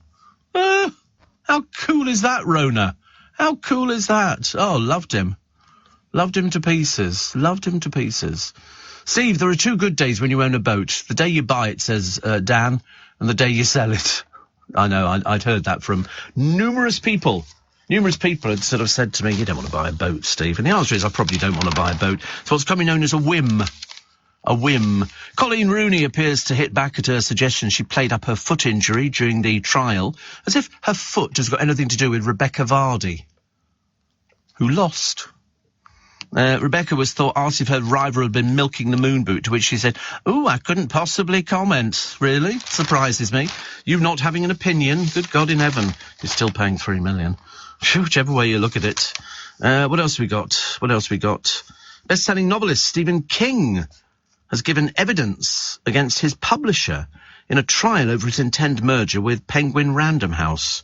He's a 74-year-old best-selling author now, appeared as a government witness in the case, brought over concerns that the tie-up would thwart competition. It's a big business writing books. They did a lovely programme on Jackie Collins the other day, saying she was rich beyond your wildest dreams. She was also lovely. She was also absolutely lovely, but she was... all the time she was referred to as Joan's younger sister. Whereas, in fact, she was very successful, very, very successful. 84050. Somebody's caught Rebecca Vardy off. She really has got one of those faces, hasn't she? It's like she's turned inside out. And somebody called Liz has written into one of the papers today. It's the Metro, and says Rebecca Vardy says she feels let down by the justice system after losing her libel claim against Colleen Rooney in the so-called Agatha Christie case. Well, of course she does. She lost. Exactly. She lost. Hurrah, she lost. And, but I have a feeling they might have to borrow some money. They might have to borrow money against the house. Because we don't think that they've got £3 million. She certainly hasn't got £3 million. And do you think he's got £3 million? I don't know. I'm not sure about that. What have we got here? Email your problems. I love it when you email problems. I love reading other people's problems. Makes your own life seem almost perfect. And there's one here. I shouldn't have to worry about being gay in 2022, but because of my parents' views, I do. To them, I'm pretty, successful, and the perfect daughter. All that's missing is the husband. So I was with the same guy from school until I was 23. Everybody assumed we'd married, and so it goes on and on. Basically, the question is, how do I tell them I'm gay? Well, just go and say, hello. You'll never guess what. Kel Sapri, you know you wanted children? No chance. Okay, well, we could have. I like the idea. I like the idea of having to sort of tell people these sort of things. What else have we got? Oh, it's Edinburgh very shortly, isn't it? People are going to be going up to Edinburgh. Ian Dale's going up to Edinburgh so he can fall off the stage again. He loves that falling off the stage, honestly. Talking about milking it. Oh, blimey, honestly. You'd think he'd have sort of fallen off the moon or something like that. My star sign today says, ready to socialise? Expect stimulating encounters with people have much to contribute. Well, of course that could apply to just about anybody. What are you? I can't remember where you are now. You're Pisces as well. It also says here, you might find the company of such non-judgmental friends very liberating. You've got to be more honest about your own ideas. I'm not bothered about that. That seems a bit vague, I'm afraid. Not here. But I am thinking about the... I love this here. There's a Harley Street clinic offering confidence-boosting fat loss treatments, and they say it can bring out the beauty of your bikini body. I should be going for that one. Goodness me, I don't want to miss out on a bikini body. I mean, basically, they can't refuse you, can they? Steve, 1 hour till I land in Botswana for my holidays, which sounds quite nice, doesn't it? This is from Gary. He says, the best way to fly is whilst listening to you having breakfast with a glass of champagne. Ooh, that's a wee bit posh, I think. I've never had champagne with a breakfast. I've had a tomato juice and a vodka. Yeah, that's quite nice. That's quite nice, but I don't like being tiddled first thing in the morning. It's a bit embarrassing, actually, really. Steve, I scored 9 on that life survey, says Pete. Well, that's not bad. And, Steve, I've just paid £750 to see Bruce in Hyde Park next year. 750. But yes, Cilla Black did only drink champagne. Yes, he's doing the British summer. Yeah, British summertime show. Is there another whole load of successful people? I don't know why they just don't leave it open and you get it for free or something like that. It could be a bit of a treat, couldn't it? If they say, all the tickets are free to see Bruce Springsteen and all the food is free at the same time. I quite like that idea. There were some people who broke into a fun fair the other day. They just set it up and it was locked up and they broke in. And basically what they did, they climbed onto one of the amusements in this family-run fun fair. They hadn't even opened the fun fair, 8:15 in the morning, they wake up. This bloke has climbed. He's only young, 16, 17. He'd climbed this, it's like a swing kind of thing, but quite tall. He climbed one of the side poles for it, fallen off, died.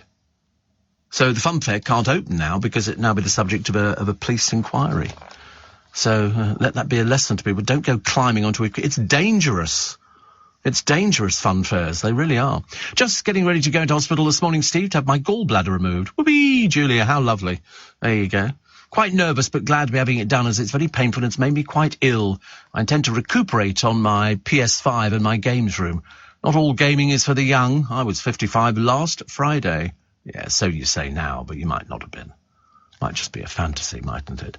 Steve, after 120 years going back to trams and trolley buses, the last Bournemouth yellow bus runs tonight, finishing at 23:59, says Scott in Littlehampton. I've been to Littlehampton. Thank you, Mary and Steve, says Sue. It's been driving me mad trying to think of that film. That's appreciated. Right film, wrong actor. My apologies. I thought it was Alastair Sim. Long time since I saw it. That's the trouble you get. I love Alastair Sim too, she says. That's the trouble when you get a little bit older. You start forgetting all these things, don't you? I do it constantly. I look at the producer thinking, who the heck are you? Why are you looking at me? It's all very worrying. Let's get the travel, shall we now, with Joanne Webb. This is LBC with Steve Allen. Morning, nice to be company. Somebody says to me, do you remember the old Mother Riley films played by Will Hay, says Angie? No, it wasn't Will Hay. It was Arthur Lucan, who was old Mother Riley, with Kitty McShane as the daughter Kitty. And in fact, actually, in 1939, Jimmy Clitheroe appeared in a pantomime called The Old Woman Who Lives in a Shoe, and then the following year had a part in the film Old Mother Riley in Society. The film comic included an Old Mother Riley strip cartoon in the 1940s. Jimmy Clitheroe was good. I mean, basically, Old Mother Riley was a drag act, but also a double act. So they played, theatres and made films and all the rest of it. British box office star, 6th in 1943. Huge. But no, definitely not played by Will Hay. Definitely not. It was definitely Arthur Lucan and Kitty McShane. Because, in fact, the oldest drag queen in this country is, somebody sent me a thing the other day. And they said, believe it or not, I've just found who the oldest working drag queen in this country is. And I said, the oldest working drag queen? And they went, yeah. I said, who on earth can that be? And they said, you have a little look. And believe it or not, it's Maisie Trollet. Maisie Trollet is the oldest drag act in the country. The Guardian did a feature on her. Been around for ages. And I think he's in his 80s. I think he's 88. And so he hates the term drag queen. He's a drag artiste. Was he on TV yesterday? Was he? Doing what? Was he being interviewed? Oh, my goodness me. Oh, no, that's Miss Jason. That's Miss Jason. Wow, interesting. But his memory's fading a bit. But even so, old is still going. People travelled miles to go and see Maisie Trollet. Imagine, still doing drag at the age of 88. Mind you, had Danny LaRue lived, I was convinced he would still be doing it. Still doing it. Because it was just something, those beautiful costumes. Janet says, I went to see Bruce Springsteen in Manchester when he was on tour in the 70s, and you get great value for money when you go, as he's sort of like the Ken Dodd of the music world. He never comes off stage. Many concerts lasting over 2 hours. Oh, God, I couldn't cope with that.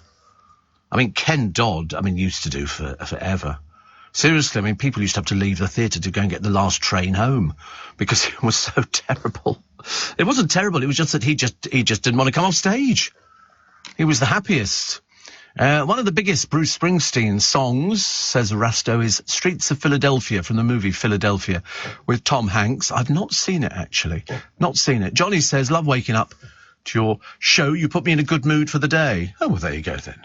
There you go. We like to be in a good mood for the day. When I was in the kitchen brewing, says Kimmy, Yorkshire Gold, I was having a wee nose out of the window and I noticed a fox walking straight up the pavement. They're looking both ways before crossing the road. Very green cross code, our foxes. Yeah, they do that. And in fact, you will see that fox doing exactly the same route every day. That's what they do. We have one every morning. Walks all the way up one side of the road and then will walk cross the road and then walk down the other side. If it sees you, it will stop.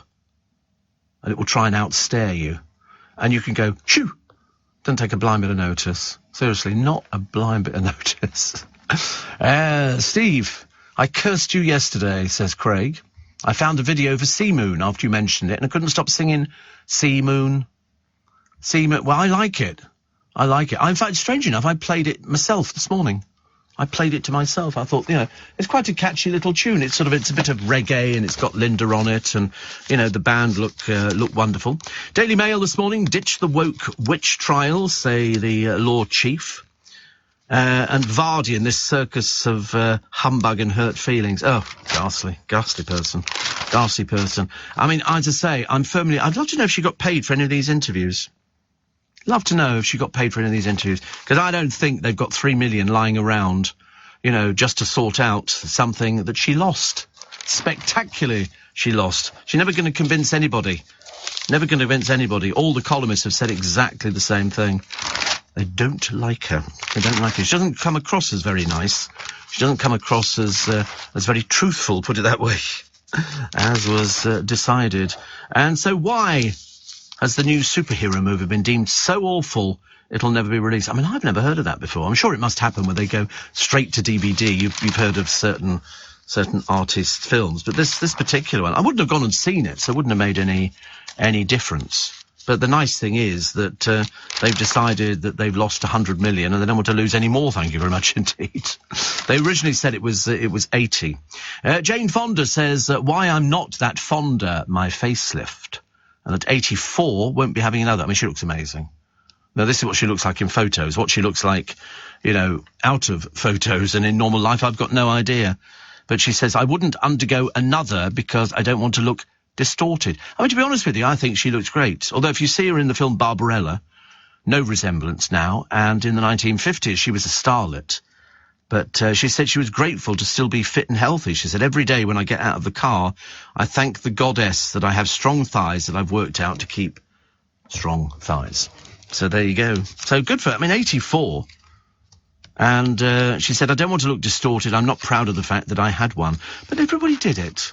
It was a sort of way of, I don't know, it was sort of vanity, I think. Steve, I looked at 2 tickets for Springsteen in Birmingham. Says Jane, 1,250 quid. Needless to say, we're not going. There'll be a video, don't worry, or a DVD or something like that. Seems an awful lot of money. I can probably find you cheaper tickets in Birmingham. Pair of tickets shouldn't be too bad. I mean, I'm hoping not 1,250. I'm hoping, we can get you something a little bit cheaper. It's trying to find them, though, isn't it? That's what, it's a bit difficult to try and find cheap things, because most of the cheap ones are snapped up by the touts before they even get there, and they'll buy tons of them, and then they'll stand outside flogging them and making a good profit. Because if you want to go and see Springsteen and you can only get, say, £1,250 for a pair of tickets, there must be a cheaper way of doing it. Must be. Steve, do you remember Mrs. Thursday, the comedy drama starring Kathleen Harrison as Alice Thursday, a cockney cleaning lady who inherits 10 million and a multinational business empire? No, I remember, Kathleen Harrison, I thought was great. Great character actress. I thought she was fabulous. Thought she was absolutely fabulous. The insanely dangerous TikTok dares putting young lives at risk. This is poor Archie Battersby's mother believes one online game left him close to death and other children have been killed and seriously hurt. So why can't the social media giant just block all the challenge videos behind such misery? For this poor little lad who's now suffered, Archie, this catastrophic brain injury, the suspected result, they say, of a challenge. 6-year-olds, they say, no extreme challenges. You see, not for me. I wouldn't know this sort of stuff at all. I wouldn't have had the faintest idea about it. But it's a special investigation. It's just dreadful. But we'll wait and see what happens, shall we, with Archie? Because he seems to have captured the imagination of the country, and you can only hope it's got a good side to it, but I fear it is not to be. But you'll hear it first on LBC, and I should imagine you'll hear something today. Nick Clegg is returning to London after 3 years in America whilst continuing his globe-trotting role for Facebook. He bought a £7 million mansion near near Facebook's California headquarters, and he became its communications chief, but he's been candid about his reluctance to live in the United States. I don't think I'd want to live there. I really don't think so. I think I'd probably miss this country. He's thought to be on about $3 million a year. I don't know why. What qualifications has he got for this? Or were they just sort of $3 million a year? Nothing, I suppose. Absolutely nothing at all. And what have we got today? So Barack Obama's birthday. And in 1971, the Apollo 15 astronauts rested as they orbited the moon before leaving for home today. Instruments on the command ship mapped the lunar surface and tested for space radiation. So exciting, so exciting. Also, the British Army will mobilise today. Diplomatic relations between Germany and France were broken off, and a German demand for the passage of its troops through Belgium was rejected by Sir Edward Grey, said in the House of Commons that Britain would use its forces to defend the countries against Germany. So now you know. Birthday today, 1923, but died in 2016, the godfather of Australian television, Reg Grundy. Reg Grundy died all those years ago. He produced Neighbours, said to have been given just one TV interview and never carried cash, saying, why do I need it? Buy me a Lamborghini, and somebody does. He's a former boxing commentator, once ran one of the world's largest independent production firms, making shows for more than 70 countries. 70 countries. Reg Grundy. Very, very famous in the business. Very famous.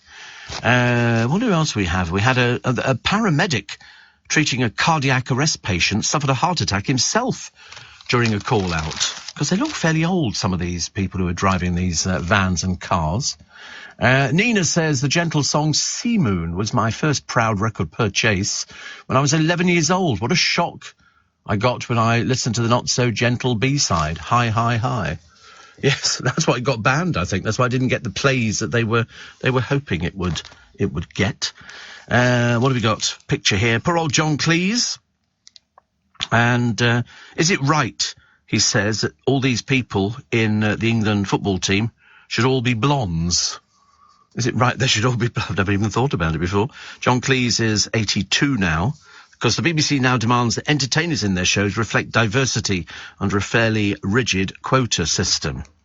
Well, I tell you, I was watching Mock the Week, one of the few episodes out there, which is still interesting, my favourite show. And I was sort of thinking, why on earth would you want to act something that is so gentle and is so funny with some of the funniest people? You know, the team captains are brilliant, the host is brilliant, it's Dara O'Brien. And I looked at it, and I love the bit where they bring somebody on, they say, hello, my name's Richard, and I did so-and-so, so-and-so. And then they have to try and work out who's actually the right answer. And I thought, what are they going to put in its place that is going to be as entertaining? The answer, nothing. Absolutely nothing at all. So we'll take a short break for the news. I'll be back with you in 3 minutes.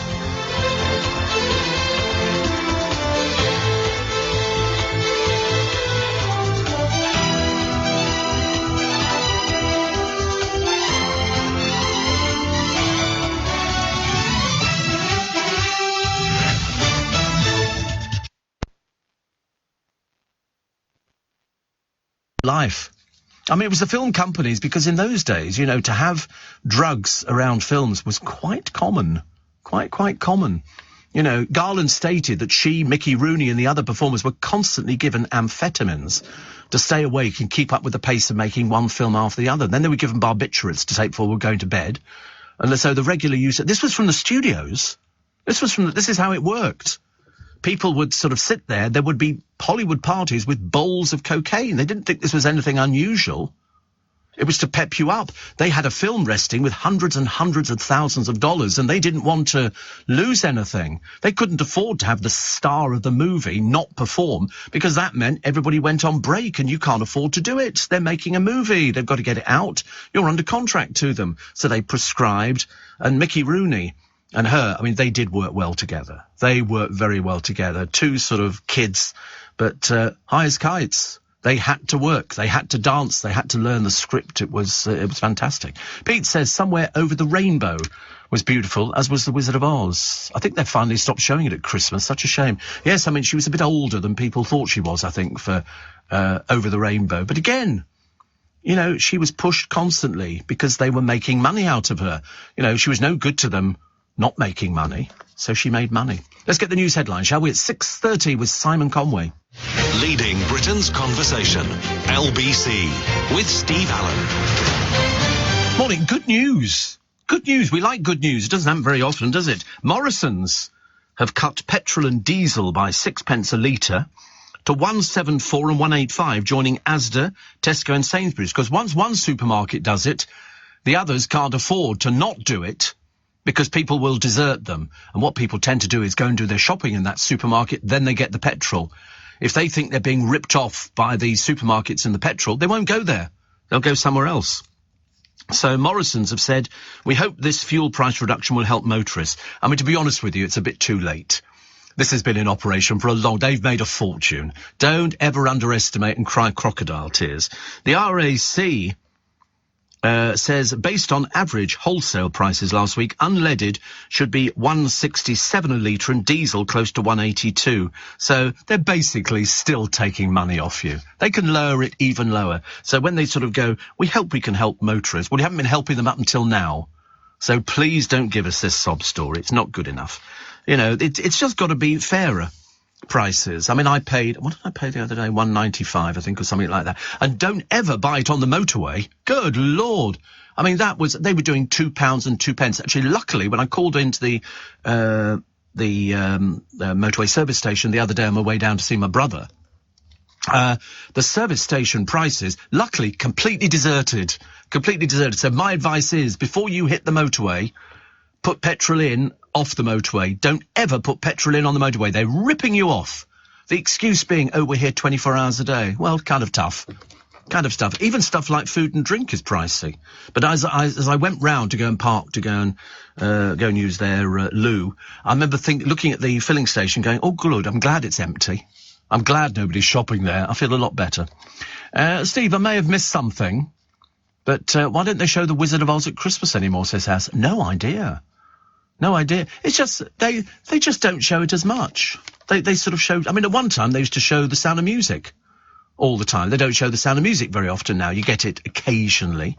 And The Wizard of Oz is sort of, I mean, it's 83 years old, for God's sake. You know, there's other films. I mean, what did I turn on the television and watch the other day?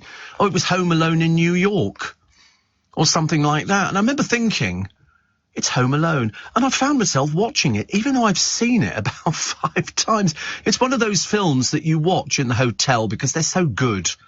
The hotel staff and everybody else, and he's sort of ordering all this stuff. It's totally factious, but it doesn't make any difference because it's an entertainment.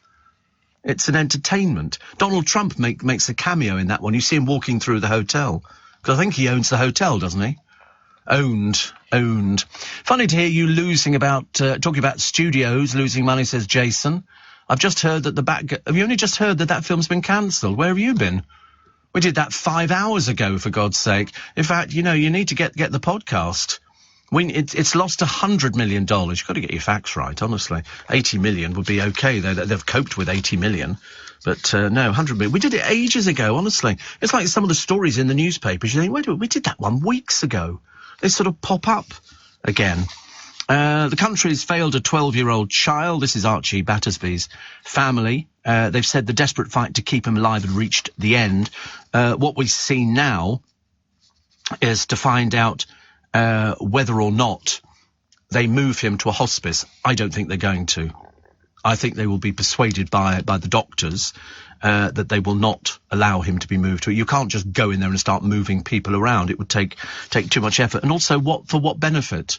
She says it's too noisy in the hospital. Well, you know, unfortunately, people do die in hospitals. It is a fact of life, depressing though it might be. But doctors in Japan and Italy, they said, contacted the family offering treatment for Archie. Well, they're not. You can't start shoving these kids around all over the place. But she said she would fight to the end for Archie's right to live. But at what state would he be in? He's brain dead. You know, there is no. You know, it sounds wonderful. You know, that you can sort of bring a child back, but you can't. His brain has been starved of oxygen. He would be in a terrible state for the rest of his life. What quality of life would that be? Nothing.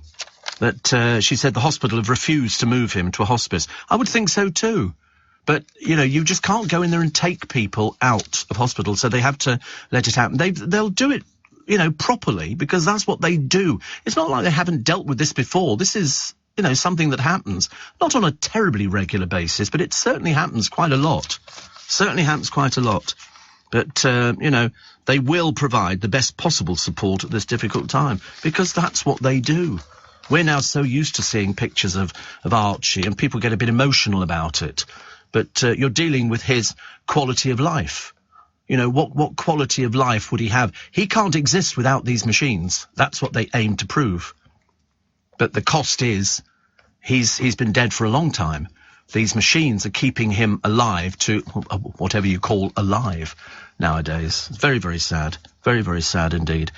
Also, the air pocket, which has saved a sailor in the Atlantic Ocean. You hear about this, when a boat flips over, and they seem to survive underneath it because there's a pocket of air that goes there. This Frenchman was eventually rescued by Spanish Coast Guard. A little bit of Sean Connery there creeping in. And they said it was an operation verging on the impossible. This boat sent out a distress signal at 8:23 p.m. on Monday, 14 miles away from the Cesargas Islands off northwest Spain. With the sea too rough to attempt a rescue, the dive rescuers attached buoyancy balloons and waited until the morning. The man was eventually found wearing a neoprene survival suit, whatever that is. I've got no idea. Perhaps it's something to keep out the cold, I suppose. The Coast Guard said of his own initiative, he got into the water and free-dived out, helped by the divers. Can you imagine? Honestly, you'd be frozen to death. Frozen to death under this thing. And, of course, you're in the middle of the Atlantic Ocean, which can't be there. But he did get the air bubble, and he survived. Oh, I'm looking at the suit. Oh, right. Good Lord above. You can buy one of these. Not that I'm recommending. They're about 180 quid. £180, 45 pence. Comes in sort of red. And it looks quite nice. Where you'd wear this thing, I've got no idea. I mean, how many times you go to the Atlantic Ocean? Not going to wear that one for nipping down the local pub, are we? Well, I don't think so. So Penman investigates. A crypto loser runs off to the loo when I confront him. The last time, he says, I came across self-proclaimed money guru Des Amy. He was plugging a crypto investment called Hyperverse. Now his company has been added to the warning list of danger firms published by the Financial Conduct Authority. This firm is not authorised by us and is targeting people in the UK, the watchdog states. So what have I found since Amy doing? Only plugging more of his crypto trash. But before this new venture, it's worth catching up on Hyperverse. And it's exposed by Penman, and this bloke then contacts a Manchester law firm, who then write to Penman and say, our client demands an apology for defamation. I think not. I don't understand crypto. It's a load of old rubbish. There's only a few people make money. It's this Hyperverse token value is now totally worthless. Totally worthless. So just be warned, there are crooks out there, and what they do is part you from your money. He's been trying to part people. He sort of turned up the other day that he said, my vision is to make 100,000 families completely financially free.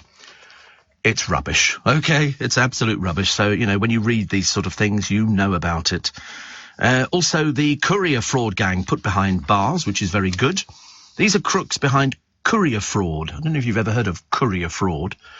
This is where an elderly man from Wells next to the sea lost £51,000.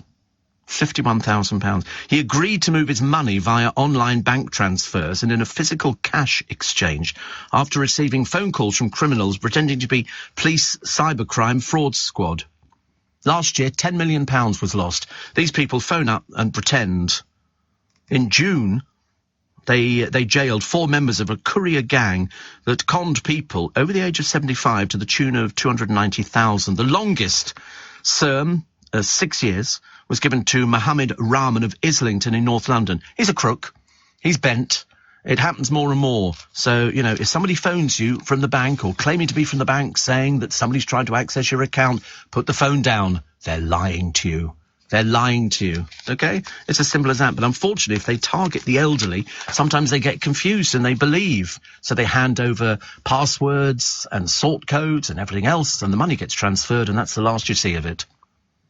because in most cases the banks will not give it back to you because you've actively given these people the information. So we reiterate again and tell you that banks will never call you and ask you to transfer money to another account. Even if they say you can call us at the bank, put the phone down, leave it down, okay? I promise you your money will be as safe as houses.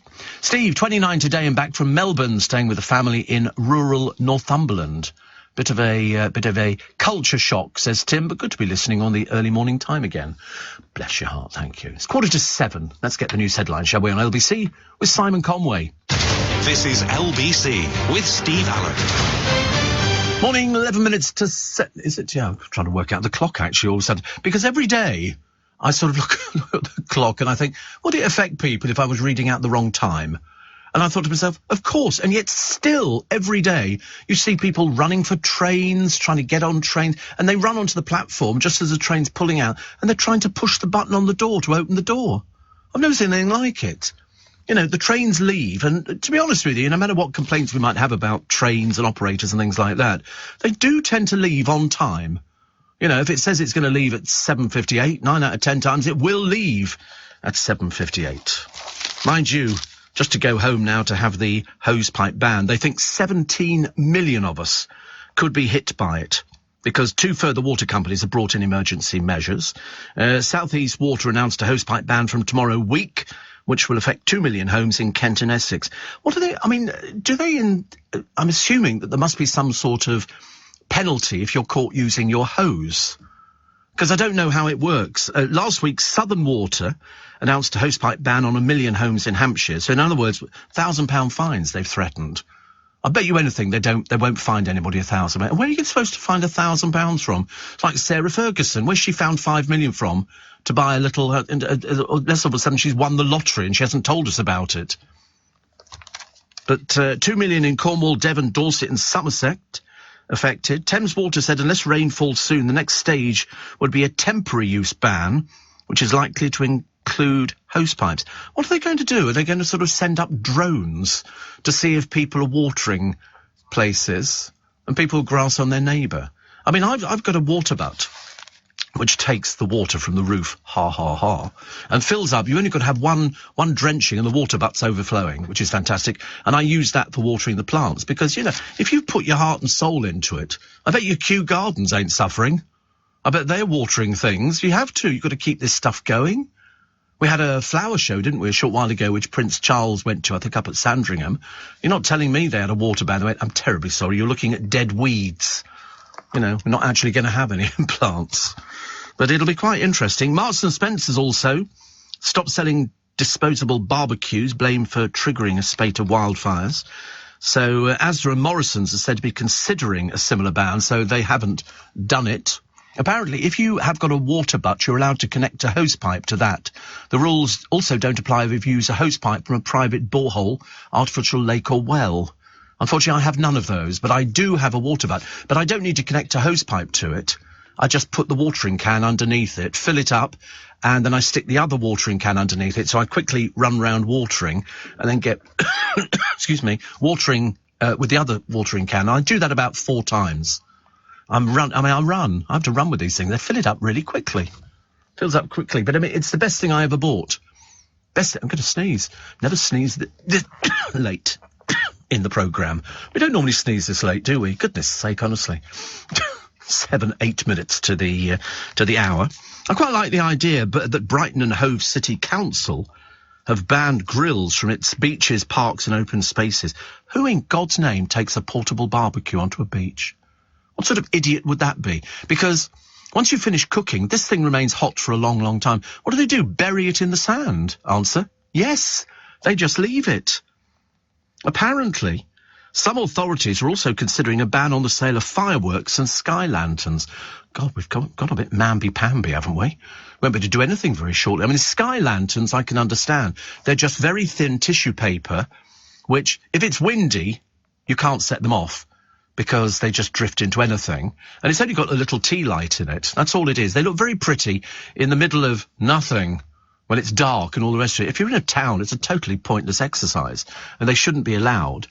And so Those things should be banned. I'm not sure about fireworks. And what difference does that make? That's going up into the sky, and then it goes like that, and that's it. It doesn't sort of stay lit, and by the time it's hit the earth, it's gone very cold. Dave in East Sussex says, I do enjoy listening to you every morning. He says, just before and just after I've walked the puppies. And just before I set off for work, which is always good news. If you want concert tickets, says Connie in Stockwell, the best thing is when you get them for free.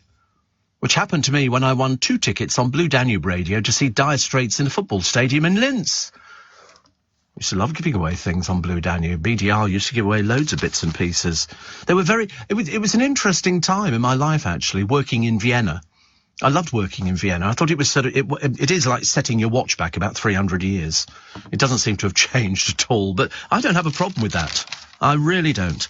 We're still thundering on, Javid turning on ex-ally Rishi and endorsing Truss, as if it made any difference to us. Does it make any difference to us? No. Did we vote? No. Did anybody vote? Yes, apparently so, but then there were problems with some of the voting papers coming back in again, which is all very odd, isn't it? And the green and pleasant land, now, they say, looks a bit like the Sahara Desert. Which actually it does. They've got a couple here walking through Richmond Park. It only takes one downpour, and this will all go green again, until it goes dry again. They've got sort of a couple of brothers here, William and Oliver, playing with fallen leaves in Ascot. So, in fact, it does look a little bit as if we've hit autumn a fraction earlier. Steve, I remember the slam-shut doors. People managed to open them when the train was leaving. Yeah, you don't have that anymore, do you? Slam-shut doors. I remember seeing them because it was all individual carriages, wasn't it? So people used to have these doors on there. Very dangerous, I used to think. Very, very dangerous. But mind you, I mean, anywhere where there's electrical... I sometimes I put my hand onto the handle inside the door. So I don't want to fall down the gap and fall under the train. That's my worst nightmare. My worst nightmare. I get very panicky over things like that. Very panicky. A lot of people asking... why the Lionesses have not got awards. Why did they not even get the Victory bus ride? What did they get? Some god-awful thing in Trafalgar Square. Where you had to have tickets to go in. You couldn't just walk in. It was all sort of ticket only and everything else. Where are the OBEs for the captain and possibly, an honorary CBE for the coach? They've been treated really badly, and yet they all try and backtrack. The FA and everybody else going, don't worry, we're going to do that. Excuse me, I don't think you are. It's all a bit bad when it comes to women, doesn't it? They never have enough toilets. Wherever you go, there's men's toilets and there's women's toilets, and the women have always got a queue for everything. Absolutely ridiculous. Steve says, Paul, can I wash my car with a jet wash whilst there's a hosepipe ban? No, but what you can buy... There is a thing, it's like a bit of tubing, and you put it into a bucket of water, and the water flows out of the end, and you could do that. Because there's all these people who have these hire cars and things like that, and they've got to have nice-looking vehicles, and if they close the car washes, which we're not expecting, but, you never know. Leakage, says Lawrence. I wish they'd do something about the millions of gallons of water. Well, the excuse is that leakage is because it's old Victorian pipes. So they have to repair that, because at the moment they're digging up the roads all over the place. Everywhere you go, they're digging up the roads. Charlotte says, you are allowed to fill your watering can with a hose during a hosepipe ban. Garden centres and places like Kew are exempt. Of course they are. Of course they are. They'd have to be, otherwise their businesses would sort of go under, wouldn't they? Which is ridiculous. Apparently, early prostate cancer signs aren't as obvious as men think. An NHS focus on male urinary symptoms could be hampering efforts to detect prostate cancer early. Getting older, it affects men aged 50 or over. Having a family history of prostate cancer, men are 2.5 times more likely to get prostate cancer if their dad or brother has been diagnosed with it. And around 1 in 4 black men in the UK will get prostate cancer in their lifetime, and the risk may increase after the age of 45. Oh, there's a cheery subject, isn't it? Honestly, fancy finishing on a cheery subject like that. I'm lucky. I've had all the tests, and I'm okay. So that's good news, isn't it? So there you go. Other stories. Let us join picket lines. Starmer told by top allies. And There's another record, these deaths from drug overdoses in a year. We're fighting a losing battle, really, against drugs. It's even bigger than people imagine. Sadly, excuse me, that's it for today. Thank you very much indeed.